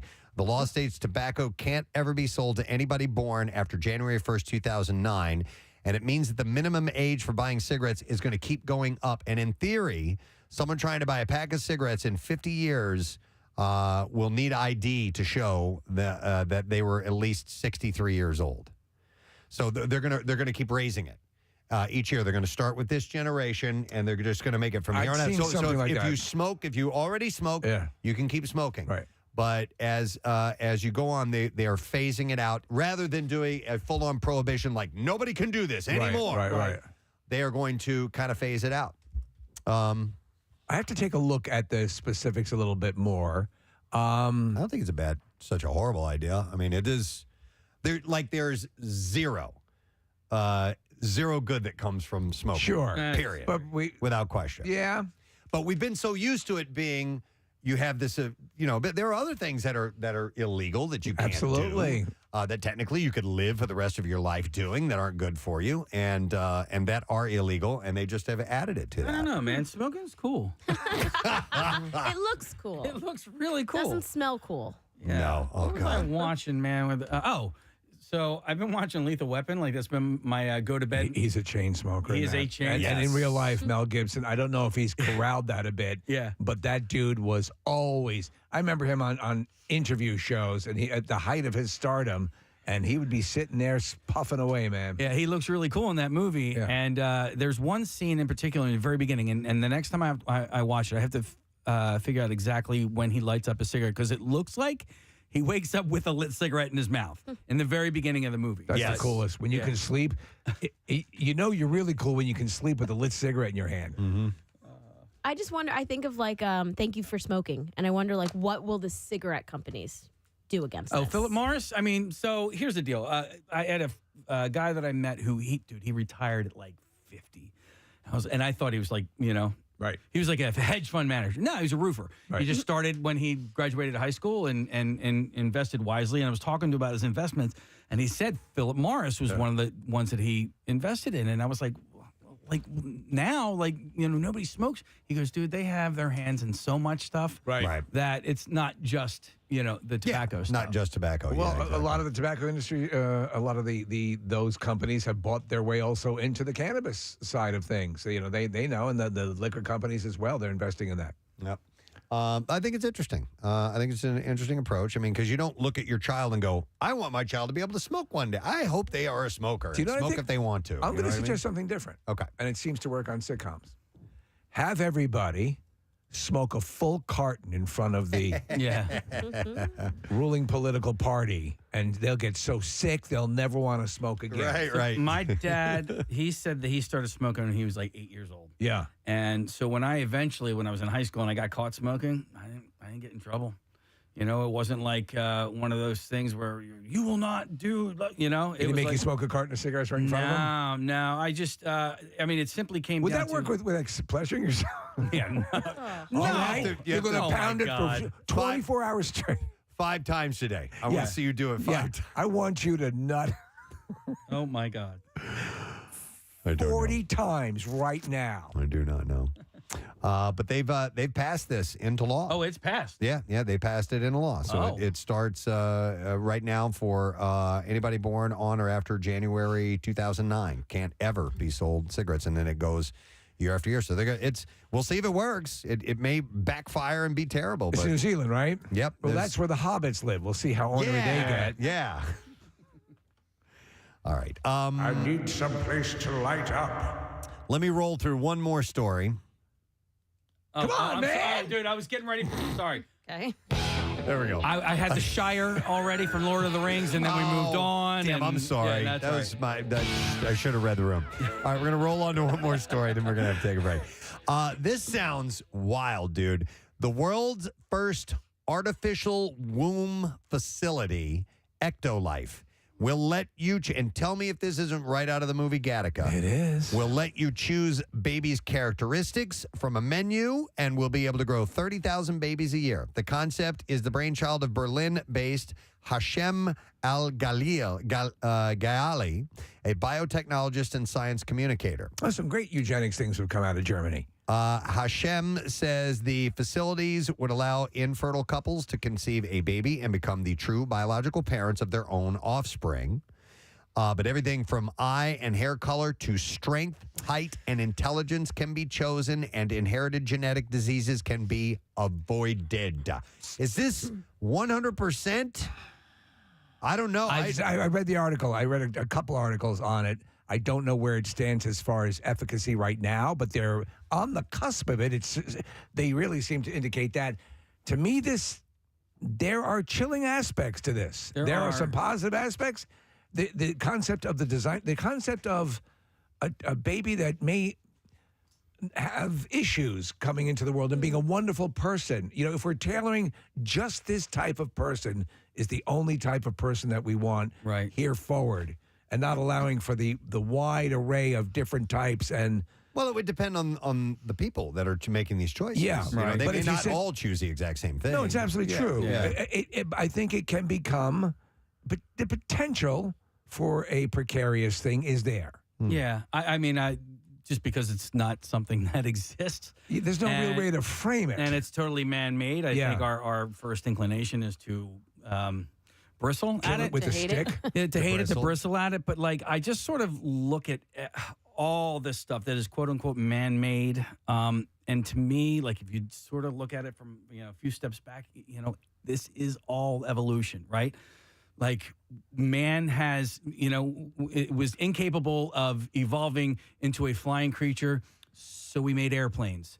You I know what what you're mean? saying. Yeah. And this is just another step of human evolution. Pizza perhaps. bagels. I see what you're saying. I was thinking about the same philosophical argument about if you believe in God and that this goes against the natural flow of things. But then again, if you do believe, then maybe you believe that God gave us the intelligence to create these things. So I don't know. It's one of those one of those conundrums. I default to every science fiction plot similar to this that went awry. Yeah. And that's always what informs my decision in these things. But just think about how competitive football will be one day.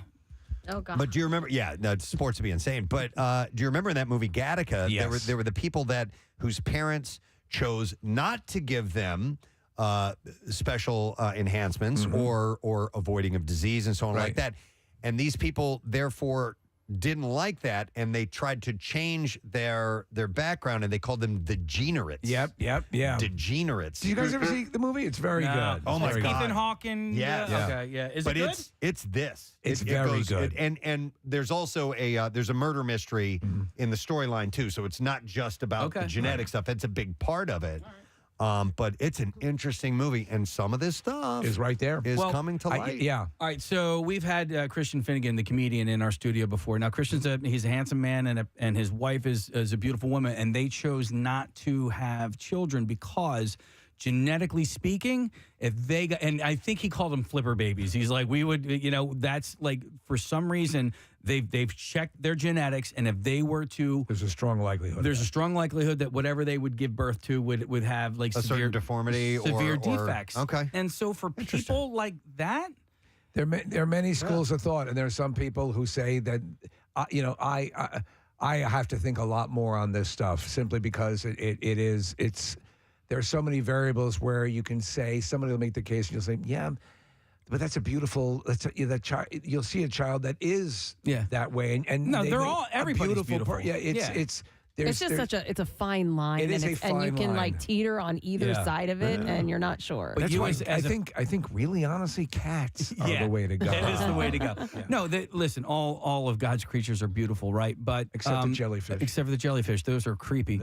But they're pretty but, though. Some of them. like are pretty. I know for me, like than birds. when I see these wonderful parents who are caring for children and young teens and adults that have disabilities, sure. Like I go, I don't know if I could do that. You could, but yes, I know what you're saying. Yeah, it's so commendable because it's way more work than can be of kids that don't have that aren't in that situation. Right.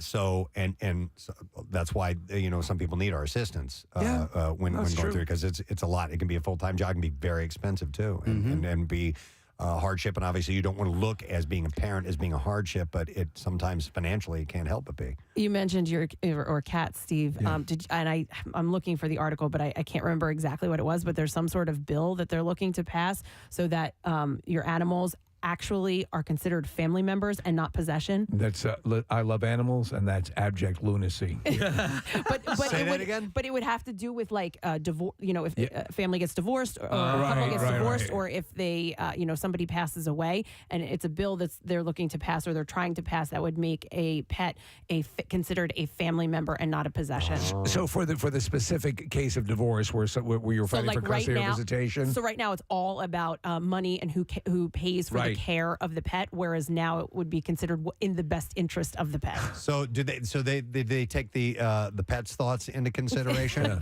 Because if so, and they have a custody hearing, somebody's going to be waving bacon on this side. Yeah, right. They're going to do that. Put in your pot note in the pocket. The dog in the middle of the room. Yeah. Yeah, but I mean, they are literally using words as if you were to if it was a child in the best interest of the pet. Kathy, this might create a new occupation for animals as lawyers. Because who can Animal speak to lawyer. their Oh, I'm a pet lawyer. All right. Anyway, I thought that was a really, really interesting story. That's something to be interested by Yeah. and also encouraged in some ways, and also frightened. Yeah, I think I'm a bit more frightened right now. I like it. I think it's pretty cool. But I mean, depending on to what level. But Gattaca was a funny movie. it was hilarious. I'm not saying it's fun, but it's interesting. All right, that's it. That's all I'm rolling for. That's all you're the rolling with. roller. All So, right. Okay.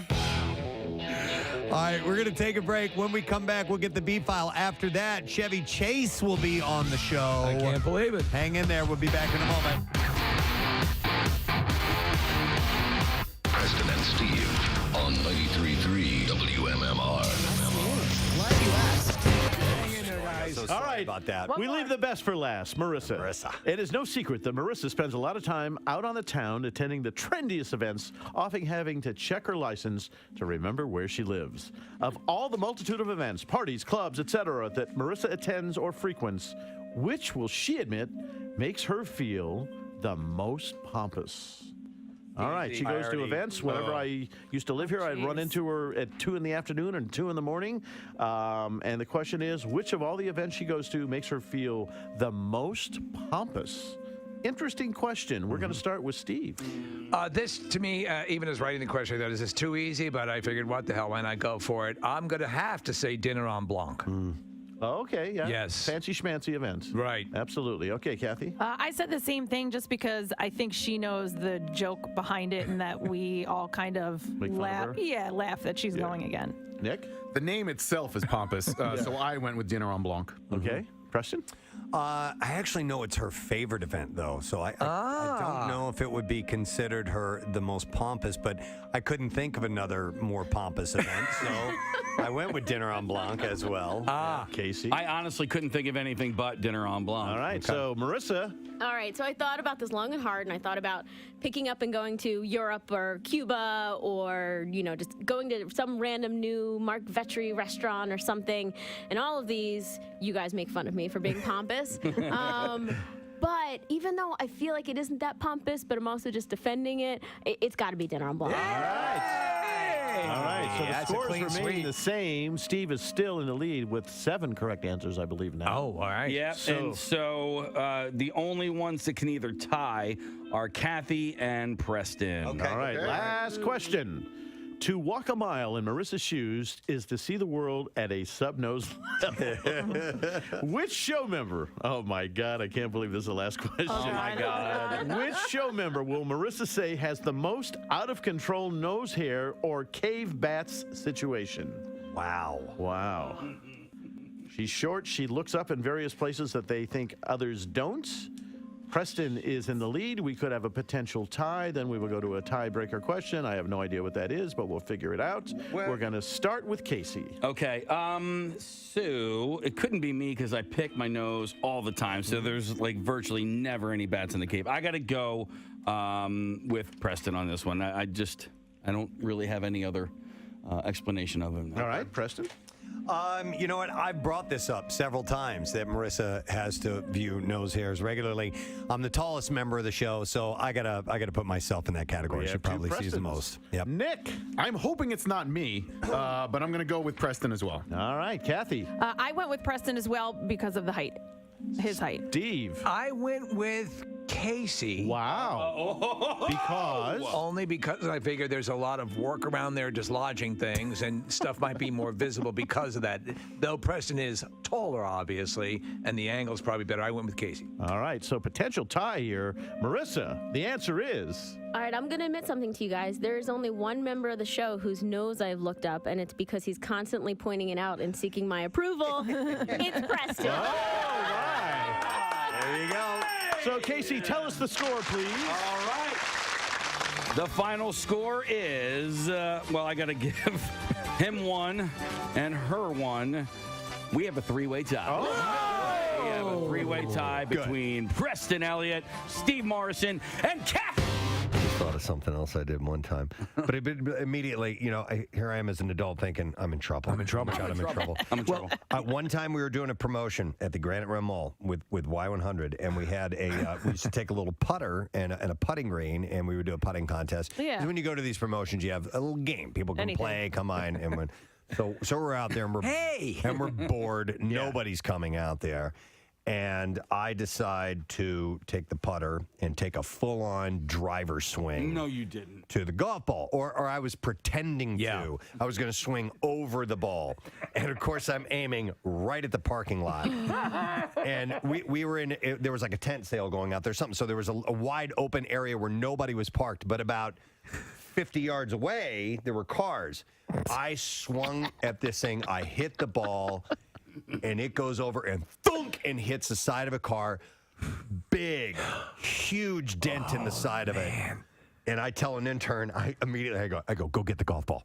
Go get the golf ball right now. Go get it.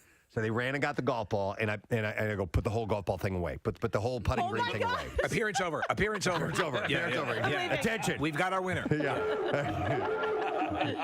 So put the golf ball away. Appearance over. And sure enough, like 10 minutes later, somebody comes walking out, and they look at the side of their car, and it's got a big dent in it, and I didn't fess up to it. All right. How many years ago? You're 15, 16. You're an adult man. I know. Wow. Here I am. Oh my I'm confessing it right now. Now, that was not cool. Don't say. But do you remember what kind of car or what color it was or anything like that? Okay. I have no idea. Okay. But it was. I remember them looking down and them looking around, and here I. People do that all the time. Hands in my pocket. Didn't we have a potato gun at one event? And we had it was like on a mortar, and we shot it into the parking lot. And didn't we hit a car? Nope, that never happened. Nope, I think there was another you show. come to any of our events, park far away. I regret it. I wouldn't mind making good on that. Well, listen. Not really. What are you going to buy him a new car 15 years later? I heard what you said, you son of a bitch. I spent years trying to figure out how that happened. I thought it was my fault.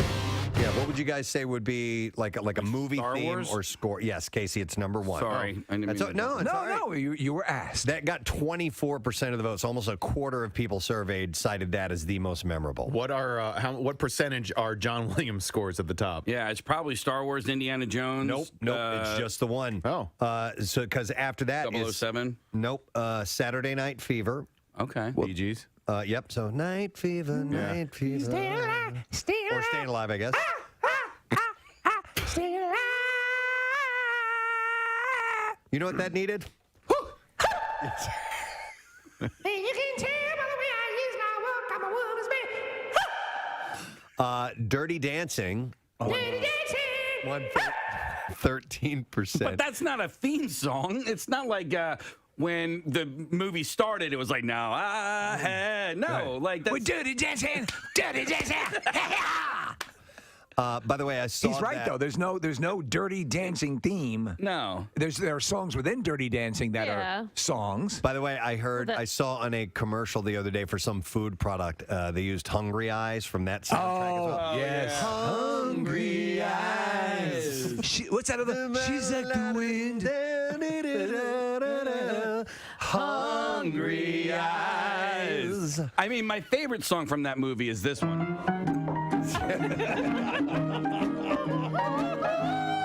I love this. Who's this hula hana of come on, I wanna hula back. What were the hits from the soundtrack? You had that.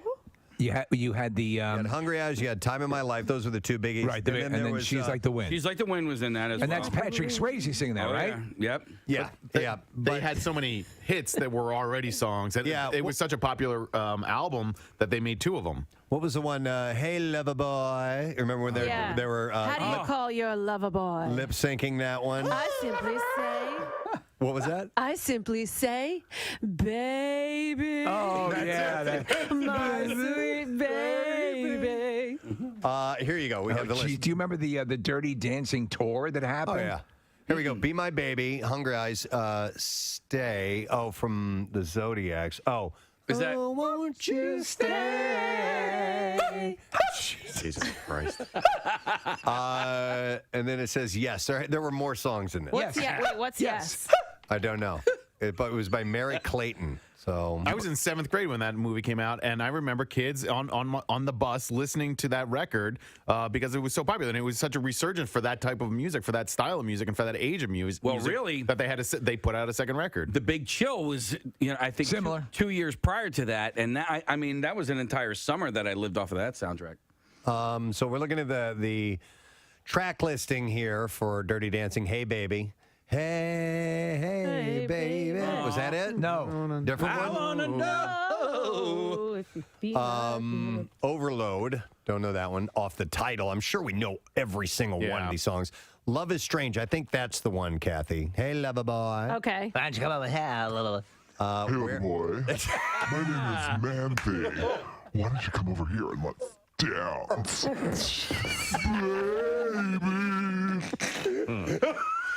Baby. I'm dirty dancing all over your face. Just try not to move. Don't move. This hurts. Now do the lift. We're filthy dancing. I'll lift you up. Remember that remake?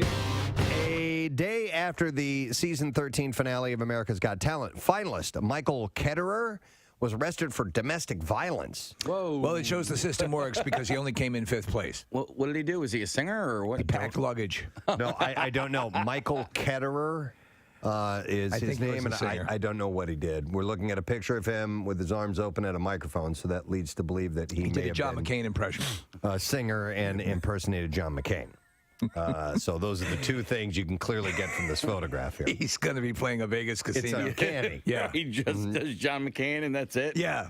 What would it be like if John McCain sang the songbook of Air Supply? A loving tribute to one of our nation's heroes and the kings of soft rock. I don't even have any air supply. One of our nation's heroes. You probably do on So here. lost without you. I'm sorry. I knew you were right for leaving me so long. Very specific talent. It was the greatest John McCain Air Supply show I've ever seen. And I'm bringing back my whole family.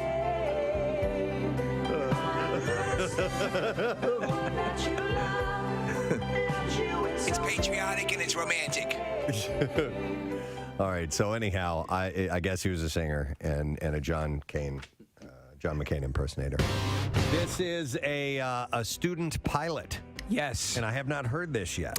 Student pilot is soloing for the first time. So they've got this. Brought to you this morning by Nebraska Brazilian Steakhouse in Horsham. Struggling to find a restaurant for everyone? Well, don't want to commit to just one entree? Nebraska's got you covered. 15 different cuts of meat and salmon for one set price. It's Nebraska.com. Just going to do a handful of stories because I want to break and come back, and then we'll get to Chevy Chase on the program. But we'll go with this one. A woman who claimed to be a god from ancient Egypt was arrested on Sunday afternoon in Miami Beach. So was she? I don't think so. Okay. She claimed to be that god from ancient Egypt after hitting and threatening random passersby while slamming tables and throwing items. So identity theft. First officer on the scene tried to take Emily Thomas Lockton into custody, but she became aggressive and hostile toward the officer, screaming, "Don't touch me," and slapping the officer in the face. Police said that the officer tried to stun her with his taser, but that was unsuccessful. Another officer tried to assist and dodged Lockton as she tried to hit him as well. Lockton had unusual strength, according to the arrest report. The strength of the gods? Sounds like a god to me. But they said it appeared to be from an unknown substance. Police said it took multiple officers to handcuff Lockton. She was ultimately restrained on a stretcher and brought into a fire rescue truck. A witness told officers that Lockton had stopped her car in traffic and began screaming and slamming the hoods of random cars driving by. She seems upset. She then parked the car and walked over to a restaurant. She began slamming tables and throwing dishes and cups while which struck customers. Police said the manager of the restaurant told them that he had asked her to leave, but she smacked his hand and continued to make a scene. She had just learned that Cracker Barrel has a liquor license. Authorities said that Lockton was shouting during the entirety of the struggle to arrest her, claiming that she was related to Tupac Shakur. Oh, my God. And was also a god from ancient Egypt who could take on all of us. So the king of hip-hop. Yeah. And an ancient Egyptian god. Yeah, she knows a lot of people. Yeah. She was taken to Mount Sinai Medical Center to be medically cleared before being transported to the local correctional facility. I think it'll all work out well. A Brazilian councilwoman was sexually harassed in the middle of a council meeting in the coastal city of Florianópolis. Carla Ayers was walking through the aisle of politicians when a male colleague named Marquinhos da Silva grabbed her by the hand. He then was hugging her from behind and attempted to kiss her in the middle of the session. I want to kiss you.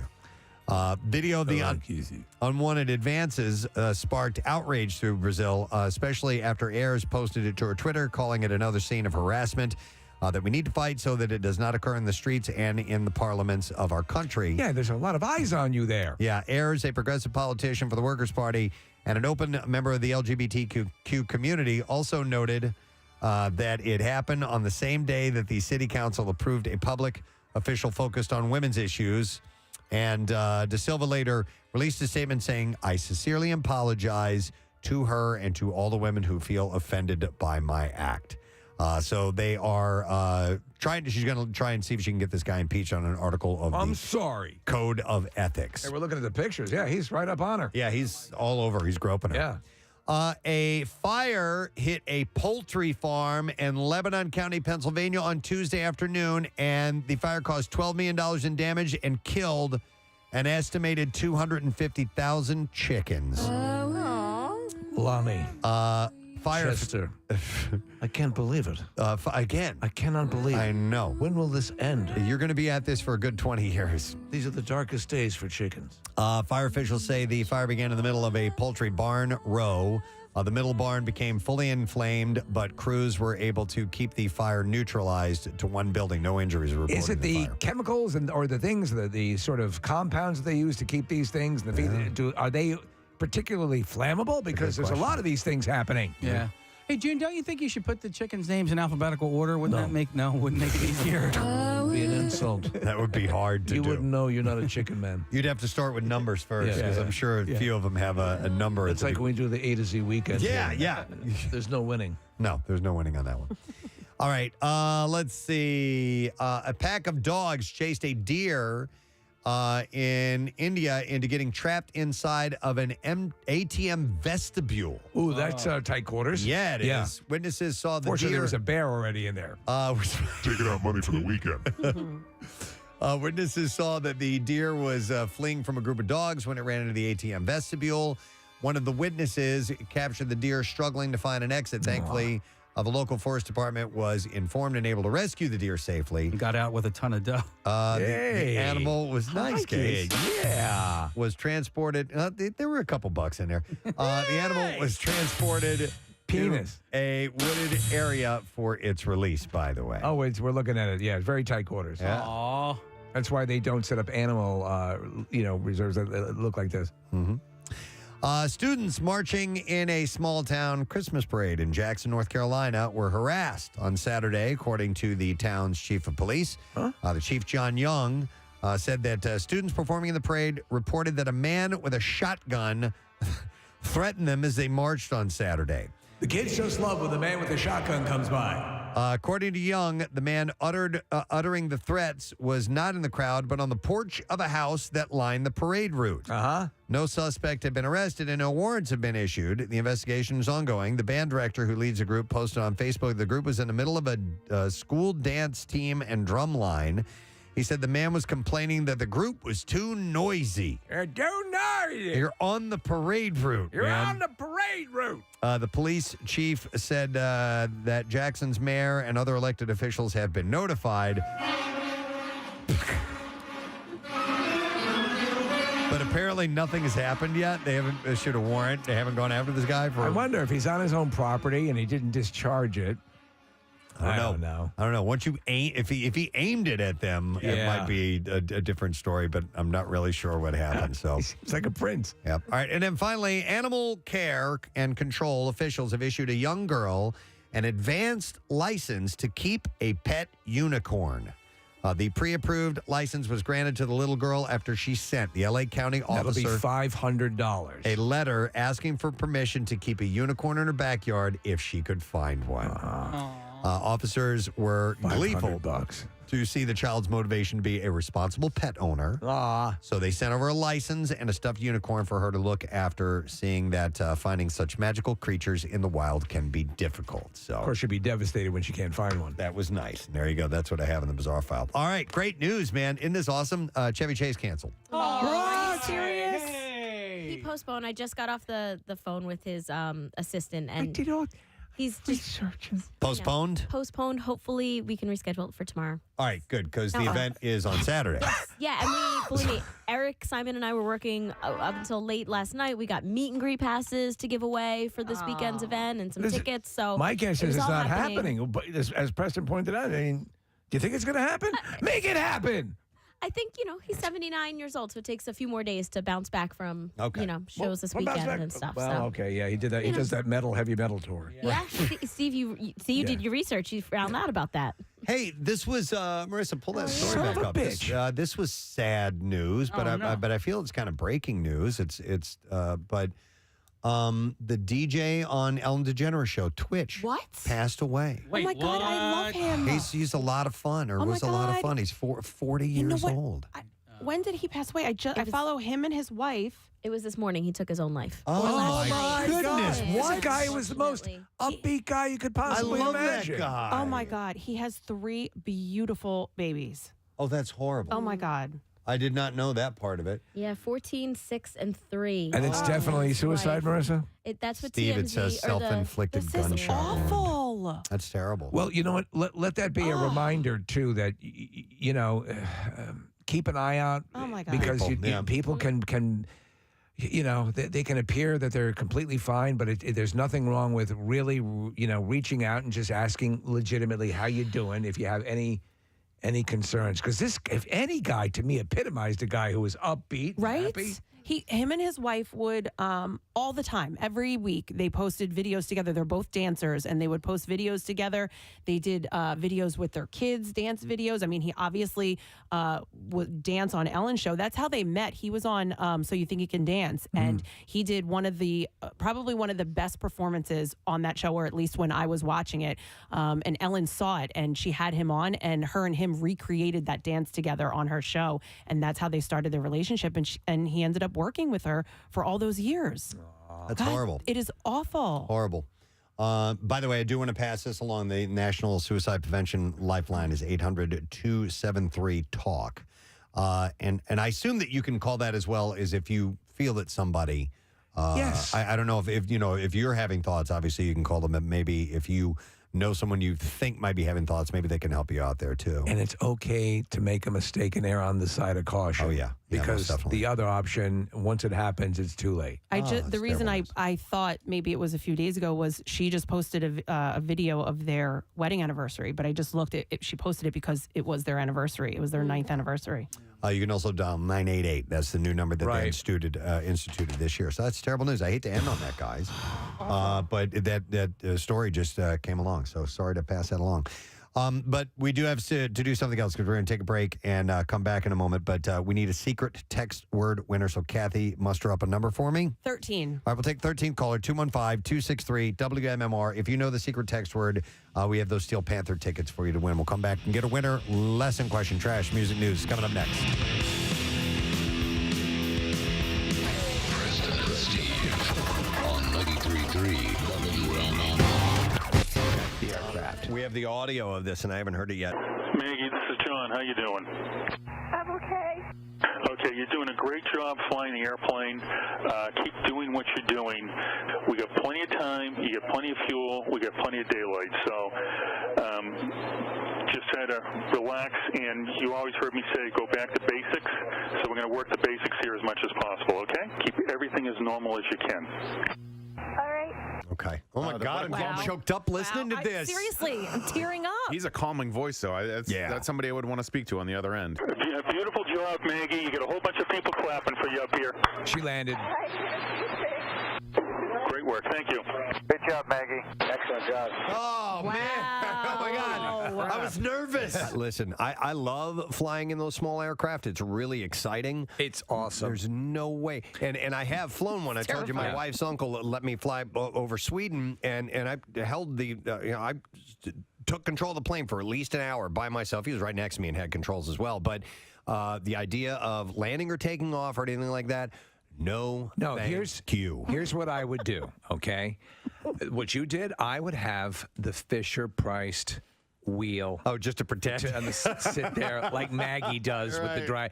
And that's how I do it. Oh, after I rode on the Avatar ride down in Disney World last year. They gave you a pilot's license? You became a pilot? No, but He's you an fly. astronaut now. All right, do me a favor. All right, I want you to calm down. It's like we've done many times on Pandora. All right? What's your name? Casey. Casey, okay. We're going to fly right by. You're going to see a whole bunch of floating boulders. You've seen it many times before. All right? All right? Is your ponytail attached to your bird of prey? It is? Okay. We're going through the flying boulder field. That's all it is. We're just floating boulders. But after riding that ride. Viewers of the American reality series The Bachelor are often told to buckle up for the most dramatic rose ceremony ever. I love you. But now the show's Vietnamese version has actually delivered on this. And I watched it. Yeah? And so it's the same. It's with this corny music. It's the whole, the difference is they're just speaking a different language. Chitingpa. But it's, is that I love you? Chitingpa. No, I don't know what I love you is in Vietnamese. No, but I like the delivery. Chitingpa. So in this clip that has gone viral now, a contestant vying for the heart of Bachelor, his name is Nguyen Quoc Trung. I am Bachelor. shocks viewers when she confesses her love for another contestant. Oh my God! Ooh. She's a lesbian. So that's never happened before. So you've had, a girl fall in love with another contestant, Sexy. as opposed to The Bachelor. So It's okay. she tells. It's all right. She tells Trung in a video, "I went into this competition to find love." Her name is Min Thu. And she tearfully tells him, "But I've found love for myself, but it isn't you, it's someone else." Thu then walks over to contestant Truck New. Don't you do advertisements for that? Who is that's that's Truck You. Oh, okay. Sell 'em for less. I'm like, Sell what? for less, Jack. Tell Toyota, man. No, not Truck You. Truck. Tomorrow night on the Vietnamese Bachelor, Truck You. Truck New. Jack, sell him for less. Jack, sell him for less. I love you. I'm not the Jack. Truck New. Okay. Who is holding a rose from Trung. And Thu asks New, "Come home What you with gonna me." do? She says, "Come home with me, yeah?" New then heads back to stand before Trung. She says, "I'm sorry. I really want to get to know you because you're someone who made me feel special, and I haven't felt that way in a long time." I tell you what, the bachelorettes on this show are they're gorgeous. quite stunning. Yeah, the Bachelor weighs in asking you, "If you decide this, would you feel regretful?" "This doesn't change my decision," he tells her. Are you going to sell them for less? "I'm not going to give this rose to anyone else." Truck. Sell him for less. Where's that voice coming from? You only get one chance in this life, and you need to take it. Only you. Who's Jack? Not anyone else. I want to let you know that I think you'll have regret if you continue with what you're about to say. Wow. So the show's host chimes in, telling Truck New, Sell them for less. Jack, no. sell him for less. Says you have a connection with Trung that made him choose you. You should give yourself a chance. Don't pass it up. But New seems to have made up her mind and gives him back the rose. She said, "I know you'll find somebody who really loves you, who understands you, who knows how to take care of you, who can look at you from afar and know how you're feeling. I'm sorry." And then the two women left together. But that's not how it ended. Oh, really?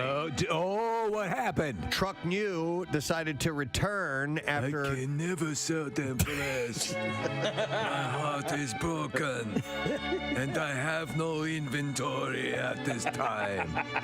You know what else I noticed? Ooh. I noticed. Just notice more things. I noticed that Not just product renaming. the Cold War The Cold War, CW, could have been a world war. TCW. But a cache of Soviet jokes that was compiled by CIA agents during the Cold War has been released among a cache of declassified documents. Soviet jokes designed for what purpose? It's hard to say because they mainly make fun of the Soviet Union. So all the jokes were told between Soviets but picked up by CIA operatives before being relayed back to Washington. So do we believe that perhaps it were American operatives and spies to be armed with these jokes? It might be a way of sort of ingratiating themselves to, in other words, if you could tell a funny Soviet joke to another person. They're not clear on what the purpose or was of this it for their I think it was just them. Soviet review. It was just part of the gigantic lists of stuff that they have at So the CIA. there's a lot of Yakov Smirnov stuff here, right? The list was addressed to the deputy director of the CIA, but is believed to have been circulated among senior White House officials. One joke featuring Ronald Reagan made it to the president's desk, and he found it so funny that he began to use it himself. That's the goddamn funniest thing I've ever heard. So here, you want to hear the joke? Please tell me. Tell me, Mommy. An American tells a Russian that the United States is so free that he can stand in front of the White House and yell, "To hell with Ronald Reagan." And the Russian replies, "That's nothing. I can stand in front of the Kremlin and yell, 'To hell with Ronald Reagan,' too." I don't get it. Oh, yeah! Did you say penis? I must have missed it. No. You said it was a dirty joke. No, I didn't say it was a dirty joke. Oh, yes, you did. What? No, I didn't say it was a dirty joke. You said it was filthy. I think the Alzheimer's is kicking in, Ronnie. God damn it. Yep. Where am I? Where are my jelly beans? It is not known exactly why the CIA began doing this. It wasn't filthy. Though since there were no polls in Soviet Russia, it could have been a good way for agents to judge public mood towards politicians and the government. Why did chicken cross road? Why? To escape the extreme starvation caused by Stalin. One particular figure of fun was Mikhail Gorbachev. Why do I have stain on head? The last leader of the Soviet Union who worked to end the Cold War by reforming the USSR. While this made him popular overseas, he was often reviled at home, as revealed by this joke, which tells of a man waiting in line at a liquor store. Tell the joke. A worker standing at a liquor store line says, I have had enough. Save my place. I'm going to go shoot Gorbachev. 2 hours later, he returns to claim his place in line, and his friends asked, did you get him? He said, no, the line there was even longer than the line here. That is a good one. It's very funny. Another joke compares Gorbachev to... You know, maybe we don't laugh at the same kind of jokes or something, but... you told me that Gorbachev line joke and it wasn't funny. But I have one for you. Knock, knock. Who's there? Orange. Orange who? Banana. I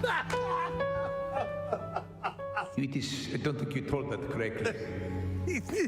Shut up. Banana.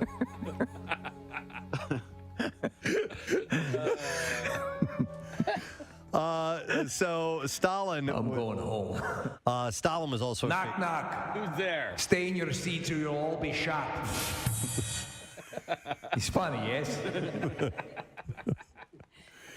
Knock, knock. Who's there? You will starve in gulag. I'm here all Zavik. I would say try Seville, but there is no veal. Try cannibalism as we starve out all of the population in Siberia because of extreme poverty caused by Stalin. Thanks for coming. Knock, knock. Who's there? They murdered my wife. That's sad. Yeah, but if you think about it, she was nagging. It's a way Homer. Have you heard the banana joke? Heard funny joke from Rocky. Knock, knock. Who's there? Orange. Orange who? Banana. Oh, God. Oh.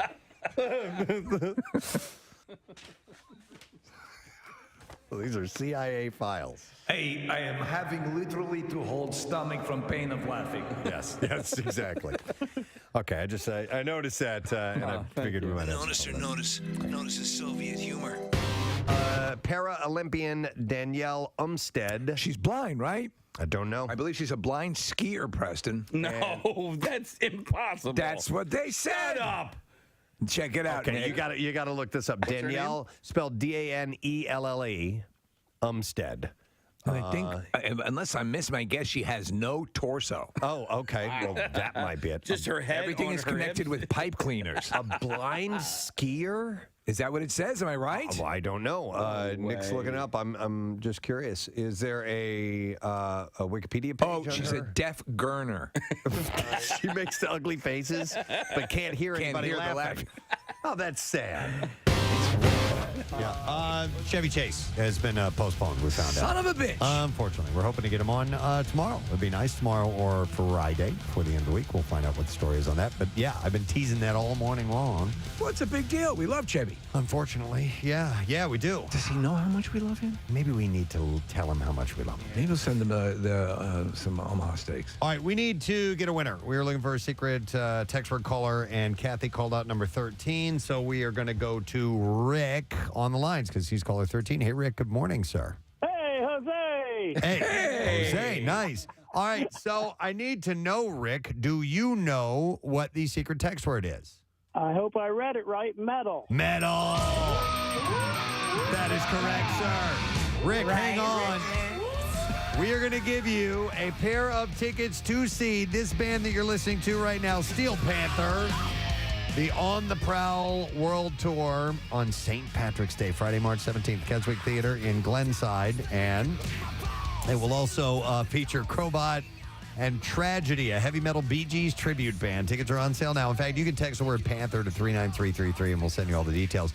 But we had a random texter as well, and it's John Gauss from Orland, Pennsylvania, also getting tickets to see Steel Panther on St. Patrick's Day, Friday, March 17th at the Keswick Theater. So congratulations to you, sir. All right, Marissa, you never got me any lesson questions. That's okay. Do you have one I do. that we can pass along? Pick one, little lady. Let's see what you get. And by the way, we are going to give away as a prize this morning, let's see, a $50 Manhattan Bagel gift card. So what's the question we're going with today, Marissa? All right, a new trend this holiday season is to Photoshop which dead Philadelphian into your photos. All right. 215-263-WMMR. All right. This holiday season is going to become trendy to Photoshop in which dead Philadelphian that we spoke of earlier this morning. 215-263-WMMR. If you heard it, you should call, and you just might win. And we'll do this while you're calling. The trash business is a gold mine. 93.3 WMMR with Preston and Steve's Hollywood Trash. Brought to you by Flight Entertainment. Lace up those skates for Delco's award-winning winter attraction, the Energy Transfer Veterans Memorial Ice Skating Rink. Open now through February in Edgemont, PA. So book your skate date today at flightonice.com. What's going on this morning, Steve? Well, Elton John announcing he is leaving Twitter, saying it is now being used to divide our world and promote misinformation. Elton says before Elon Musk took control, Twitter was all about love and accuracy. Yes. Oh, my God. Yeah. The watchdog group Stop Anti-Semitism has named Kanye West the most problematic person of 2022. West will accept his acknowledgement in person at an event hosted by Louis Farrakhan and Dave Coulier. Hey! I don't think he would do that. And finally, after Brittany Griner was released from a Russian prison last week, Joey Exotic decided it was time to issue another appeal to President Joe Biden to have his sentence commuted. The delusional Exotic attempted to make a case for himself, saying that he is also gay and that he once saw Space Jam. Wow. All right, we're going to see if you do indeed know the answer to this question. The new trend this holiday season is Photoshop which dead Philadelphian into your photos. 215-263-WMMR. We'll go to Doug, see if he knows the answer. Hey, Doug, how you doing, bud? Good. How are you? Good. All right, Doug, who are we photoshopping into our family photos? Frank Rizzo. Rizzo. Yep. One moment, Doug. Get away from me. We're going to give you a $50 Manhattan Bagel gift card, and you can let Manhattan Bagel take the stress out of your holidays. You gather, they cater, manhattanbagel.com right. to order. Get away from me. I just came up with an invention. All right. A personal proximity alert for people who like to not have people crowding in on them. Yes. Okay. And Get away from me. And it says that? Yep. Yeah, you have a little sounder. And, Right. And, Get away from me. And if that one doesn't work, you hit the other one. Get away from me. That's even more They're assertive. closer. Get away from So me, you the first crumb. first one's about 3 feet out. Yeah, get away Right. from Get away from me. Yeah. And then you cross. Get away from Yeah. me. That's a little further away. I like it. Perfect. All right, music news. Now, Preston and Steve's Music News on 93.3 WMMR.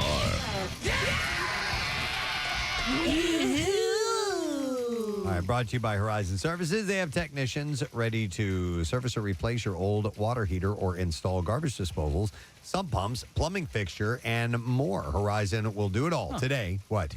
Is your wife going to work for Horizon? Book online in seconds at horizoneasybook.com. She could do it. During a recent interview, Ozzy Osbourne revealed that he is still fighting to walk 6 months after having spinal surgery. He revealed that his inability to get around on stage may affect his 2023 tour. Now, I've heard that in the latter years of Ozfest that he pretty much just stood in place. Right. Right. So would this really impact his stage presence? I'm not really sure. He also is dealing with Parkinson's disease. Right. And he said it's so effing tough because, I mean, I want to be out there. I want to be doing it. This effing surgery this guy did. He said, you have no idea. He said the thing is my head is all right. My creativity is okay. My singing okay. But I can't effing walk much now. It's a dilemma. Oh, he sounds pretty fast. Yeah. He went on to say, Well, looking at a picture of him, I mean, he needs to reduce the size of his cross. Maybe that's what's weighing him down. It's an enormous cross around his neck. He said, I can't begin to tell you how frustrating life has become. It is amazing how you go along in life and one stupid thing can screw everything up for a long time. I've never been ill this long in my life. Ozzy is slated to start his No More Tours 2 tour in May 2023. In support of an album that has gotten very good response. Yeah, agreed. Blink-182 announced that they are getting their very own set of Funko Pop figures, which are called Pixelated Runners, which was inspired by scenes from their 1999 video for What's My Age Again. Weren't we supposed to get Funko Pop figures? There was a deal had been made that we were going to get them, and it never came through. Maybe. I don't fully remember that, but I don't doubt it. I remember it mentioned, yes. This is a while ago. I crushed it into a little ball and put it in the middle of my heart. The dolls... That's got to be good for include figures of members Tom DeLonge, Travis Barker, and Mark Hoppus with all of their tattoos in place across the chest and torso. The lower half of the Funko Pop dolls are fully pixelated to cover their private area. It's amazing how popular these things remain. Yeah. What do you have? You have Funko Pop Rush? Yes, I do. And Beatles? I don't. No, I don't have Beatles. Okay. Just Rush, yes. But yeah, they make a ton of them. Rage Against the Machine bassist Tom Comerford has revealed that he has been privately battling prostate cancer this year.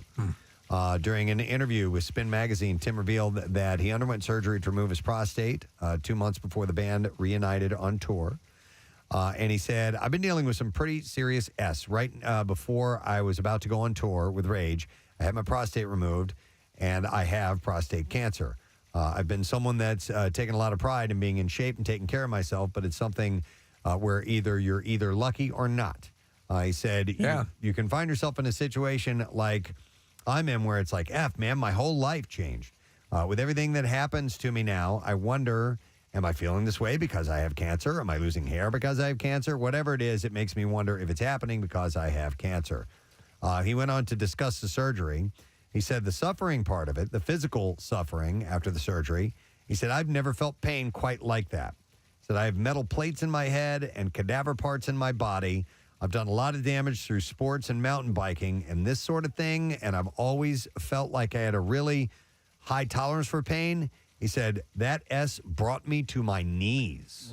I wonder... You didn't have that experience. Not at all. Yeah. Not at all. In fact, it's stunning how little, I would call it discomfort. And I've spoken to a lot of guys who have gone through the procedure that I had, the prostatectomy, and they all echo what I went through. He might have had a more advanced case. Maybe so. Because it sounds like it was a lot more involved. Yeah. So he may have had a larger... growth or it might have whatever gotten out of the prostate or whatever, but I will tell you this, again, this is one of those things, and he's right, it's a question of luck in many cases, or lack thereof. Get that PSA test, which is simply a blood test. If you're feeling good right now and you don't think you're symptomatic of anything, get the test. If you find out you do have it, you get it taken care of and you go on and live your life. And I'm saying that I've spoken to hundreds and hundreds and thousands of guys who have gone through the same experience that I had and are now living their lives fully. So I'm really sorry he went through it that way. Yeah. And then one final story. On Monday night, there was an extended Beatles family reunion led by Paul McCartney and Ringo Starr at London's Abbey Road Studios. And it was for the premiere of...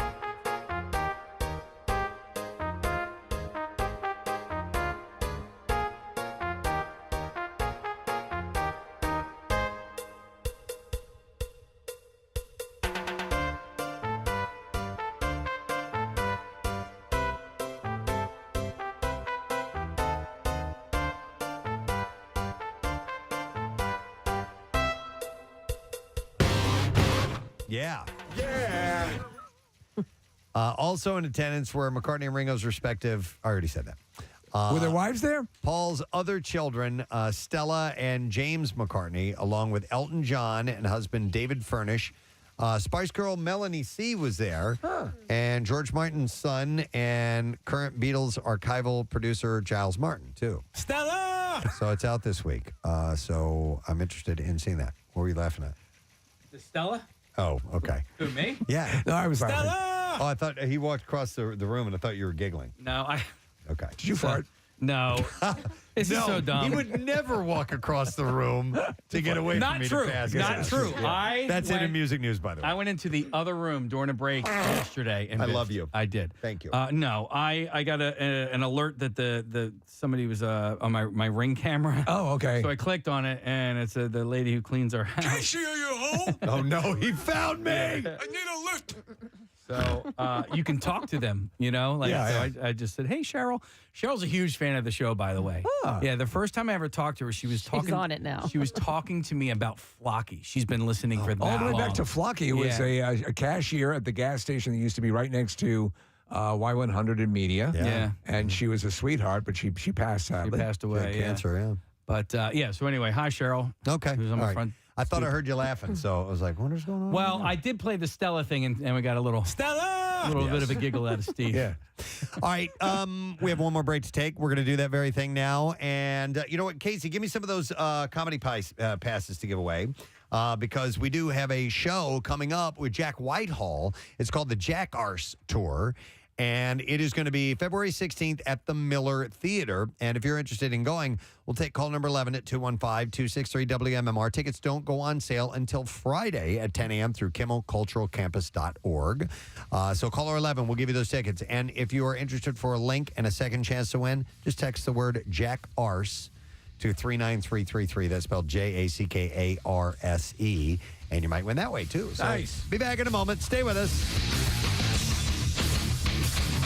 Preston and Steve Preston and Steve. on 93.3 WMMR. Impaired. She's full-blown blind. Is she full-blown blind? Well, I saw her, and on a small pair of skis next to her was a dog. Oh. Right. Left. 2 barks for left, 1 for right. Yeah.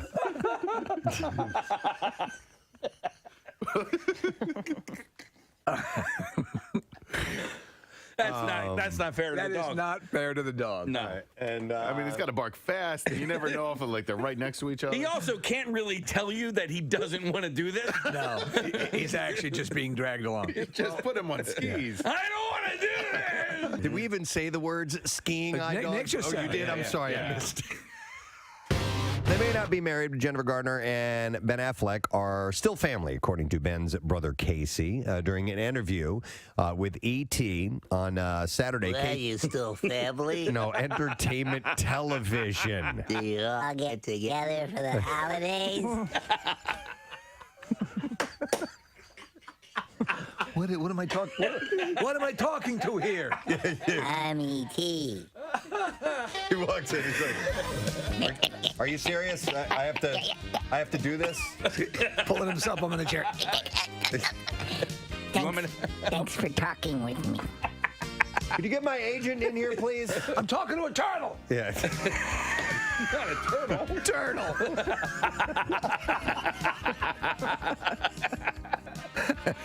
Oh my God. I want a goddamn Oscar. It was during an interview with E.T.'s Kelty Knight. Oh, okay. Whoever that is. I left that part out and I just said E.T., all right? So it was at the Are you still family? How much longer is he going to be in rehab? He's holding up his finger. Oh, my God. E.T. could probably fix his addiction problem with his magic finger. Right? His heart. Touch his heart. Heart light. Whole new human being. New Ben, new Batman movie.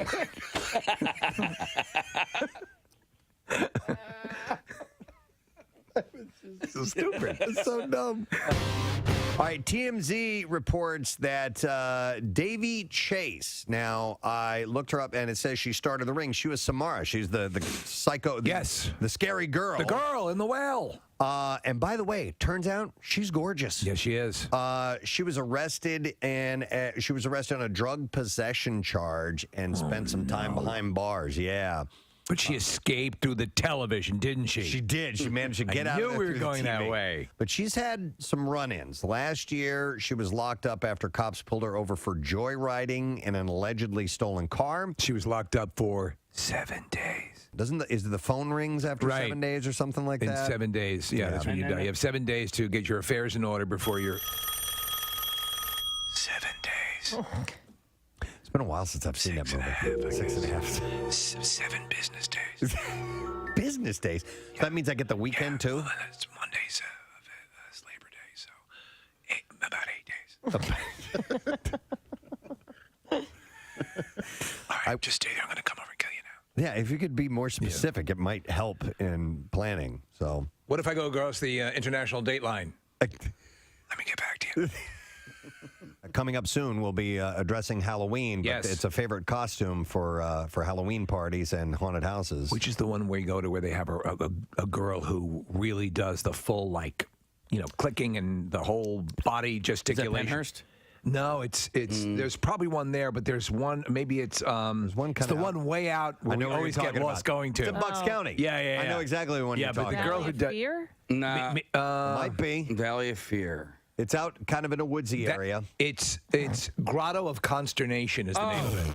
Hang on. Chrissy is on the line to tell us about that haunted attraction. And it is Valley of Fear, isn't it? So it's Valley of Fear? It is Valley of Fear, and the girl who does play the one from The Ring, who was there for a long time, Liz, is just a phenomenal singer, too. I just wanted to let you guys know. Really? Okay. Oh, yeah, she's incredibly talented. And she was good. As you were moving along, she'd move along, and she never sang really, but she didn't I'm sing. the chick from The Ring, and I'm coming after you. So her name is Liz?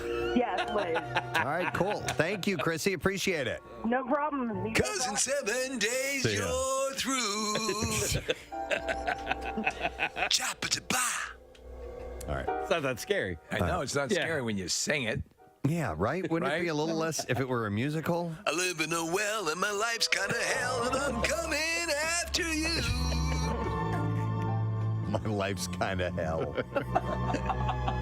I'm the chick in the well and my life's kinda hell, but I'm a coming after you. In 7 days. 7 days. 7 days. 7 days. 7 days. Coming after you in 7 days. Hey. The Ring, the musical. Turn my mic on. You turned his mic off. I didn't turn it off.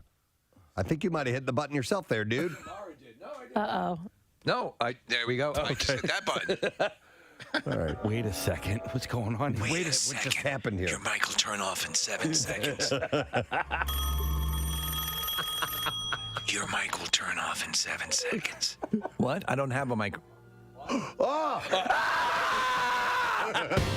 Lindsay Lohan. I was just watching Mean Girls last night on E. Well, there was this video of her dancing over the weekend, and it went viral. Is it laughable, sexy? I'm hesitant to even say viral. Like, how many does it take before it's called viral? Good question. You know? Viral is, yeah. So I just saw it this morning, and it's her dancing. And what is it? To be honest, it's not that big of a deal. It's just her dancing around a little bit, but some people have made a thing about it. She flips her hair in it. She leans her head down and flips her hair way up. So people are making a thing about that. Oh, my gosh. Here, hang on. And there's the hair flip. So she does it twice. We're watching the video of it right now. And, well, now Busy Phillips and Kelly Oxford are getting in on the action. They spoofed Lindsay's now viral dance to the song Pillow Talk. Oh, snap. Well, Lindsay snapped her fingers and flipped her hair at her beach club in, I don't know where it is. Phillip and Oxford got down in the kitchen. Oh, and man. Phillips wrote on Instagram, honestly, it's weirdly harder to nail than it seemed. Respect. All right. What's going on? They're throwing shade. They're throwing shade at her, Preston. Are they? Sort of. Yeah. Shady? Yeah, they're throwing shade, but then they threw respect in there. Yeah. RESPICT. That's right. They're making fun of the hair flip? Yes. I would make fun of the mom dance instead. I mean, the hair I've flip been is the only flipping thing that my hair was like legit. that since high school. Right? Yeah. I It's like a it all. stupid, you're drunk, flip your hair. I like Lindsay's thing, and I like the mock thing. I think it looks cute. So anyhow, they did a thing about that thing. Wow. There was a It's just it. Wow. The original thing has been followed by another thing. This is what constitutes as news these days, folks? Over the weekend, a thing occurred which was immediately followed by two rejoinder. Guy is big voice guy. I've forgotten his name. But we were left in automatic mode. And that was what's supposed to happen, but I hit a button at the wrong time, and it brought up big voice guy. Anyhow, there we go. I feel better now. It is 10:46. We're wrapping up the program today. Thank you for your phone calls and checking in and winning prizes and doing a lot of that stuff. Great. I would thank Chevy Chase, but he canceled the last second. Excuse me. So we didn't get to have him on. But from what I understand, it's postponed. Well, fortunately, we just gently promoted it instead of mentioning it every 7 seconds. Banged it all morning long. I was so excited. Yes. For being on the show. Promoting Christmas Vacation, which we adore. Yeah. So we're going to try to get to that That's right, it stinks. tomorrow. Rocky's upset. If possible. He loves Christmas Vacation. He's a fan of Ramblers.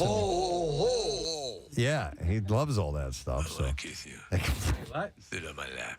I saw Rocky kissing Santa Claus underneath the mistletoe. I last saw night. Adrian kissing Bucket. You know what? In the low light, I couldn't tell the difference. All right. Well, anyway, our personal Santa is here this morning. Hey. Ho, ho, ho. Howdy ho. Hey there. Hi there, ho there. How you Where's doing? Happy asking? Fine, thank you. Excellent. I made a comment this morning about the decorations. When I was, Yes. and I wondered out loud. I'm like, they really toned it down this year. No, we're not done yet. I know. That's what I found out.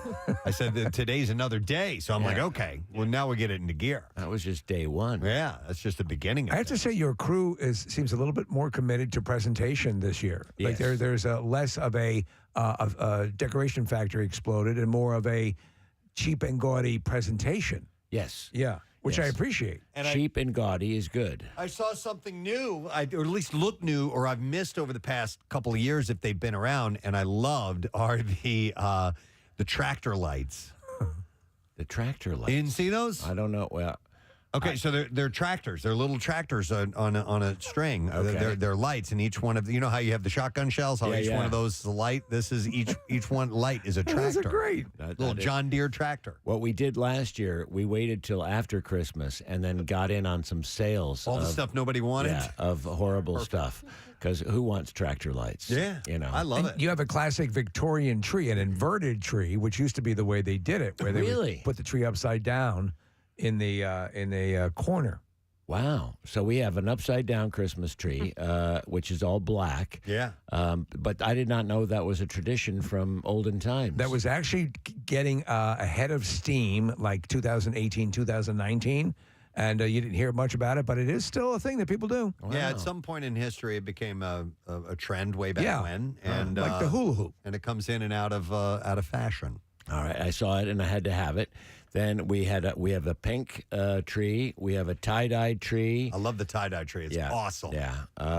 We have a couple of other trees. And then one year, Pancake came up with this ingenious idea. We had all this globules of crap. Lights that don't work, that got strung together with garland, they got strung together with wires and other such things, and it became this mutating glob of mass. And Pancake went and got a mic stand and opened the mic stand and extended it and just hung the crap right on the mic stand. That's great. I said, that is genius. That is crap genius. Remember that glob that was in Egg Harbor for a while? That's Yeah. kind They of your never figured tribute to out that. what it was. It was almost like an alien being out in the harbor. It was this. It was this thing. Yeah. And now we put it to good use and made Yep. it a decoration. Yep. I went and got it from Egg Harbor and brought it here. I have to go see that. I'm very curious as to how that looks on the mic stand. That's awesome. All right, well, day 2, that's underway. How about we get the letter of the day from Yes. you? All right, here we go. Preston and Steve on 93.3 WMMR. Now, the Daily Letter. The Preston and Steve show is brought to you today by the letter R as in Rapunzel. Rapunzel, let down your hair. All right, and we have a Piezeek round barbecue and fire pit kit from Landis Block. Landis Block, start imagining your own backyard paradise by looking at the photo gallery online at landisbc.com. Besides decorating, Anything else going on today that you'd like to mention? Well, we just got a pair of tickets for Stevie Nicks and Billy Joel to give away. Nice. So that is cool. We'll have those to give away over the course of the program. I think we'll also have more Woodstock Trading Company certificates and workforce blocks of the Killers and the Clash and another Christmas block today. Wonderful. All right, I want to thank our sponsors. Preston and Steve Show has been brought to you today by Dunkin'. The Preston and Steve Show runs on Dunkin'. It's also brought to you by Acme Markets, fresh food, local flavors, and Wawa has a gift card for anyone on your list because Wawa is a sponsor. Happy holidays from Wawa. Tomorrow on the program, take 2 on Chevy Chase. We'll see. Let's see if he's available, but we're hoping to get him on. And singer John Waite. There's a documentary about his career. I saw a bit of it, and one Jackie Bam Bam's in it. Oh, He is? really? Yes, he is. Wow. Well, he and John are really good friends. So we'll talk to John Waite. He's great. He's been on our show a number of times. That's it. We're done. Rage on. Have yourself a great day, and we'll see you tomorrow, Fred. Bye-bye.